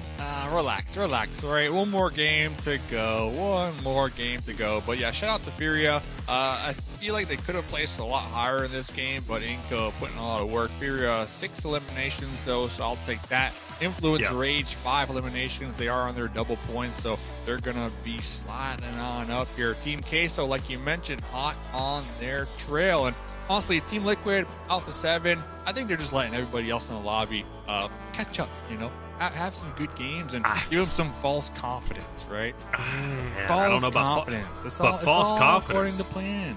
It's still like 120 lead, though, over Alpha7 to FURIA. So that's I don't know about false confidence. That is some big confidence to me. You guys calling second place for Death Wolves, and I don't know, man. I really don't know if we're going to get to that point, but maybe by the end we do have double points coming out tomorrow for both of them. We do look AGG still staying at the top, and I believe the closest they've ever been to breaking in the top 8, so that would be nice for them. I know they've been working very hard. Alongside that, a beat Bold. Maybe AGG, a good pop-off game here in the final game, game number 6 on Erangel. Who knows? Could they break in the top 8? It's always a possibility. That last game wasn't a good representation of what they can do, but Erangel seems to be a solid map for them. So now as they go back to their bread and butter, I think we'll see AGG doing a decent job. That's 5 games done. 1 more game to go. The last chance for Group C to earn their double points. Who will it be? Will it be any of them? And who will ultimately lock down 3rd place by the end of the night? But Sarpatch is on site with FURIA to talk to their coach. Let's hear what the coach had to say. Guys, here we are with Chair. He's the coach for FURIA Gaming. This was a great match. You are really close up in the standings, battling for those 4 spots to go to the World Cup. Se estão brigando lá em cima para chegar no 4º lugar do classificar para mundial. Você está muito perto lá. Como você está sentindo? Eu estou muito orgulhoso com o trabalho que a gente vem fazendo, porque, querendo ou não, a gente está junto há pouquíssimo tempo. É um projeto recente, são 3 meses apenas de trabalho, com 6 pessoas que vieram de lugares diferentes e que a gente está precisando apenas de tempo para buscar ao máximo os nossos objetivos. É isso aí. Então, o que eu tenho a falar só é que eu estou orgulhoso do projeto que a gente vem construindo junto. Até do Caio eu tenho orgulho. He says that they're working very hard. They're really proud of what they're doing. They have been trying very hard. Ciao. And yes, that they're very proud. He's very proud of all his players. Thank you very much, sir. Welcome. Bye-bye. Hi everyone, PUBG Mobile Metro Royale Chapter 20 is coming soon. Curious about what new content there is? Let's take a look. Our focus for this update is on bettering your gaming experience, so we've added a series of improvements. First, we've added quick action functions. Starting now, you can tap to repair all items at once on the loadout page, and you can open multiple gift packs at once in your inventory.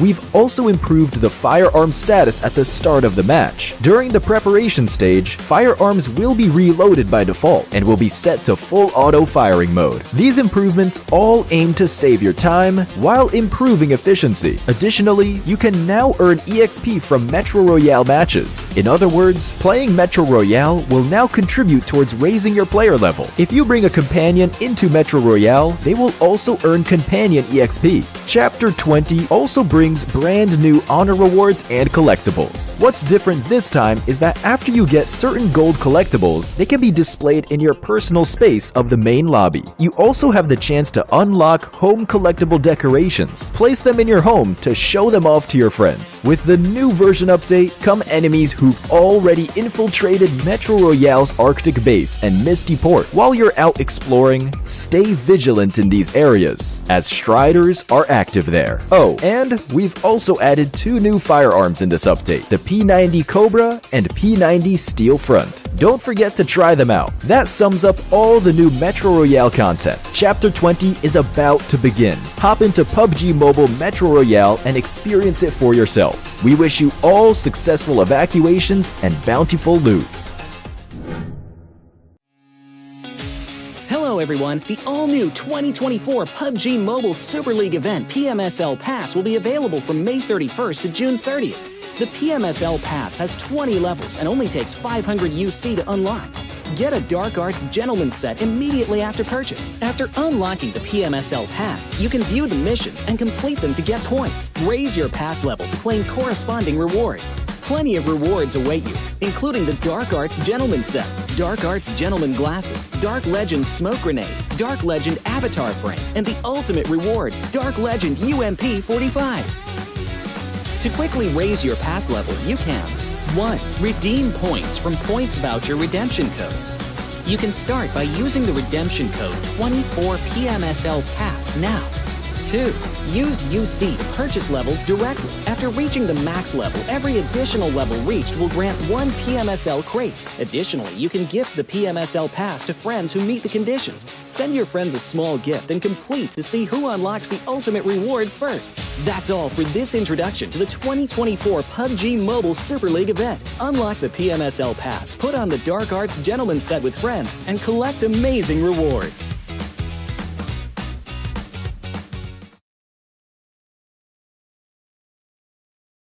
Welcome back, everyone, to the 2024 PUBG Mobile Super League America Spring Season. I'm Taylor Reflections Noble, joined by Hot Jukes and Mustache Dave. Game number 6, the final game of the day. We're hopping back into Erangel, an opportunity for Group C to earn their final points, or at least their final double points of the day. Right. I hope they earn more, especially moving forward, even if it's not their double points day, or else it'd be kind of rough for all of Group C. Influence Rage, though, coming off second place, hoping Erangel works out for them a little bit better because they've got some ground to cover.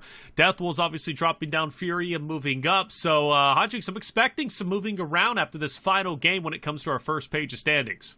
Last game, baby. It's Saturday. I'm ready to see, hopefully, one of these teams for Group C just have a crazy double-digit elimination chicken dinner. That's what I want to see. I want to see something crazy. Crazy is what we love. In fact, the last time we saw Erangel, Dave, was Military Zone, which kind of put a wrench in the setup of all of the teams who were in mainland. The only teams who didn't have to make an awkward rotation was Team Liquid, AGG, and Deathwolves. They were chilling down below. In fact, that ended up working out very well for Deathwolves, who finished second place. But we had this massive scrabble over in the containers area that ended up being a bit of a sore spot for a couple of rosters. Maybe we'll get a crazy zone like that again.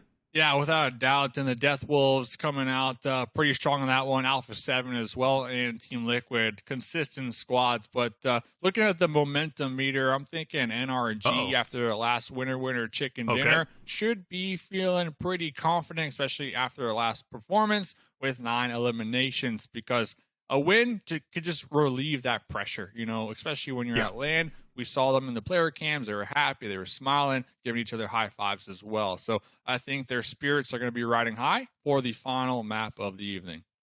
Yeah, and whether it's a win, we're talking winner chicken dinner, or whether it's a win against Alpha7, like in Hyper had just a little bit earlier, those victories matter and can put you over the edge. I'm actually going to do a little bit of math while you guys are casting the final game. I want to see... Production doesn't like that idea, apparently. I want to see how many eliminations Capri ended up getting, because remember, he started out hot and heavy, right, with 8, and there was a lot of conversation. Capri, would he stay on the roster? And I think he's absolutely earned this spot, even though in Hyper maybe has slowed down a little bit as the games have gone, but I really do think Capri has put on one heck of a showcase, man. So what are they doing, Hot Jukes, at this point? You think they're really trying out, like, Capri and others for a permanent spot on this roster? I think so, and I'll tell you what, Capri's gaming at this point. So I think the other players need to start watching out that they don't end up getting swapped out for Cunha, because, man, I mean, what could you say? After you have a great game like that, how are you going to put this dude on the bench? It makes no sense to me. So no sense. Yeah, he's been doing really, really well, and that's what you have to do. And it's kind of crazy, but I've seen it happen plenty of times where, a player will sometimes either have an injury or, something happen and they cannot play. And that new person comes in and goes crazy. And all of a sudden it's like, dude, what do you want me to say? I mean, we're better with this guy. We got to keep him. All right. Well, I want to ask you now, Dave, and I'm kind of curious because in other esports and other titles, when a good player, starts popping off and doing very well, obviously it takes a little bit longer. But just really quickly, could that also raise your stock to get onto another roster in the future, potentially? Oh, without a doubt. Without a doubt. If you're popping off, making a name for yourself, you're going to have eyeballs from other teams who make it to that next round looking at you and possibly scouting you. 100%. All right, chat, the PMSL Pass is active today to the 30th of June. There is a message pinned at the top of chat with the code and a link. Redeem the code with the provided link to earn 20 points in the new PMSL Pass event and be that much closer to earning the Dark Arts Gentleman set and Dark Legend UMP 45. Well, here it is, ladies and gentlemen, the final game of the day, game number 6 on Erangel. Let's see how the standings shake up after this one. Hot Jukes, Mustache Dave, take it away. Let's go. Final match of the day. Thank you so much for everybody for watching, sharing the stream, and of course showing us some love, man. We love to be able to watch some good old PUBG Mobile. And here we go. Last day for Group C to get some double points, at least for this week. We'll have one more opportunity later on, Dave. But man, this is such a big opportunity. You don't want to squander it. So a good 50-point game right here and now. I think that'll definitely make you feel good, right? Huge. Feeling good. NRG, I believe, feeling good after their last winner chicken dinner. Death Wolves feeling good. They've had a pretty consistent day here so far, preparing for their double points here tomorrow. FURIA starting to feel a little better after the last 2 games. So starting to see some teams start to ramp up as we are going to be waiting for circle number 1. Where are we heading here on the final map of the evening? Match 6, day 9. Wow. Going to go out there to the west side. West side, best side. West side. Let's go. All right. Well, yeah, looking very predictable on this circle, so nothing too crazy. Interesting. Yeah, because of the zone, Team Liquid could not go down to military, so instead they're gonna go ahead and loot that shelter area. Death Wolves still sticking to their Novo drop. They're gonna have to cross a bridge eventually. Now Oshan from SLR driving right through Team Queso. Very interesting. Once play. again, it's like always, do we ever not see SLR like in a fight early game? It's just like it's a consistent on Erangel. It's like a must. Yeah. Wild. Yeah. What you gonna do though? What you gonna do? You know, sometimes you gotta be able to make those plays. Oh, I mean, when you got the spot, Hot Jukes, you know, you got your spot. You just gotta get it. You know, loot. You gotta split loot. You have to. If you're SLR, you gotta split loot. You can't. You gotta do it. We're out of here. Yeah. See ya. See you later. And we're out of here. And just looking at SLR. Having a chat with a couple of their players yesterday. Okay. They were telling me their team synergy is on point, actually. What? Yeah, but their biggest challenge is that they changed up a lot of their tactics when it comes from their online play on how they qualified to their LAN play, right? So they're really just coming into you every day trying to adjust to the lobby. But I feel like when we're looking at them trying to adjust, the split loot, right? I think the split loot has gotta stop. I just don't feel it, you know. Other teams at the top not really utilizing that strategy. So why are you? I don't get it. I mean, I'd rather see them loot late than just lose people early on. I really would. But you know, they teach their own. Everyone has their own ideas. And the only reason why I'm being critical is because we're in last place, you know. So what they're doing isn't working. If it was, then I mean, I'd have nothing to say, you know. At this point, it's just not. And you know, I go and look at other tournaments. I look at other teams. I kind of study them, and I've kind of get a good feel of what the meta's like, you know. And it's so crazy because, you know, at first I thought hot dropping was just so wrong, but then we saw Team Reject and PMGO win the tournament against Alpha7 in Brazil. You know how hard that is? It's crazy, right? And they beat them, and they were hot dropping like crazy at the first day of the tournament. So anything's possible. Anything's possible. But the meta has shifted to where the all or nothing playstyle is so effective. You know, if you have a 4-man, you realize they're 3, you send everybody perfectly in sync. And it's easier said than done, guys, because if you're 2 steps back, you now give a 1v1 opportunity. You know, the timing has to be perfect. And I definitely see, I mean, there's obvious mistakes. We can't expect all these players to play perfectly every game. It's just unrealistic. You know, even if you kind of compare PUBG Mobile to like chess, you know, the best players in the world study, you know, every movement for, you know, decades, and they still blunder, right? They still make mistakes. So it's going to happen. It's just about minimizing those mistakes and the obvious ones. And it's a little cringe to see some of these veteran teams make some of the easy ones, you know what I'm saying, regardless of the situation. Yeah, minimizing mistakes definitely key, and we see that almost every single game from the top teams like Team Liquid, A7, Death Wolves. When they're in a fight and they have a feeling or they have some information, they're like, hey, if we crest over this hill, we're most likely going to be third party, or we're just at a straight up disadvantage. And instead of full on committing like we see some of these bottom teams do, they pull back, you know, and that's something we've been complimenting these top squads here tonight. Just their ability of knowing when and when not to take the fight. Like, all because you see your opponents ahead of you doesn't necessarily mean you need to get the elims. You know, they're gonna be there next circle and maybe even the circle ahead. So just trying to get all the advantages, all the cards stacked in your favor has kind of been the strategies that these top squads are utilizing. Meanwhile, these bottom teams, I feel like kind of playing almost a solo game, some of these games where they're all split around. They're not really within arm's length to provide each other that support in case they do run into an enemy. So hopefully as the tournament progresses, we start to see some of these bottom teams tighten up and show up. You know, I mean, there's a lot of expectations. There's a lot of opportunities. There's money on the line. That next stage is on the line. So there's a lot of pressure being at LAN, but like you said, we're just here cheering for these North America teams at the end of the day. Come on, right? USA. Right now we are getting whooped. I don't know. It's not. We're getting whooped, you know. But hey, but at the same time, that every single one of these rosters is new. You know, every single roster for North America is not like a veteran team that's been playing together for forever. We have veteran players, right?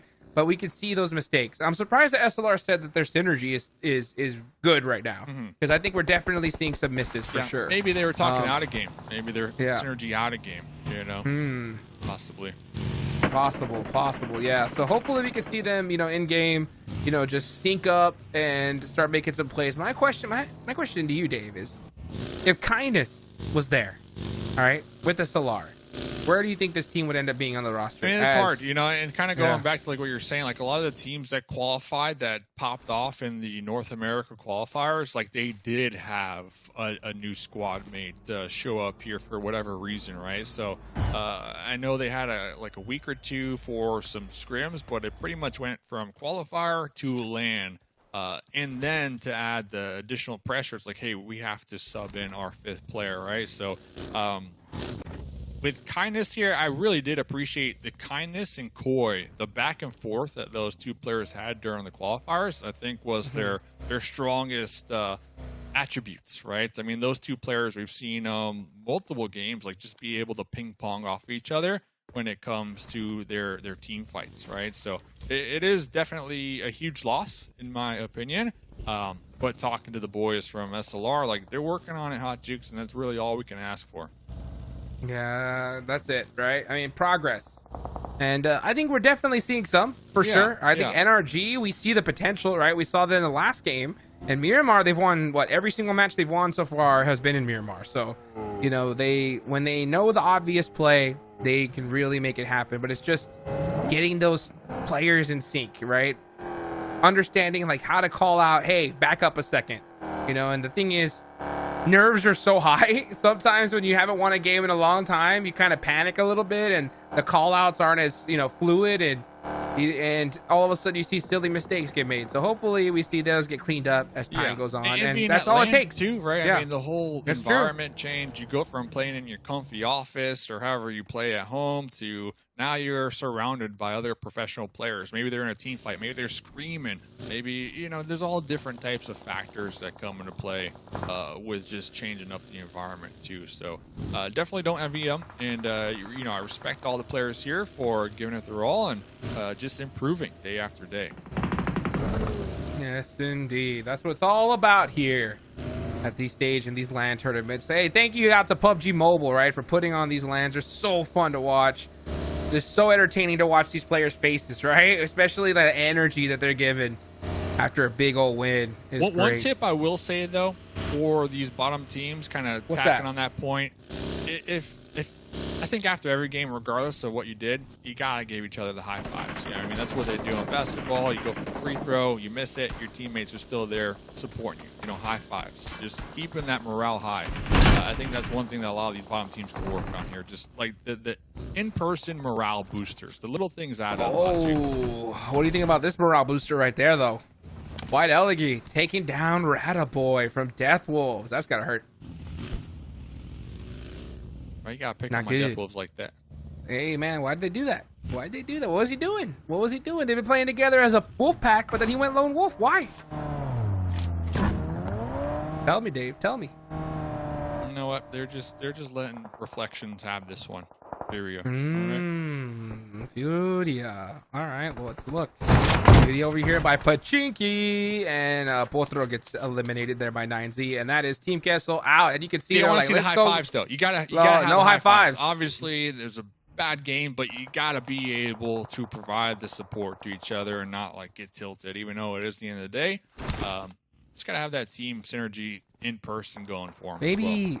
Maybe even some pats on the back. A pat on the back, yeah. Just little things like that. It builds the team synergy and it just adds up in the long run.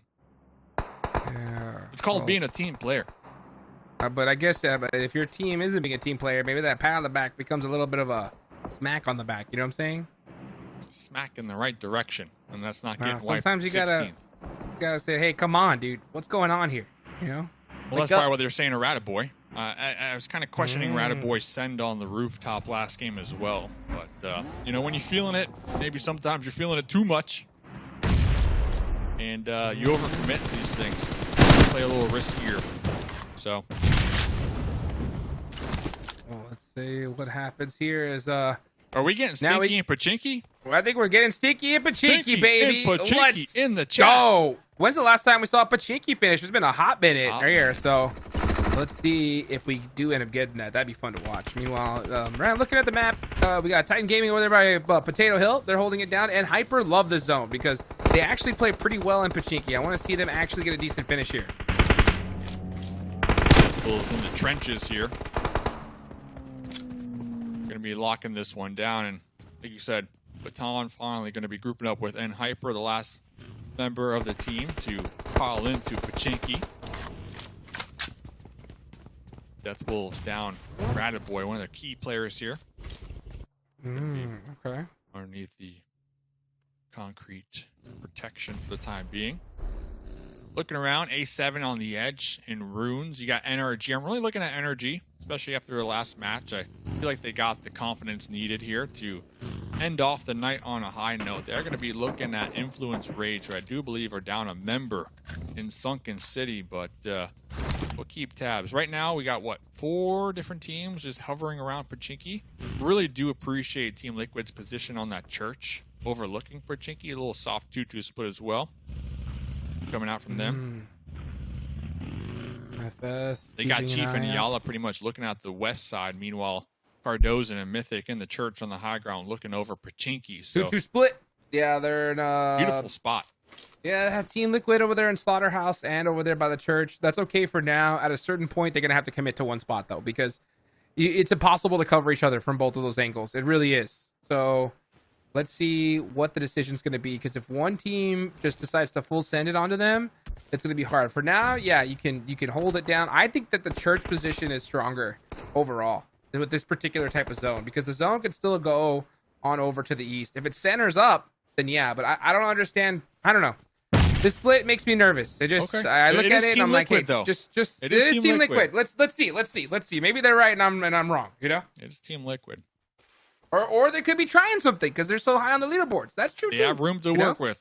They have room to work with. They could be doing something different. That's a fact. Now, looking up here, starting to see some smoke, some pot shots, but all these teams, I don't really see anybody who is currently in Pachinki making any move anytime soon. They're kind of just, you know, poking the bear, I guess you can say. But NRG and Influence Rage, they're hot in the mix up there in the north here. And thank you for the mini map. Next circle goes up. Okay, so looks like Team Liquid should be grouping up now on the church, like you mentioned. iNCO, solid spot. Yeah, so they go to the church eventually, like as predicted, really quickly. I think maybe they would have taken Slaughterhouse. It would have been like a crazy shift in that direction, but the odds were pretty low on that. Law healing up, ready to unload. Oh my goodness! Oh my goodness! NRG. Where's the momentum meter at now, Dave? There's the momentum meter You at had to now. go there. Well, regardless, both these teams, their momentum's about to be squished because Alpha7. That's right. Alpha7 hear the shots and like, hey, tasty treat. What's going on over here? Oh, some free points. Free points are us, is what they're saying. J7, though, popping out from the smokes, avoiding the sight lines. Nice knock right there. That grenade almost taking him out. Can J7 get the confirm? Almost getting taken out from the third party from Carrillo downrange. Quick little heal. Level 1 helmet. Damaged. Oh, they know what they know. Oh my gosh! The second he even looked, instantly done. You can see that head scratch right there. J7, a legend in North America in his own right. It's just these lobbies are insane. And what are you gonna do? A team, especially when Alpha7 is just staring at you. So yeah, Influence Rage. That's gonna be 3 points towards Alpha7. Yeah, and more points towards Alpha7. Yeah, might as well deny him. Might as well let's see how many Papa Blue get. You know, or maybe they drive into the blue, into the sunlight, and circle around. That's possible. I would deny the points. They can still make it out of here. Actually, they can't. Yeah, they just go all the way wrap. They should be able to make it out alive. Yeah, you can see Diego's trying that. Let's see if he can. And Law gets taken out. Oh, yeah. Not looking good. Oh, and Hyper doing a great job of taking out Rolls of War here. I'm telling you, when it comes to Pachinki, this particular zone, and Hyper usually have a good idea of what to do. I'm surprised they're not trying to save stars. I mean, you can, you know, hop them into your vehicle, but it looks like they're prioritizing zone here. They were on somewhat of a chase of Tonka from Royals of War. Going to be giving that up to heal up over here. Connor still from 9Z going to be passive in the back line here. Our two squad mates pushed up a little further into Pachinki. Death Wolves in the area. FURIA as well. Oh boy. Let's see. Team Liquid looking to sweep the edge here. Pachinki. Right now I'm looking at iNCO. iNCO in a really good spot in this game. This could be a big opportunity for them. Titan Gaming as well on that hill coming from Potato Hill could have a chance. Let's see where it all ends up. Because Team Liquid are in the mix, and Baton jumping out just a little too early, and he's taken down. So that is Hyper now eliminated. Tough finish. Cardosa now looking downrange. Team Liquid trying to find a spot into this next zone. There's still quite a few locations area. That plateau is, it's not a very good place to play, and they're trying to avoid it, but I don't think they're going to have much choice here. So Ayala, the scout, trying to find a position in this next zone. Where's it going to go, though? Everybody's in the vehicle and waiting. Okay. Centered right up. 12 teams here. Final match of the evening. Stage 5. iNCO still going to be big chilling. Death Wolves need to make a move now. Looks like they're going to be either going towards SLR or 9Z here. SLR still, 4 alive here as we get towards the mid game.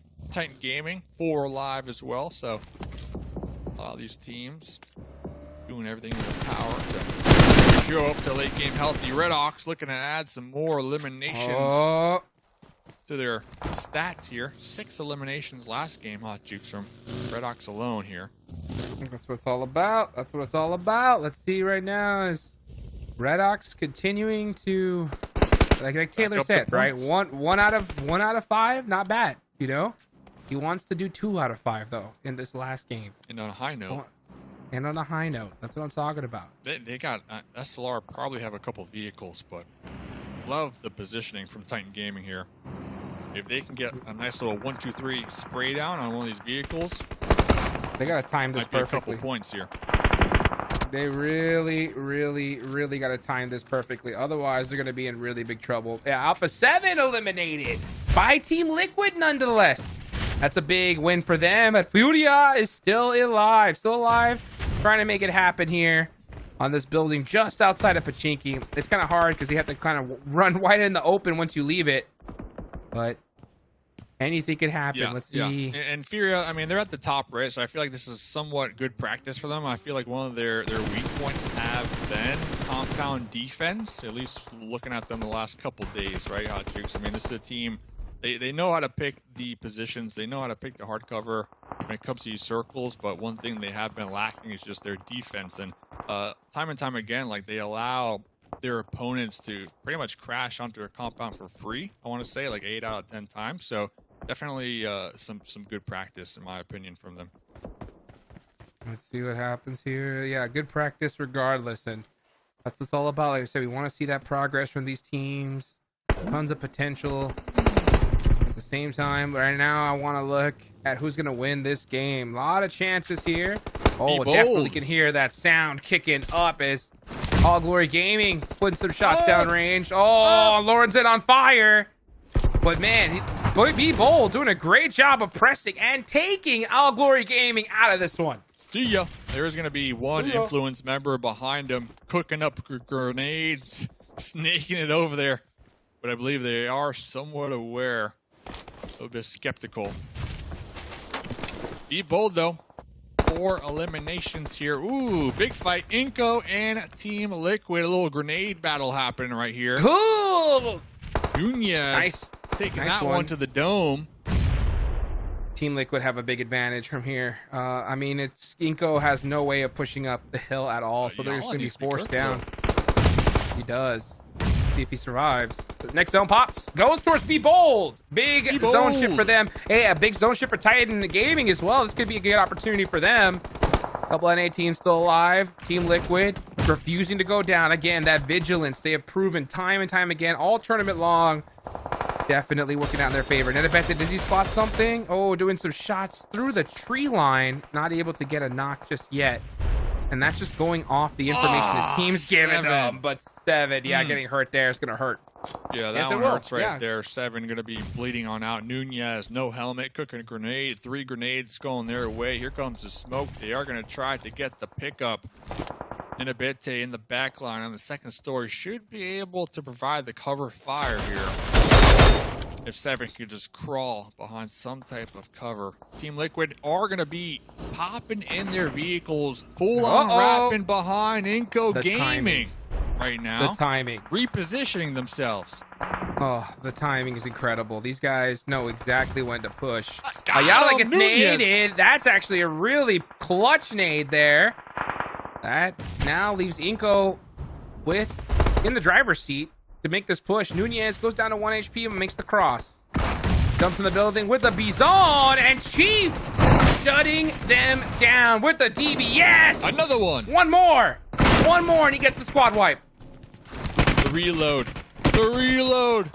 Oh boy, Chief, I'm telling you, this Team Liquid, they do not go down without a fight. iNCO with the advantage, and it just turned on them. Yeah, just that's what you gotta do. Just take a little sip of the water and just walk that one off.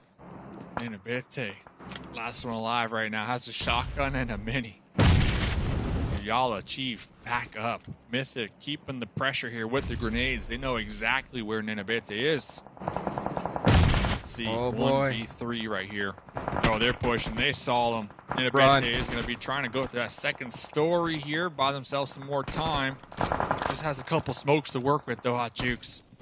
The Molotov's coming out. Oh, my goodness. Team Liquid predicting the movement right now from Ninabete and swarming Ninabete from all angles. We can see the frustration right now in the player cam. Look at that. The frustration. They're like, are you kidding? He's like, what do I do? Nowhere Nothing to run you can right do. there. Literally nowhere to run. Monster trucks getting popped out here. Inactive. Ooh, getting shot all the way downtown from Be Bold. Oh, and now Titan Gaming is sandwiched between Be Bold and SLR. Cool. They hold on for the long toss. Nades. Looking for the bounce here. Lorenzen pushing on in. Driving by. Guancho getting caught by Koi. And Redox actually able to get the knock in return. Redox again with almost all the eliminations on his team. See ya. Finally going to go down to Death Wolves. 6 eliminations going their way, though. Another pretty solid game, in my opinion, all things considered, for Titan Gaming, trying to climb up the leaderboards and set them up for tomorrow. Team Liquid, though, little 2-2 split. Next circle does pop. Woo! Be Bold once again. Going to be up here in the north, big chillin'. I don't know how Team Liquid loses this, even though they're at such a huge disadvantage right now with having to play 2 players against Death Wolves. just how they've been playing all tournament long has just been ridiculous. I mean, Death Wolves, like I said, I think they had a chance points-wise, but I think Team Liquid said maybe they heard that and they were like, you know what? No mas. No more. No, it's time to shut y'all down. Enough of this possibility of catching us. There's just no way. At the missile grenades, Team Liquid with 9 eliminations, almost 2,000 damage done here so far. There goes the Death Wolves, taken out in 3rd place. And, well, we got a straight up 4v4 here, Hot Jukes, for the final game of day 9. Right now, what happens? As David is looking in this direction, trying to hold it down. Reyes just trying to get to his team. Be Bold needs to be careful. They know that they should have a very strong idea. It's a 4v4 at this point. Oh, nice knock there onto Mythic. It's time to just focus all their efforts in this direction. But let's see if they can stop it. Here come the smokes. Immediate smokes from Team Liquid. Trying to get Mythic back up. That's the player you definitely want to have in your corner this upcoming fight. It's pretty much an even fight here. Yeah. Both on the edge. One more zone shift left. Yeah. I respect it. You know, you get the knock, let them get the pickup, but you're going to be forcing your opponents to dip into their meds, and you're also going to be impacting their armor, right? Moving forward into the final battle. So 9 eliminations on to Team Liquid. We got the percentages at the top, 50-50, right down the middle. It's a coin toss here. Coin toss indeed. Coin toss. You can see the focus. Mythic, though. Big knock right there on the off angle. And the flush. The flush. Boy, here we go. Yeah, that's a tough one there. Yeah. That is a tough one for Be Bold. What are you going to do? Can we get the oh, trig? Mythic gets knocked. That's big. That's big. I mean, Be Bold have the big position here. Grenade? They have a huge that could be advantage. Good. Can we get the bounce? Oh, It's at the just short. doorstep, but not able to hit the mark. Not able to hit the mark, indeed. Yeah, I mean... Ammo's looking low, too, on the Rosen, on the roof. They got to hit these shots, though. Be Bold cannot afford to get knocked. If they're able to hit these shots, they should win this game. They have all the positional advantage now with that last shift. But, man, Team Liquid refusing to go down. It's going to be up to David. They're going to bait David out. Like, honestly, you can have one player just stand out in the open and then just pre-fire David, and they take out that angle, then Be Bold's done. See what happens. 3 grenades, 6 smokes. What's going to happen pop, here? So, Be Bold's Here still we going to go. be in it. Here they go on the rotation, and they made it to the broken wall. That is brutal, and now Be Bold is on the back foot in trouble. That's what happens when you split. They know that they can just push you. Lorenzen in the open. Chief has to catch him. Can he do it? Got him right in the back. I don't know how they didn't see that coming. They knew it was a 2-seater. Hello. And, From the window. that was big. That was big. 2 confirms. That's how you do it. Right there. Now it is just Chief. This should 100% be a Be Bold win. Chief behind the boulder. It's gotta be. David knows exactly where Chief is, too. One more Lorenzen grenade. going with a army crawl right now. Straight up all the way across the map. He's trying to survive. They should not try to pick him up at all. Just let him go out. It's gonna be a 2v1. Because if they go for the res, it turns into a 1v1, and that's a problem. David they're actually going for the res. Okay, with those smokes out, he realizes it. He knows that there's a chance they're going for the res here. So now he's gonna try to get this knock on David, but David's just gonna hold it. Chief has to run on the open and pre-fire him. No more grenades either from Chief, so or Molotovs. Laser beam right there. Ooh, yeah, if that knock would have happened, that would have been brutal. But since it did not, now it should be an easy win. Yep, and that is it. Wow. Okay, Be Bold chicken dinner. But you got to give it up for Team Liquid as well. Crazy points on the board. Yeah, I did appreciate their push. You know, they sent 2 to wrap around that broken wall. They did survive. They knew David was on the rooftop across the road, and they knew David wouldn't have sight lines on that push as well. So huge heads-up play from Team Liquid. They got a bunch of eliminations, a bunch of damage. Team Liquid, end of the day, having a really solid game. 6, and just a solid day in general, but a huge come up for Be Bold. I mean, this is a team that we don't normally talk about. Yesterday, they had a couple solid Miramar games, and they're going to end the night with a winner chicken dinner. Best case scenario. That's right there.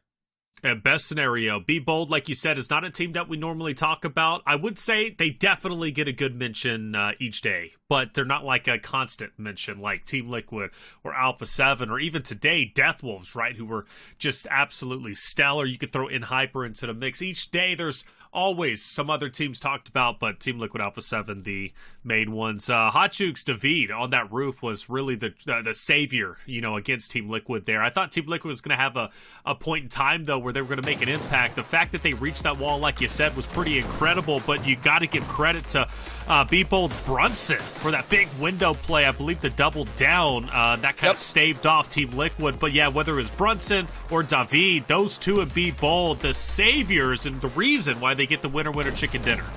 Yeah, but I was saying that was the play. That one little 1v2. If he wouldn't have done that, then I think Team Liquid win that game. I mean, that's how it comes down to. Sometimes it is just one play that makes or breaks you. So big game for Be Bold. I'd love to see that. Hopefully they can use that energy for the rest of the tournament, because there's still a lot of matches to be played. Anything can happen for sure, especially on these double points days. But man, one more double points day to go for the week, right? How are you feeling going into tomorrow, Taylor? I'm feeling pretty good, but I mean, for Alpha7 people or who have been going against Alpha7, I know they're not comfortable. It's especially for Team Liquid. I know Team Liquid is eventually going to regret, if they don't already regret, their double points day. Maybe even incentivizing them to challenge Alpha7 a bit more than they normally would, right? Because Alpha7 cannot prosper on their day, or on their double points day tomorrow. Obviously, Deathwolves, come on, I mean, that's going to be a huge day. Deathwolves could have one of the biggest days we have seen. I think their double points day wasn't too bad last week, so coming into this week, I think they're going to be all right. And even NRG Galaxy, let's throw them into the mix, right? Yeah, I mean, they got a winner chicken dinner earlier. They could also have a surprise come up. Yeah, I'm thinking tomorrow, Group D got 9Z, Alpha7, Deathwolves, and NRG. NRG definitely showing up here towards the later half of today, so I think they're setting up for success tomorrow. Deathwolves, they just had a fantastic day all around, and Alpha7, they're just Alpha7, right? So tomorrow should be good for the double points homies, but when we're looking at today, double points-wise, I think Team Queso, they had a strong start to the evening, right? Influence Rage had a solid game, but we really didn't see like the crazy pop-off performance, in my opinion, from any of our Group C teams here today, which is just unfortunate. Like Duke mentioned, only one more double points for Group C next week. Yeah, I'm disappointed because Group C, I expected today to be a big shakeup on at least the first page of the standings. It was, and we did get some shakeups. Like, it was exciting. FURIA, Deathwolves, right, going back and forth. Team Queso making a run up there. Influence Rage had their moment to shine. But it wasn't as impactful as I expected it to be. We'll see the results after all 6 games have concluded. Team Liquid will hold on to first place, so they're going to finish the day off where they were for the longest time before Alpha7 took it yesterday. Deathwolves will finish above FURIA by 4 points. Good on them. I mean, well-deserved, Hotchukes. They had an incredible day. Outside of that, there are 0 changes after game number 6. 0 changes, but I'll tell you what, there's going to be some changes tomorrow, right? Deathwolves, double points day. Alpha7, double points day as well. So, I mean, Team Liquid, I think they definitely did their best considering, right? And somehow it's so crazy to just see them be so consistent when it's not their double points day. I mean, look at that. I mean, it's so crazy to watch the bonus points, right? I mean, Alpha7 tomorrow is going to be ridiculous. I think so. We'll take a look at our second page, 9 through 16. Any movers? No movers at all. However, Titan Gaming did take that big leap up to 13th. Good on them. So a decent day. One of the best showings from them in quite some time. I give credit to Redox. He did slay out today. So if you're going to be bringing that, bringing that energy right early on, you have to be able to to replicate that energy in the game. And I think Red Hawks absolutely did that with Titan Gaming. So well done overall as a whole, people. Shout out to them for 343. They've been just on that precipice of breaking into top 8. So I hope they do break into top 8. I think they can break into top 8. It might have to be on their double points day. After all, tomorrow's Sunday, the last day for week number, for week 2. And then we have one more week. Hot Chooks, this series has honestly flown by. Just like in a snap of the fingers. It's so crazy to watch. I mean, this whole double point system, I love it. I really do. I think it's awesome. I think it gives a great opportunity for teams that have some rough moments. And at the same time, it's a big chance for teams to just make a gap so big that nobody can touch you. So with only one more week and one more day to go, anything can still happen. Anything at all. Death Wolves tomorrow, I'd look to see if they can maybe close that 100-point gap. It's going to be exciting to watch them without question. Sarpatch had a chance to talk to NRG's Fate, I believe, after their Game 5 win. This is going to be a treat. Let's hear what Fate had to say after their Game 5 win. NRG with the dub. Let's go, NRG. Let's go, baby. We heard you from over there. How are you, man? Congratulations. I'm good, man. I feel hyped up. I feel pretty good. We're playing really aggressive. It felt nice. This match, at least this match, NA was more than Brazil.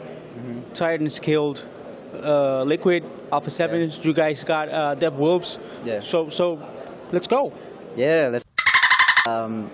Again, I think NA just needs more time and practice against the Brazilians. I'm really glad with this format because it's long. It's not just finals. So we're able to practice against Brazil teams, Latin teams a lot more often. And I know North America isn't really showing too much, but slowly we're able to get our there and we can show that we can defend, but it's just those nerves and need to be aggressive that will kind of fuel us up and start getting these wins that we should be getting. Tomorrow we have double points, so hopefully this aggressiveness it'll switch over to tomorrow and we can keep up the pace. Obviously the earlier matches weren't too good, but we have the right mindset, we're on the right track.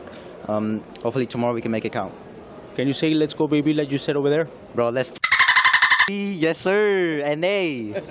Let's go. He wasn't making the dolphin noises. That was what we had to put in there. But it's nice to hear from Fate. Sure. Hey, I'm pretty sure maybe he could be a He does a great dolphin impression. And a very really consistent one. And a very consistent one. So if that's really him, hey, Fate, we got to have a conversation, brother, because you got a future of voice acting. Dave, I liked what he said, though. Obviously recognizing that there were some mistakes. There were some nerves. They're not being as aggressive as they need to be. But they did say something that resonated with me, and that was, NA's not playing that well, but they're getting a lot of practice and a lot of training against, Brazilian and Latin American teams, which should improve them in the long run. Yeah, and we're starting to see signs of life now as we are over the halfway point of the tournament here. We got one more day tomorrow. Group D NRG will be in the double points, and I do appreciate today we had Red Hawks popping off, so hopefully tomorrow Titan Gaming can kind of have other squad mates perform as well. But NRG, as well, getting some good points, some good team fights in here tonight. That practice that we're calling it. But I'm happy that we're seeing the energy is positive from the squad of NRG, and they're just setting up for. Whoa! Did I get here a dolphin noise? But they're setting up themselves for success for tomorrow, though. I mean, that's my TLDR point. They got good energy. They're starting to have better team fights, and tomorrow's double points day, so you really can't ask for anything else from them. You can't. Well, other than I want to see them break into top 8. That would be special to me. NRG, let's do it. Fate was all smiles. I do. How many I really teams believe it. I really believe it. If there's a team, dolphin dive into top Hyper, 8, baby. listen, they're sliding down. All right, they're sliding down. If there's one North America team that's starting to show some signs of life, I think it's NRG. Oh, okay. NRG that's showing life. Let's go with it. So you got some bold predictions. NRG Death Wolves taking over second place over Team Liquid, who's now currently in first. There's a lot. Hot Jukes, what's your final words before we get out of here? Go to bed, Hot Jukes. Go get some rest, man. You need some brains fried from too much PUBG Mobile, man. Oh, Dave, I love it, dude. One more day, baby. Let's go. One more day. We'll see how it goes. Dave, what are your final words before we get out of here? Well, tomorrow's going to be NRG Day, so that's about it. Not Death Wolves. Well, they're always going to perform, right? But NRG, I think, will be yeah. the biggest shaker on the overall leaderboard, so don't sleep on them. Good recovery. I like that. Good recovery. It was a fun day. Dolphins and Death Wolves and Howling aside. I think we got a little bit of everything. I hope you enjoyed the show. Make sure you hit that subscribe button if you did, because we're going to be back tomorrow for the final day of week 2 at 5 ET. But for myself, Taylor Reflections, Noble Hot Jukes, Mustache Dave, our production crew, and you in chat, thank you for being here. Hit that subscribe button and be back tomorrow, 5 ET. We would love to have you. Obscure. He is the player to watch when he gets taken out. That huge angle eliminated. Isler's looking like nothing but a Team Liquid win. Yeah. Oh, he's going out. Deny the point. Like, no, we are not going to give him another one. Oh, he wants it. Goes in, drop Oh, shot. he Gets got it, him. Hot Jukes. He gets it done. NRG in a battle with Rolls of War. Oh, Law! Spinning. That is not the worst thing that could happen. And they survived for a little bit longer. And there they go. J7. Not let him drive again, Hot Jukes. So good. Now it's just Queso. Shotgun in hand. And he's on top of the crates, though. Can't even make a play, but Alpha7 are so good 2v1. 1v1 opportunity. 1v1. That's huge. 1v1. Oh, and McGrellin at the last second clutches up the chick. The 1v3, Hot Jukes? No way. The 1v3? He didn't even cook it. He just threw it. He's just like, maybe he's going to nade himself after? I'm not sure. I mean, he goes for this. Off angle. There's one. It would have been fun to watch, but you know what? Steve Kessel with the win. Let's see one, man. Let's see one. Nope, not gonna Rolls see it. of War, double point state. Oh, got him! What a shot, baby! Dragon, goodbye! Play of the tournament. So now the shots come out from Law. No way. Redox is like, are you serious? You've been waiting there that whole time? Oh, runs out. Oh. Does he have any nades? He doesn't. So Redox just has to watch. He just has to watch. Oh, the jump down. Oh, it's because he's hurt. He's hurt. He's coming down. Bah, bah, bah, bah, bah, bah. See you later. Let's go. How you like that, Taylor? Last heals up. Finally peeks. Oh, the headshot from Law. Malaz needs to be careful. Where's the rest of the team? The rest of the team should just push him. Yeah, Law should go out, and he does. It's an NRG chicken dinner. Laser beam right there. Ooh, yeah, if that knock would have happened, that would have been brutal. But since it did not, now it should be an easy win. Yep, and that is it. Wow. Okay, be bold chicken dinner. But you got to give it up for Team Liquid as well. Crazy points on the board. Yeah, I did appreciate